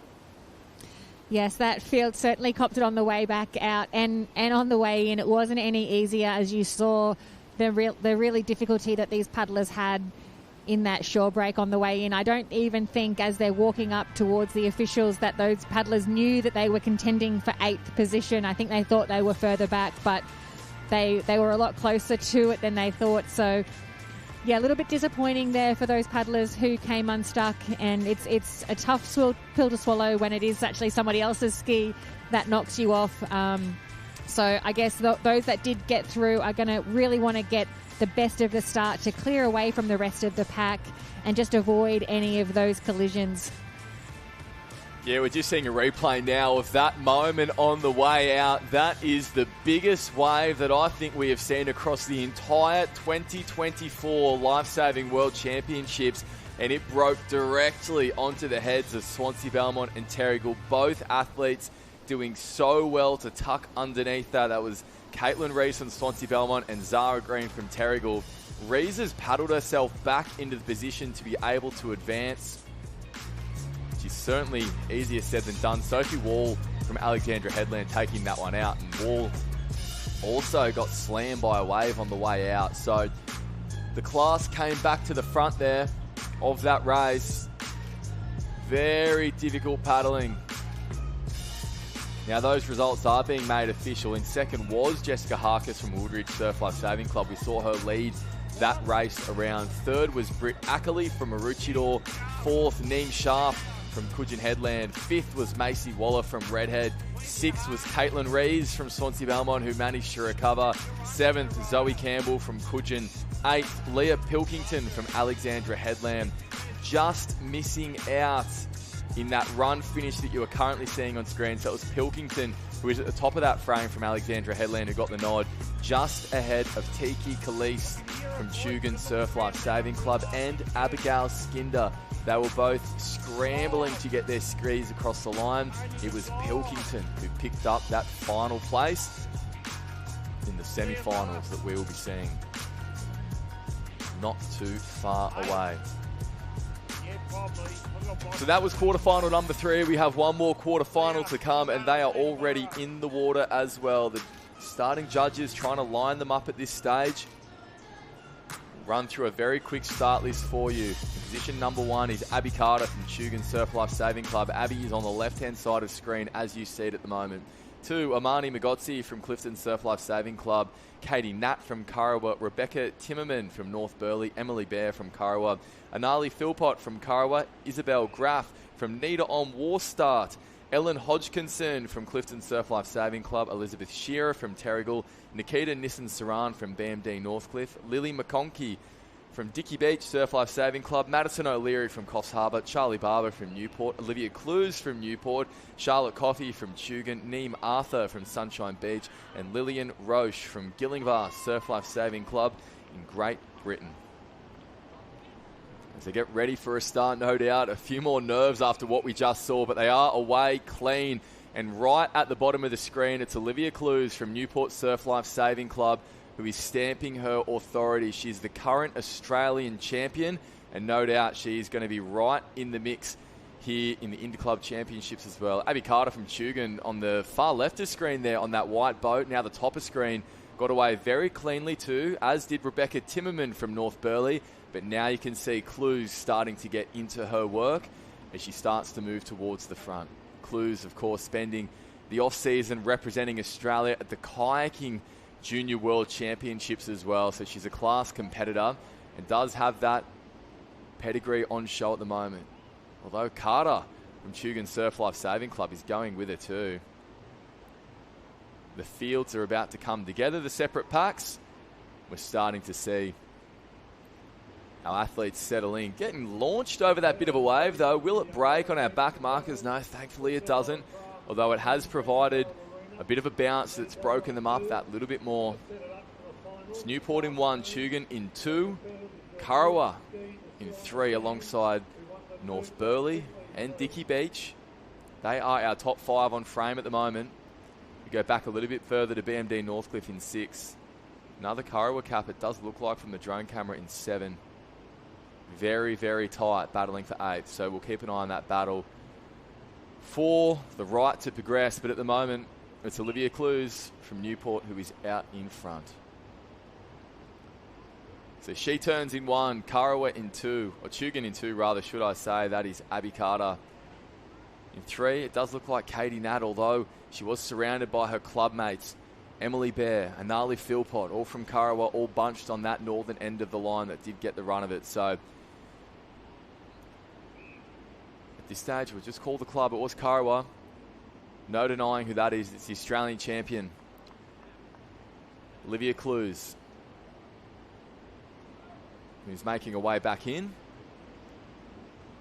You can see now the rating starting to lift as well, but that is because there is assistance to be had in that very washy surf conditions. There's also waves to be caught as well, which we are about to see. Decent waves starting to stand up as the noses drop down the face of that. Abby Carter from Tugun just choosing not to go down. Our paddler from Karawa also throwing the legs out a little bit there. Listen, a big decision knowing that the back bank isn't breaking too much, but Clues isn't hanging around to see what's behind. She's now lifting the rating and chasing that back into the beach. So Clues in 1. A chase wave of 5 is going to come and pick her up now as well. Clues opting to let the wave go underneath her. She's going to paddle down the whitewash from behind. Looked like Abby Carter. No, it was one of our other competitors on a similar ski who has caught the wave and now gone in as well. North Burleigh, I think that might have been that cap. but they all should be okay. Newport, Kurrawa, BMD Northcliffe, and also Dickey Beach coming across the line. Another Kurrawa cap. North Burleigh, it looks like. This is the race for the right to progress. There are 2 spots on the line. It looks as though we have 2 out in front unless that wave catches up. No, that will be a top 8. So look, that is a clear-cut one for the judges after what has been so many close races. Once again, a few competitors having to swim back to the beach.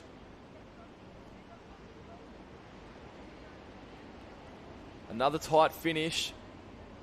Another shore break for our athletes to contend with. Christy Munro, this is getting more and more consistent on this first break. Yeah, there's really nothing much letting up for these athletes.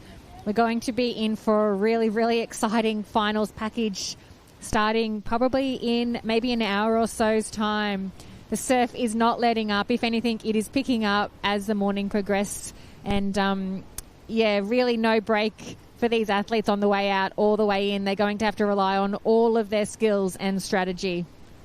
Yeah, well said. It's tough racing, but it makes for very exciting viewing, and that is what you are doing from wherever you're watching in the world at the moment. This is day 3, the final day of the Interclub Youth Competition at Kurrawa Beach, and it has been thrilling racing to say the least. If you are watching, make sure you join the conversation. Jump on the official hashtags that the Lifesaving World Championships have been running as well. That's what Nathan has done. We saw a comment from Nathan. He's loving watching this carnage in the surf ski racing. It's his favourite event.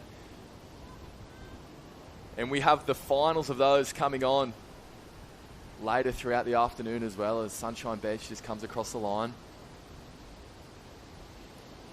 Clifton Surf Lifesaving Club on their way back in as well.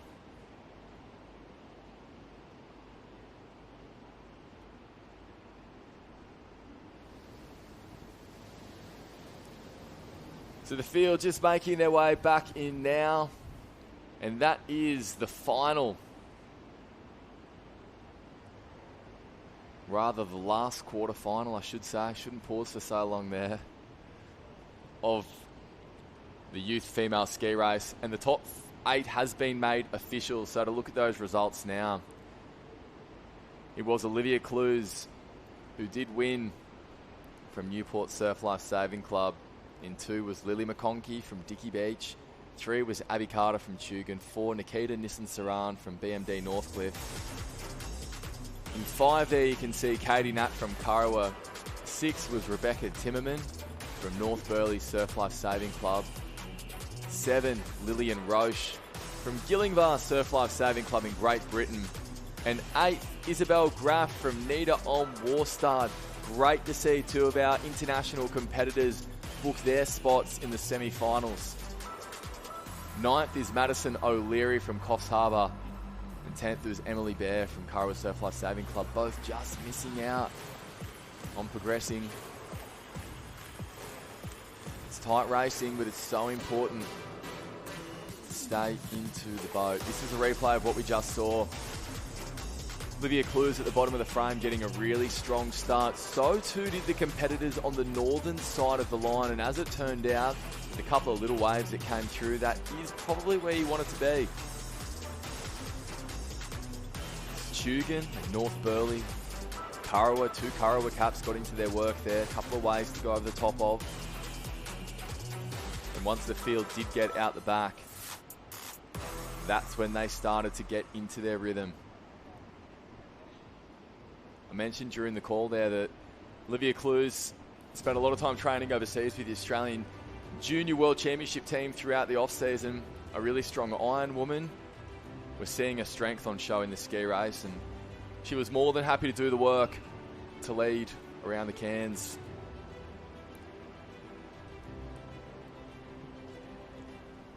Couple of waves standing up on the way back in. Most of our competitors taking the safe option, not just out the back like we saw there, but also inshore. here at this moment. Olivia Clues chose not to try and get down that wave. We only had one competitor that did shoot down the face of it. And unfortunately, pretty quickly, shot off the side of their ski there as well.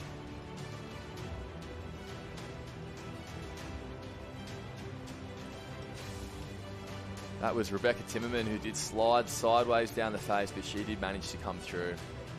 As I mentioned, it was Clues ahead of McConkey, Carter, Nissen Saran, Nat, Timmerman, Roche and Graff, our two international competitors, nabbing the last two spots. On screen right there, Lillian Roche from Gillingbar Surf Lifesaving Club and Isabel Graff from Nieder Ulm Warstadt Lifesaving Club in Germany. So great to see them, and there was the battle for the rest of those places in that heat. Very tough racing in conditions like this, but it's what makes the sport so great as an official saves the ski from hitting the tower, although it does slam into that finishing flag as well. So for now, that's where we will leave the female ski heats. They're getting ready for the semi-finals soon. We will check back in with them in those semi-finals, but for now, we're actually going to head up to the beach arena for the first time today for the flags competition.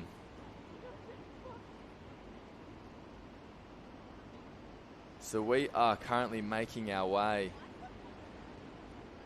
through the heats of the flags.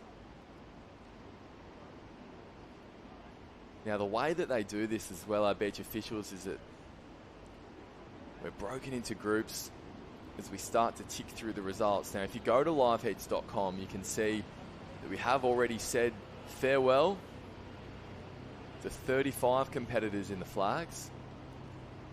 And they're listed in that order too. So once we do know exactly where we're picking up and what clubs we're picking up with, we'll bring you all of the details around the flags competition.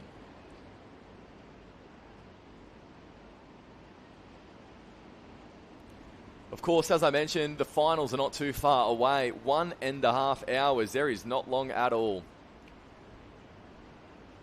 There's only a couple of races left. Our youth men's competition is actually finished in the water for now. This is their last competition before those finals. For our women, there is just the two ski semi-finals to go before they have a break. And thankfully, that means our water safety can take a break as well. Having a little rest and recline at the moment on the IRB. Thank you very much for all of the work that you are doing in the water, for all of our officials that are on the sand. And you see some of the Karawa workforce crew in the background there. Just as important a job. So we're glad today that a little bit more of a rest than we've seen in yesterday's action, where of course we churned all the way through in the one hit.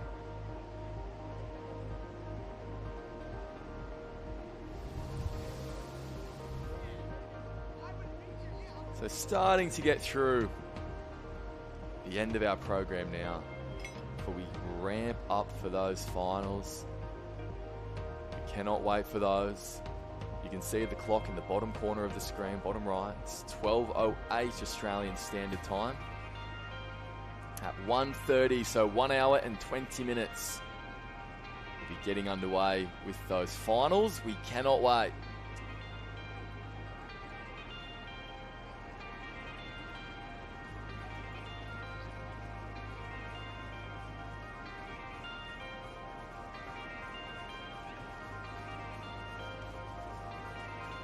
So the officials just setting that finishing tower back in the water. I dare say with that tide going out, they've probably moved it a bit further out to sea. It isn't easy to do, to of course pick up that tower, that structure, and move it back out. But with that tide going further,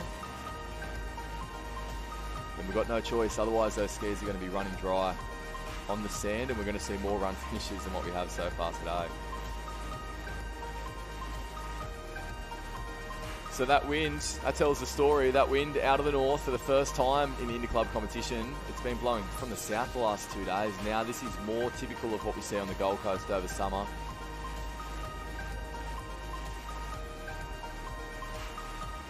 The wind is getting stronger and stronger.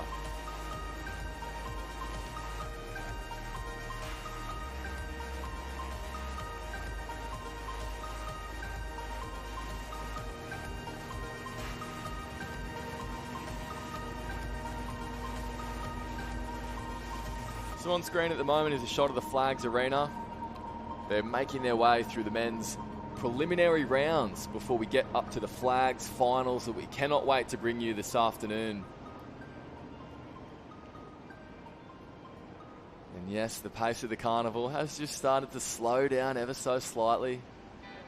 We don't have many races left. So you can see on screen there, they've lined up the two semi-finals of the women's surf ski race. They are the last 2 rounds that we have to go in the water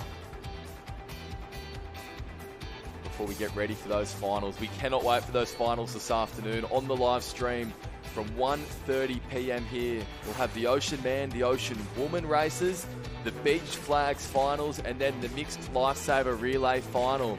Our potential Olympic event in future. So too, the Ocean Man and Ocean Woman. And the stars of the future are on show right here at Kurrawa Beach on the Gold Coast.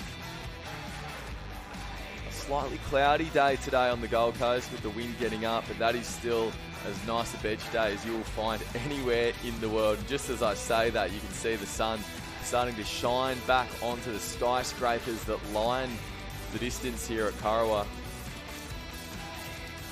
the home of surf lifesaving in terms of surf sports competition. A stretch of sand that has crowned so many champions over the last 50 years, if not longer, here in Australia. And just like we did 1988 at Southport, which is just to the north of the beach here, we're going to be crowning world champions again this afternoon. So they're now making their way into the water for those ski semi-finals. We've just had the 4 quarter-finals. Now it's time for the semis.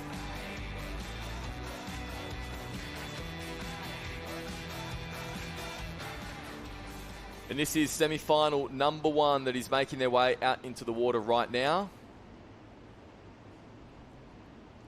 So let's bring you the start list. From the northern side of the screen, that's the left-hand side that you're looking at, the far side of the screen, when we do switch to that drone, we have Mia Cook from Alexandria Headland Surf Life Saving Club.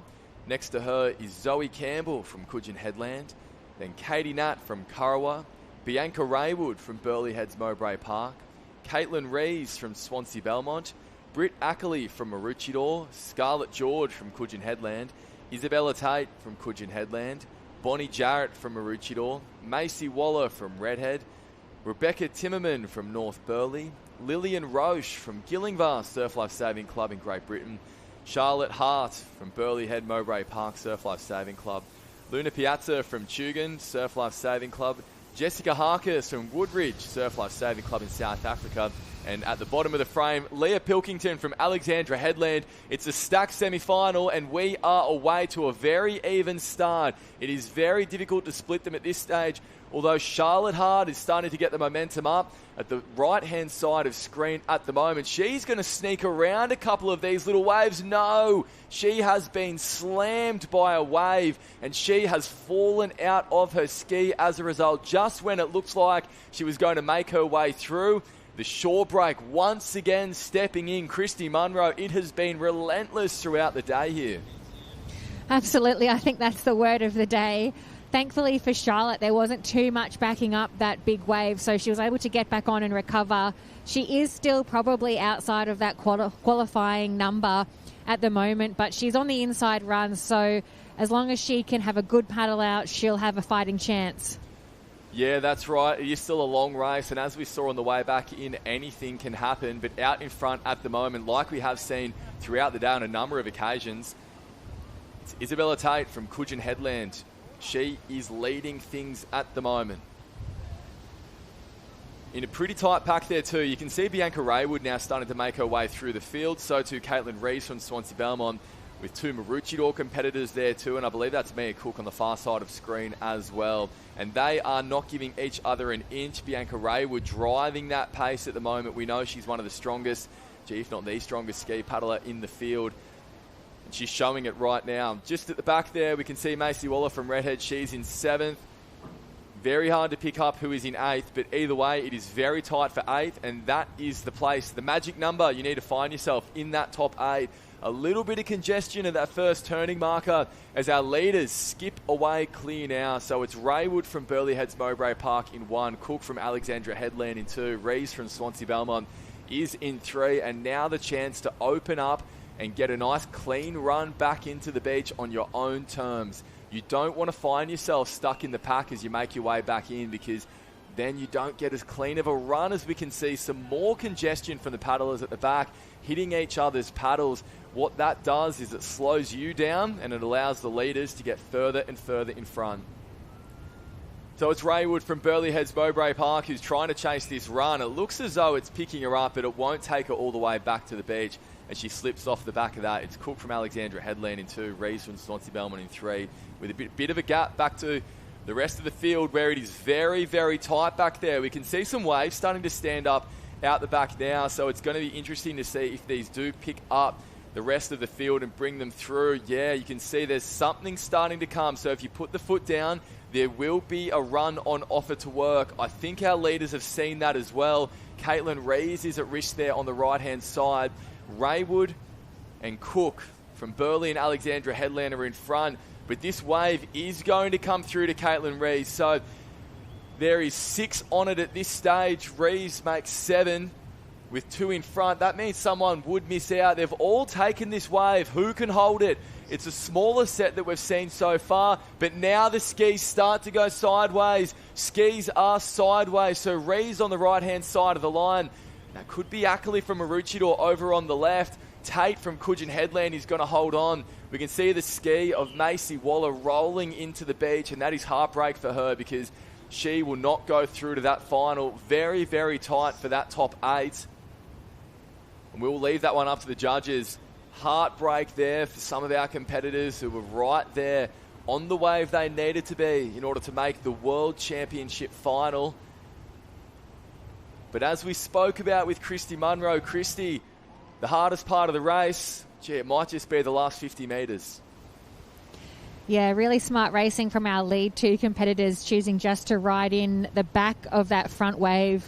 The chase pack not having that luxury, as we saw, with everyone choosing to take it on, and only 2 paddlers staying upright on their ski. It is just so challenging down here, not just with the force of that shore break, the wind, but also that current moving to the north. It is probably going to be the toughest part of the finish come the finals later this afternoon. Yeah, thank you, Christy. Absolute chaos at the finish line just there. That is our first semi-final of the Youth Women's Surf Ski race. There was no troubles for our leaders, Mia Cook and Bianca Raywood. Caitlin Rees paddling clear of that pack for most of that race too, but it just picked her up right at the last moment. So this is what we saw in the early stages. It was Charlotte Hart at the bottom of the screen in that blue ski that did get the best of it, but she got absolutely slammed by a wave that did pop up on that bank. And unfortunately for Charlotte, she went into the water. There was that wave. It drove her backwards. It took her momentum away. And then she was in the surf. That is not where you want to find yourself at the start of a race like that. What that did allow was the northern side of the start line to get out clean, and that is what they did. Isabella Tate from Coogin Headland led proceedings until Bianca Raywood from Burleigh Heads Mowbray Park put the foot down alongside Mia Cook from Alexandra Headland. And together with Caitlin Rees from Swansea Belmont, they managed to break away, but there were waves on the way. Raywood and Cook managed to get down that wave. It just stood out for Caitlin Rees. She couldn't get down it. And look at that in the background. Our top 2 getting through unscathed. And then came the chaos. Skis going from all angles. Rees would come across the line in 3rd or 4th there. Couple of Maroochydore caps. Tate from Coogin Headland got through, but unfortunately the rest of that wave were all swimming for their craft. So those results were now made official. We're starting to see that come through. If you want those results, head to liveheats.com. That is where you can find all of the information that you need. But for now, we have semi-final number 2 already back in the water, and there is not long to wait before we are underway in that. Let's head down to Christy Munro, who's on the beach with one of our competitors as we keep an eye on semi-final number 2. Thank you, Sam. Yeah, we're not too far from a start in semi-final number 2. I'm down here with Bianca from Burleigh Heads. Had a perfect race, or near perfect race in the heat as well as the semi-final. You must be feeling confident about this afternoon. Yeah, I just want to beat my sister. Extra bragging rights. So you could become the world champ, but more driven by beating your sister. Yeah, definitely. I just want to have a good race. I don't really care what I come as long as I execute it like good. Yeah. That seems to be the perfect attitude and probably a great way to approach this shore break. Not much you can do, but just focus on your own self. Yeah, definitely. I just want to keep holding my ski, even if that means waiting like for waves to go. So. Well, we're very, very excited for what this surf's going to throw up this afternoon. We'll let you go and recover and wish you all the best. Thank you. Thank you, Christy. And that surf is throwing up another set again at the start of semi-final number 2. It has absolutely cleaned up the rest of that field. We could see Olivia Clues from Newport. She knew that it was coming and put the foot down to get over the top of it. But the rest of the field has been absolutely whacked. And just like that, we have athletes swimming for skis once again. And on the left-hand side of that frame there, one of them was Jasmine Raywood. We just heard from her sister Bianca, who said that she wants to do anything she can to beat her sister Jasmine, who of course won the ski race at the national team's competition. She's not out of it yet, but she has a lot of work to do to try and catch back up. On screen there, that's Olivia Clues. She's doing strong out in front at the moment. Another curveball for our competitors to have to deal with. It has been relentless, this Karawa Beach shore break at the moment. So Sophie Wall from Alexandra Headland is now slipping in behind to try and get a bit of a rest there. As the chase packs start to fire up too, that's a Karawa cap there in 3. We had BMD Northcliffe in 4, Nikita Nissan-Saran. There's Dicky Beach, another Northcliffe cap as well. So Kate McCarty and Nissan-Saran are both there from Northcliffe. Lily McConkey, we saw her breeze through in second place in her last quarterfinal. She's right there as well. We're going to keep an eye out for that green and pink ski of Jasmine Raywood, who again has just been in the wrong place at the wrong time as they've made their way through that shore break. Out in front though, it's Olivia Clues from Newport. She catches a run straight around that can. That was so well done, and now she's going to start heading for home. That wind getting stronger and stronger here throughout the afternoon, so Clues makes that decision to cut back to the right around that last turning marker so that she can go with the waves and with the wind when she re-enters the break zone. That shot tells the story. The wind has really started to ramp up again. This is difficult paddling conditions, but it does mean that there is runs just like that on the way back in that will give you even more assistance than usual. So it's Olivia Clues, very dominant in front at the moment. Looking very strong off the back of her Junior World Championships campaign. On the left of screen there, Sophie Wall from Alexandra Headland. Kara was starting to come through the middle as well, or is that Abby Carter from Tugun? So Liv Clues, the reigning Australian champion, can afford to take her time. There's that green and pink ski of Jasmine Raywood. She was one of the favourites coming into this race. It looks like at the moment she's paddled herself back into contention as Clues just chooses to pull off that wave. Very smart paddling from Clues. She's chosen not to go down the face of it. She's pulled off, kept her momentum going, and now she's just chasing it in behind, getting that lift off the back of that swell. She will take out semi-final number 2. Ahead of Sophie Wall from Alexandra Headland. And now comes the race for the top 8. Those next 3 competitors all looking comfortable. Jasmine Raywood, what a paddle she has had to move her way through that field. McConkey from Dicky Beach. Looked as though we also had another Tugun cap slip through there. Could have been Abby Carter. Both of our BMD Northcliffe competitors, Nikita Nissan-Saran and Kate Mahadi, coming across the line. Actually, all 3 of our BMD Northcliffe competitors as well. Tara Shotter in there too.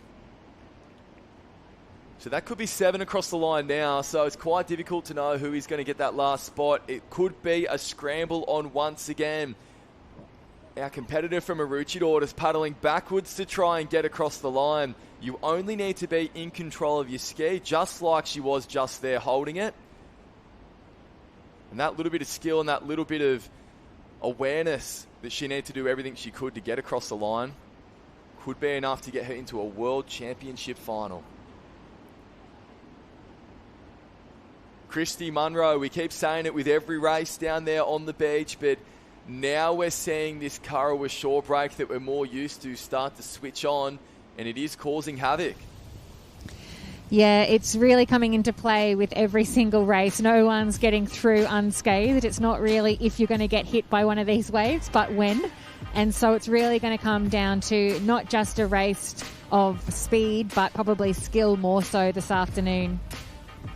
We're just seeing the highlights on screen at the moment. Liv Clues was well aware that she needed to try and put the foot down to get over the top of those waves. She lifted her rating. You could see the power get applied a bit more, and this was the product. This was the reward for it as well.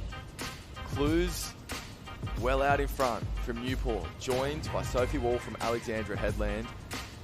And they had a nice stress-free paddle on the way back in. That's not to say it was easy. It was tough racing.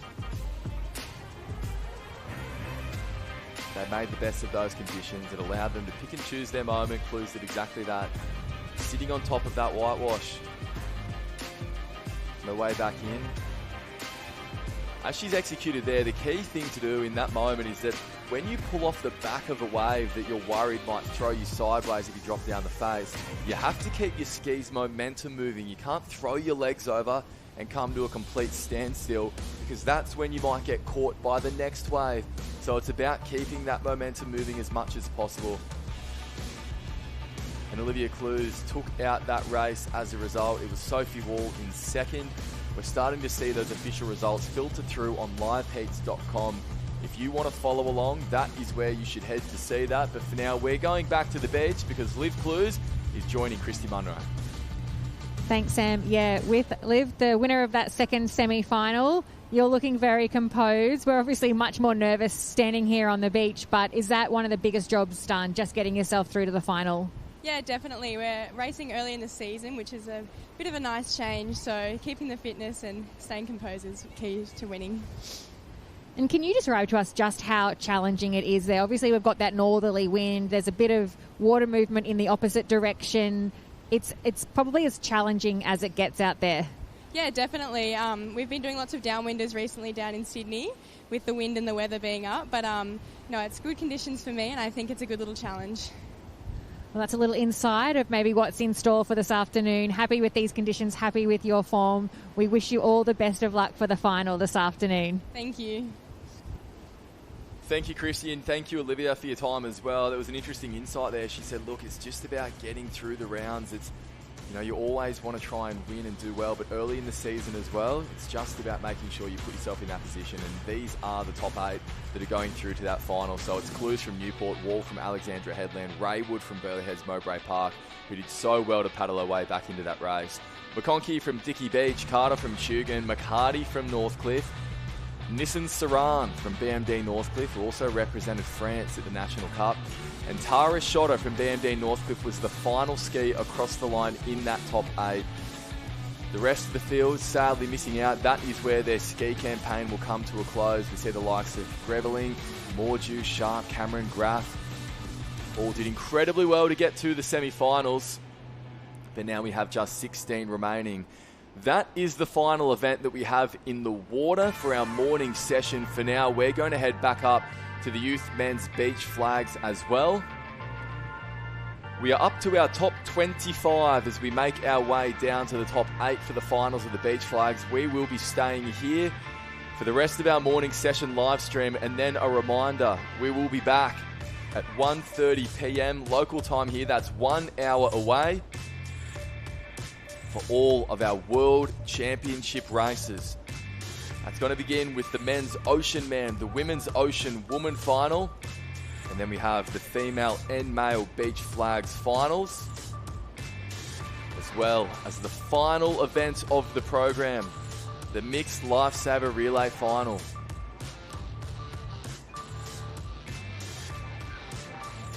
Just waiting for a start here in this heat. Tight racing, but it looks as though it's Metropolitan Caloundra who missed out there. South Maroubra fortunate to have been able to skip over the back of the competitor that dived in front of him to get that last remaining beach flag. But as I was saying, the M-shape Ocean Man and Ocean Woman races and the mixed Lifesaver relay are the races that the International Lifesaving Federation has put forward for inclusion in the 2032 Brisbane Olympics. We saw the success of those races at the national competition over last weekend. And now we're going to see the Interclub competition as well. A lot of the same athletes. And this is the future of the sport too. In 8 years' time, these athletes will be at their prime and fighting for selection, hopefully, if surf lifesaving is included in the 2032 games. So much to look forward to for now. We are focused on the beach flags. Of course, the way that these preliminary rounds work is that our field is split up into different groups that whittle their way down for us to get to that magic number.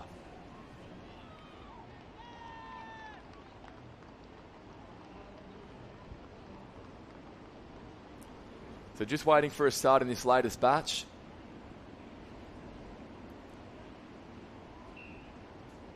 Six down, they're away and running, but where will our leaders go? That is always the interesting part. And Kudjin Headland gets that flag out on his own. It was a dive. It was contested there for it. Kudjin Headland nabbing that last spot in this beach flags.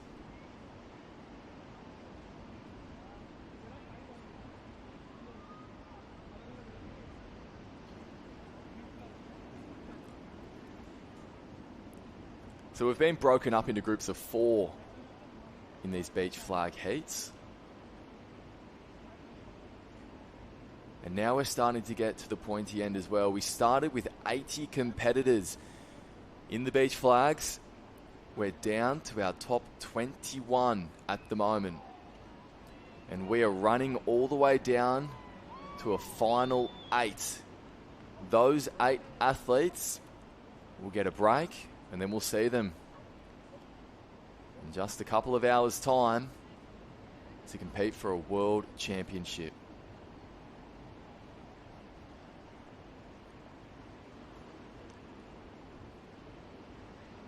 Waiting for a start.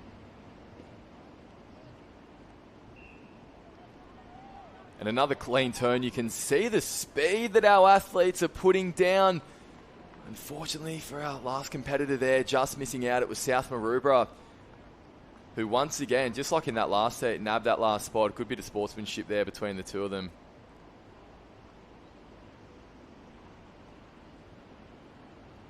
There is no margin for a slip-up. It's all about executing and it's all about progressing. Noel McDonald from the Pacific Swim Academy just missing out there. Coming across from Canada. We've seen the Pacific Swim Academy represented all day, particularly throughout those ocean events as well. Doing so well here at the Interclub Lifesaving Youth World Championships, Day 3.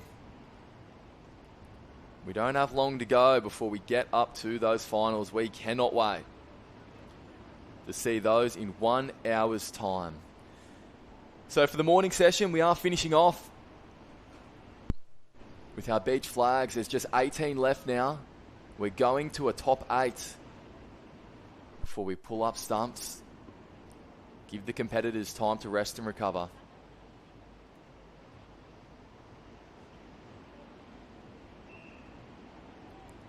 And another very even turn. It looks as though the field is moving right. And it will be one of our Kudjin Headland competitors who misses out on grabbing the flag. It did look like when we first started running that I thought he might have got there over his fellow competitor from Shelley Beach. Deacon Wright, I believe that was. Just that straight line helping Deacon. Just coming through at the last minute. He was able to keep his body firm and in that right position, that left arm stretched out in front. And it was Samuel Davies from Coogin Headlands who did miss out. A nervous moment for Deacon Wright there, but he handled that pressure very, very well.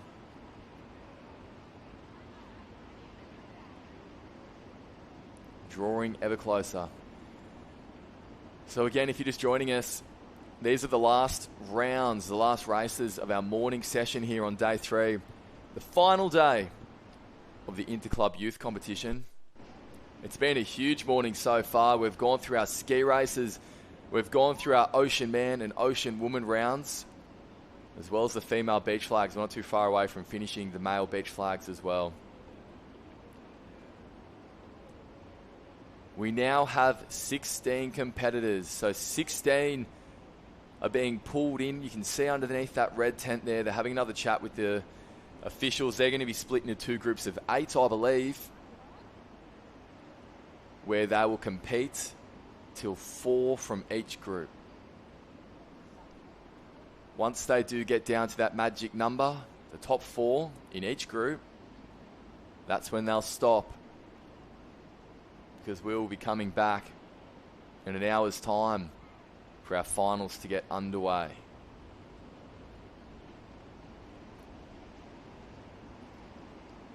These are perhaps some of the hardest moments for these beach flag competitors. They're so close now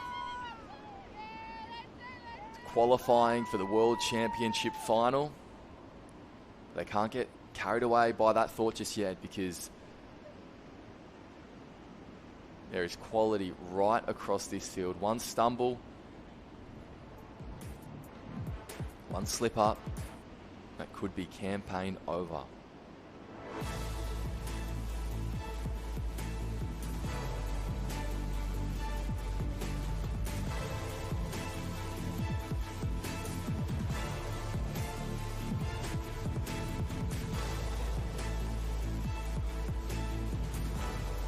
Crowd's starting to build here around the beach flag arena as well at Kurrawa Beach. The live site has been absolutely heaving all week, and today's no different. If you're in the area, if you're watching from your hotel room, if you're watching from home, you want to be down here this afternoon for the finals of the Interclub competition. And it is not too far away. So we have our final 16 now who have been lined up. They've been split into their groups of 8 as well.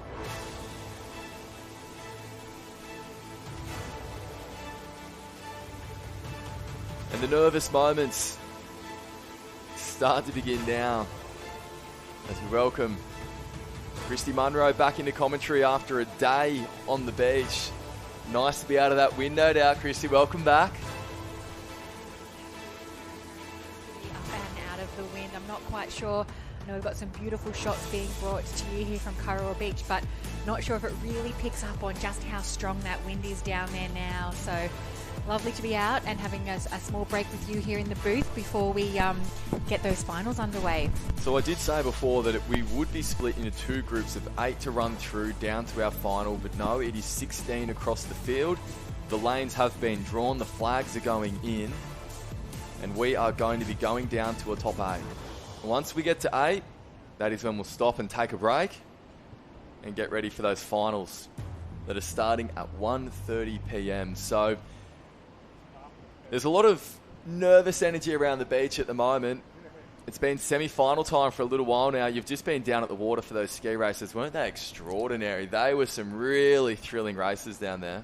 Some very, very tough conditions and even tougher athletes getting themselves in and around that course out there. It's just throwing up something different. Every half an hour the conditions are changing and the athletes are having to adapt. So very exciting times. They're happily having a bit of a break now.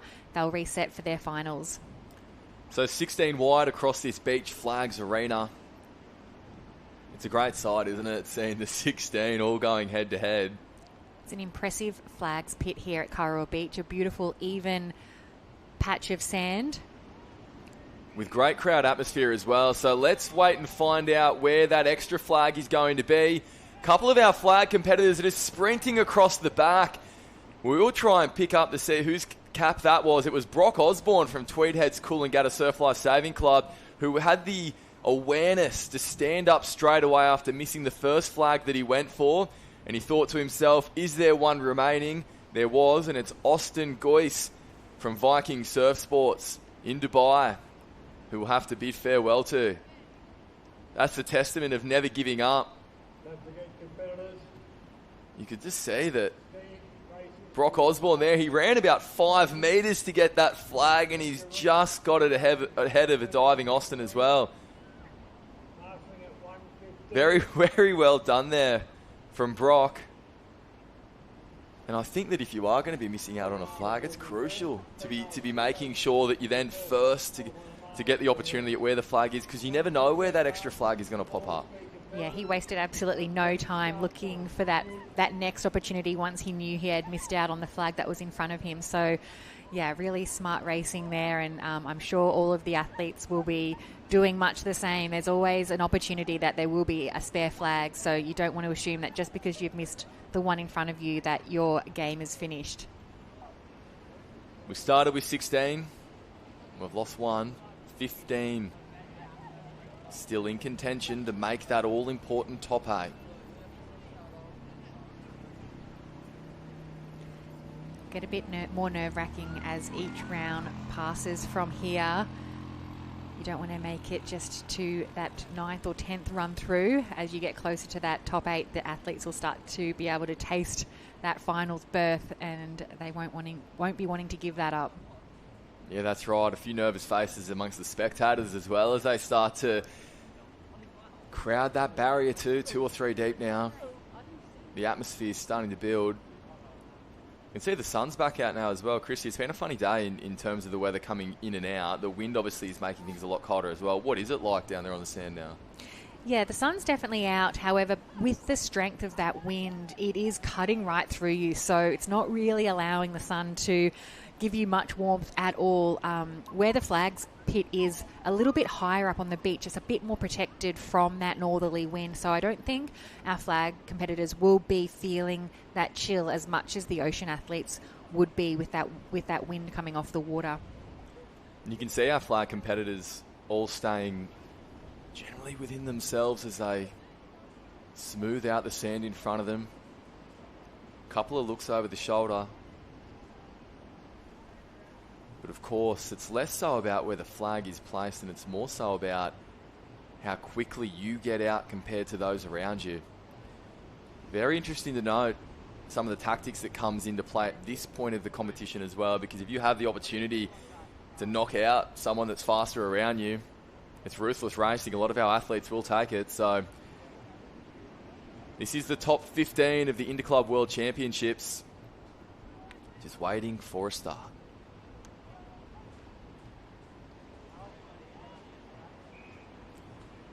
And again, a reasonably even start across that field, but where will that extra flag pop out? It did right in front of our competitor from Coogin Headland. So I think that might have been Brock Osborne.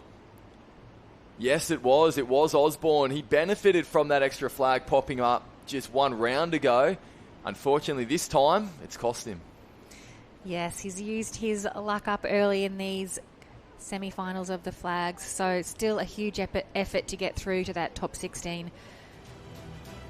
You could just see Osborne on the very far left of the frame there. So the athlete that he was lined up next to just thought, I'm going to squeeze you out.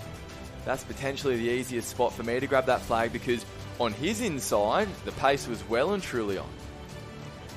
It's definitely a dangerous position to be in on either of those outside lines. You don't have another option to go for. There isn't a flag on the other side of you, so you're definitely a little bit more vulnerable in those positions. Hopefully, we will see the draw continuing to be a random draw as they head back to their red marshalling tent. They will get another position to line up from, so never lining up in the same alley 2 times in a row. That's right. This is our top 14. Of course, we are whittling down this field to a top 8. which will then contest the World Championship later this afternoon. I was just speaking to some of the events that we do have throughout the day today. This racing has been exciting enough in the ocean with this wind and the swell that's on offer. Gee, imagine what it's going to be like with the M-shaped courses being put into effect as well. We were talking about that as I was talking to some of the handlers carrying the skis off the beach after those semi-finals. That was some of the comments from a few of them. Yeah, the M-shaped course is going to be very testing and certainly very interesting, having to navigate that break not just once but twice out and in on each of those craft legs. I know it's an obvious thing to say because it always is the case in any surf sports racing, but at this time of year for a lot of the athletes, some who have put in a lot of work for the national teams competition, others who are just kind of kicking off their season, that tide is now starting to get quite low. There's going to be a lot of running and wading across the sandbank. Those fitter athletes who have put in the work, it's really going to be on show with the M-shaped course.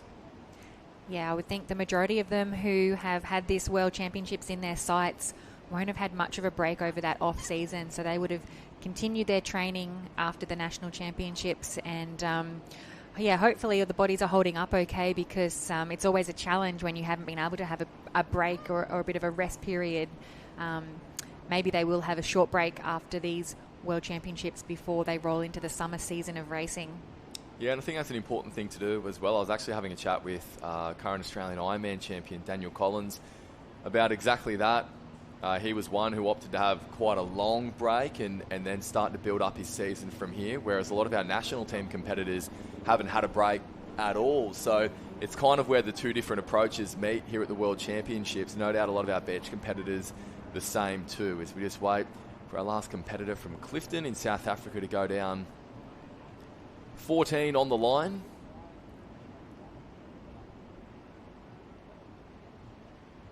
Our competitors wanting our official just making sure that they are set in position there. And now we are ready for a start. 14 is about to become 13 in the youth men beach flags preliminary rounds in the starters' hands.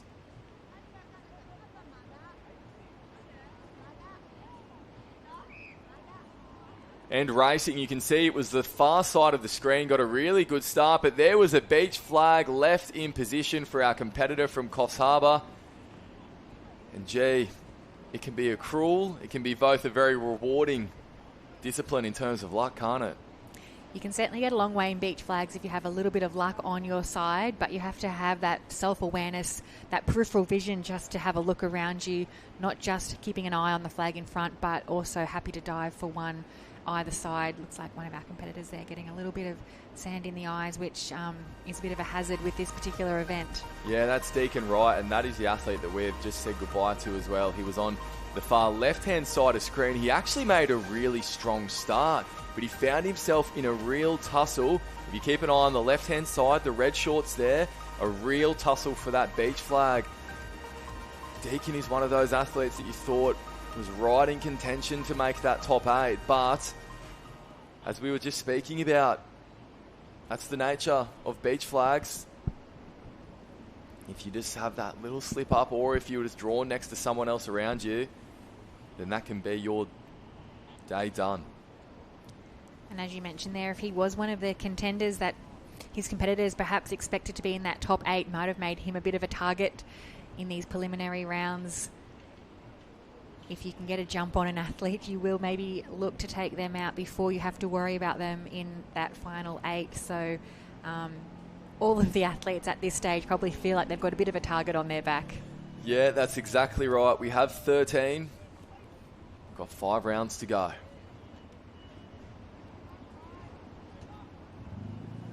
Now, Christy, of course, we're very focused on the beach flags that are in front of us, but even these athletes are going to have a period of time where they are going to have to rest, recover for probably no more than an hour, same as what we're seeing for the water athletes as well. We're kicking off our finals package with the Ocean Man and Ocean Women races. What do you do in this hour? It's a really tough one for the competitors, isn't it? I'd say a lot of the ocean competitors, I spoke to a few of them as they were just heading up off the beach, looking to have maybe that hour or so break. They won't actually head off the sand, they'll just go back under their club tents. Look to have a look at a bit of refueling, so if they haven't been able to have a good bite to eat throughout those heats and semis, they'll have another more decent bite to eat to get them through that finals package. Keep warm because that's a bit of a factor down there on the water's edge. And more so than anything, probably just try to relax. Everyone's been very heightened and quite nervous getting through. So just bringing your probably heart rate down a little bit, relaxing maybe some of the athletes. I know they like to play some music under the tents down there just to take your mind off what you have to refocus on again when you've got that hour or so break. Yeah, that's right, because normally, well, for the start of competition on a day where it's all finals, like we see it, say, for example, in Australian Championships, you know, the competitors get out there, they warm up, they check those conditions. But I can imagine when it's windy like this, a little bit cold, a lot of them probably would just rather stay nice and dry. Yeah, I don't know how many will choose to do a second warm-up. As you mentioned, they've done a fair bit of that racing this morning. They might just choose to get warm and get back into it when that final is called to the line. In the starters' hands now, our top 13 in the men's beach flags. And again, it's really hard to split these athletes as they're up and running. And it was perhaps in the middle of the field where the flag did come up empty. Our competitor from Coogin Headland, it was a tough battle between him and Coffs Harbour as they were diving for that flag, drawn side by side. That was where the extra flag ended up popping up. Yeah, it's very, very hard to see who's missed out because they're so close in these last final competitors. So yeah, if you keep an eye on the centre of the frame there, Cooper Bird from Coogin Headland Surf Lifesaving Club got squeezed out between the two from Coffs Harbour. He kind of had a bit of a misstep, not knowing which way he was going to go. He first stepped to the right, but then thought, no, I'm going to need to come back to my left. And it was just that slightly late decision from him.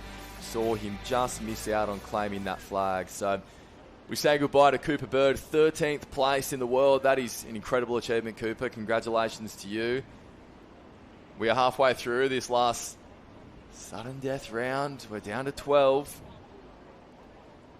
So back to our conversation around just that break, and our beach flags competitors are going to be negotiating that themselves as well. And it's probably more crucial for our beach flaggers to time that warm-up right, unlike the water competitors who will probably choose to keep their muscles warm, you know, under their jackets, under their tents as a form of warming up. They've already tested the conditions. They're ready to race, whereas with an explosive event like beach flags, they really do need to do a second warm-up. So they'll be keeping an eye on the finals time and making sure that they're up and ready to go, because you don't want to try and warm up through your 8 run-throughs. You just don't have enough time in the finals to do that. Well, we've been talking about the beauty, the innovation of liveheats.com, where, of course, you can see all the results, all the lane draws, all the point scores overall.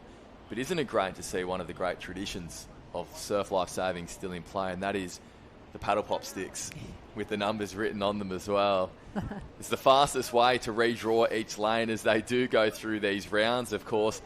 You know, if we were doing live heats, the competitors would check their phones to get back into it. Isn't it great to see the old decals in action? Yes, it's a tradition that probably won't go anywhere for a long time. As we mentioned, it is the fastest and fairest way for the flag competitors to redraw their lane after each run through. So that's how they know which marker to line up in front of.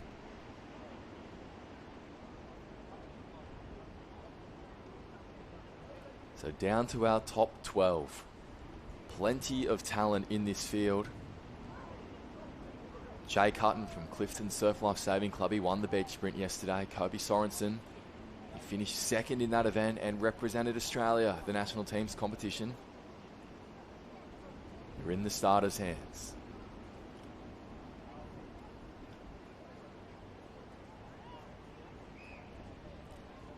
Away in racing, you can see those athletes that I just mentioned on the far side of the field, and then there was a flag that popped up down on their end.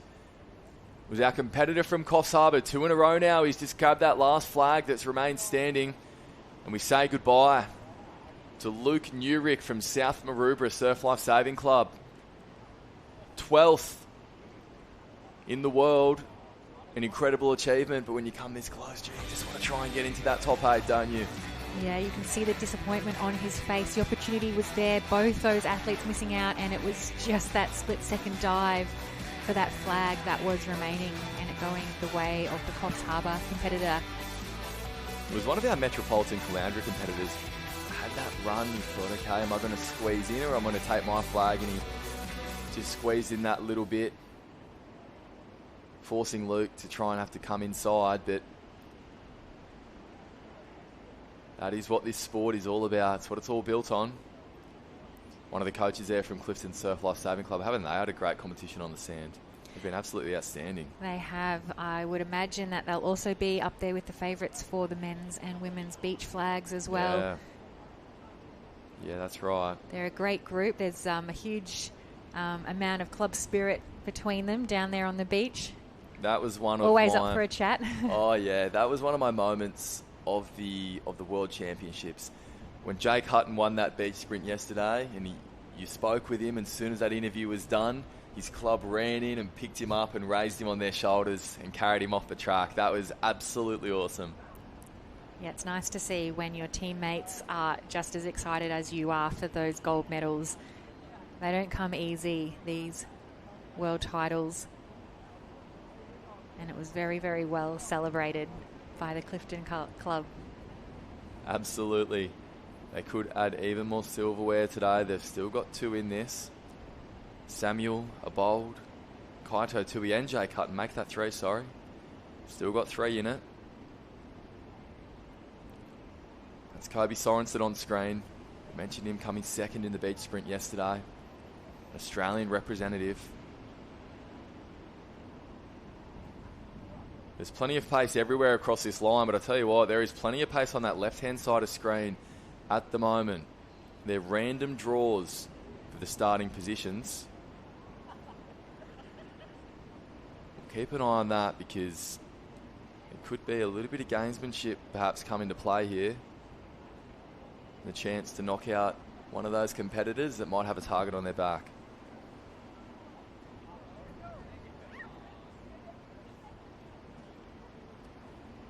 In the starters' hands. Okay, they're happy now, so starter in position.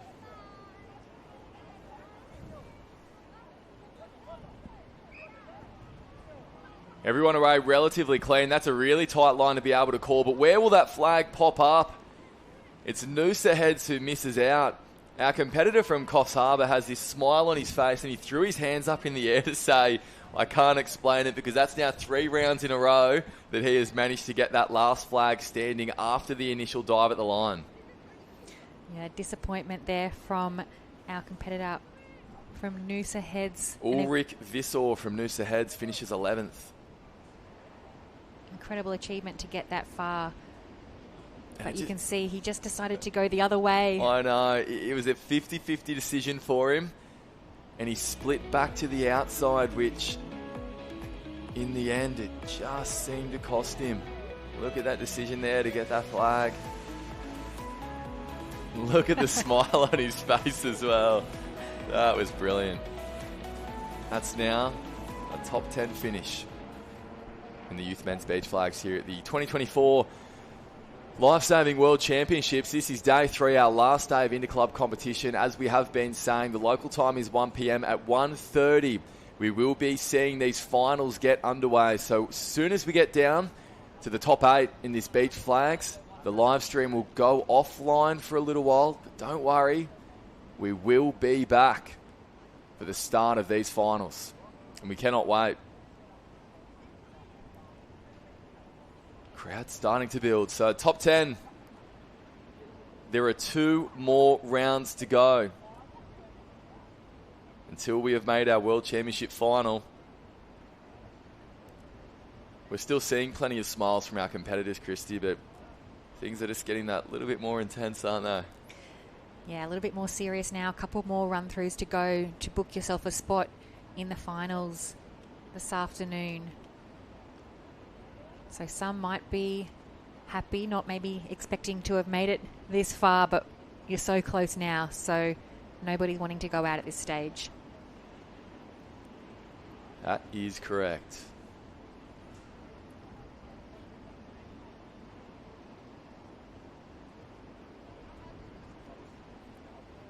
So just a little bit of cleaning up of the starting arenas. A underway. A little bit of gardening from our top 10. Some athletes like to get down and settled early. Others like to be the last one in position. Harrison Scarra from Morty Alec just having a bit of a walk around. They're waiting on him. And now we wait. Top 10 in the world. 2 rounds to go before we are at our final. And the starter's happy. We're in the starter's hands.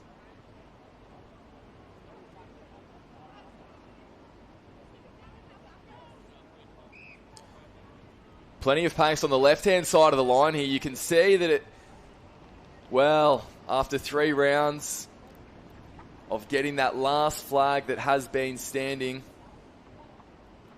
it has been the man from Coffs Harbour, Quinn Evans, who will finish 10th in the world. Top 10. Incredible result. But I think even he has a smile as he walks away. Quinn going, I think I might have used up all my luck in the last couple of rounds. Unfortunately, we have to say goodbye to him now. He didn't stop fighting, but I'm sure he'll be happy with that top 10 finish. Absolutely. He almost came together with his own clubmate there. Yeah, his clubmate not really having any other option but to go for that flag. Yeah, Sam Carswell. I did think they were going to go shoulder to shoulder, but even it was one of our athletes from Clifton Surf Lifesaving Club too who would have been quite fortunate there that they had the numbers on their left-hand side of the line. And this is it. 9 are on the line. There is 1 more round to go until the World Championship final. 9th in the world will be an incredible result for whoever claims it. But you really want to get to that top 8, don't you? To be this close now, they will be racing this flag run through like it is for the gold medal. They know that there's a rest coming up after 1 more run through. Not too far away. Of course, as a reminder, there's a rest for the athletes. There's a little rest for us as well. So the live stream will be going offline until 1:25 p.m. or so. I'm sure our countdown timer will be giving you all the information as it has done throughout the 2024 World Championship so far. We will be back just before the start of that finals package. We cannot wait. Day 3 of the Interclub Youth Championships. This is the last event of the morning session.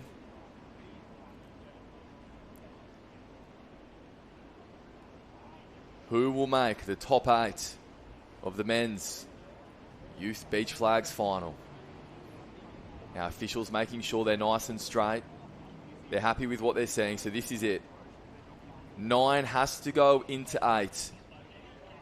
Our final is about to be determined.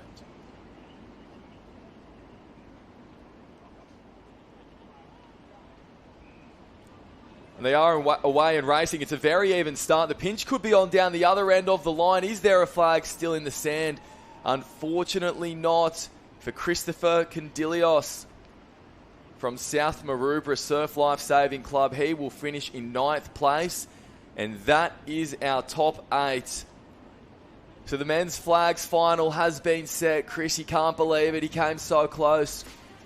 But in the end, it was just the pinch on numbers was on that right-hand side of the line. He did seem to get away pretty well. Morty Alec coming across him in front. And he stayed on his feet, a little shake of the head, thinking, I can't believe it. Yeah, huge amount of disappointment on his face. Although I think he did all that he could. He was just a little bit outpaced in the run towards those flags. So not too much more for him to do. 9th in the world. I hope he's feeling proud of that. So that is our top 8 set. Our last final has been booked for the World Championships finals package this afternoon. We will be back in about 20 minutes' time where we will crown another afternoon's worth of world champions here at Coral Beach.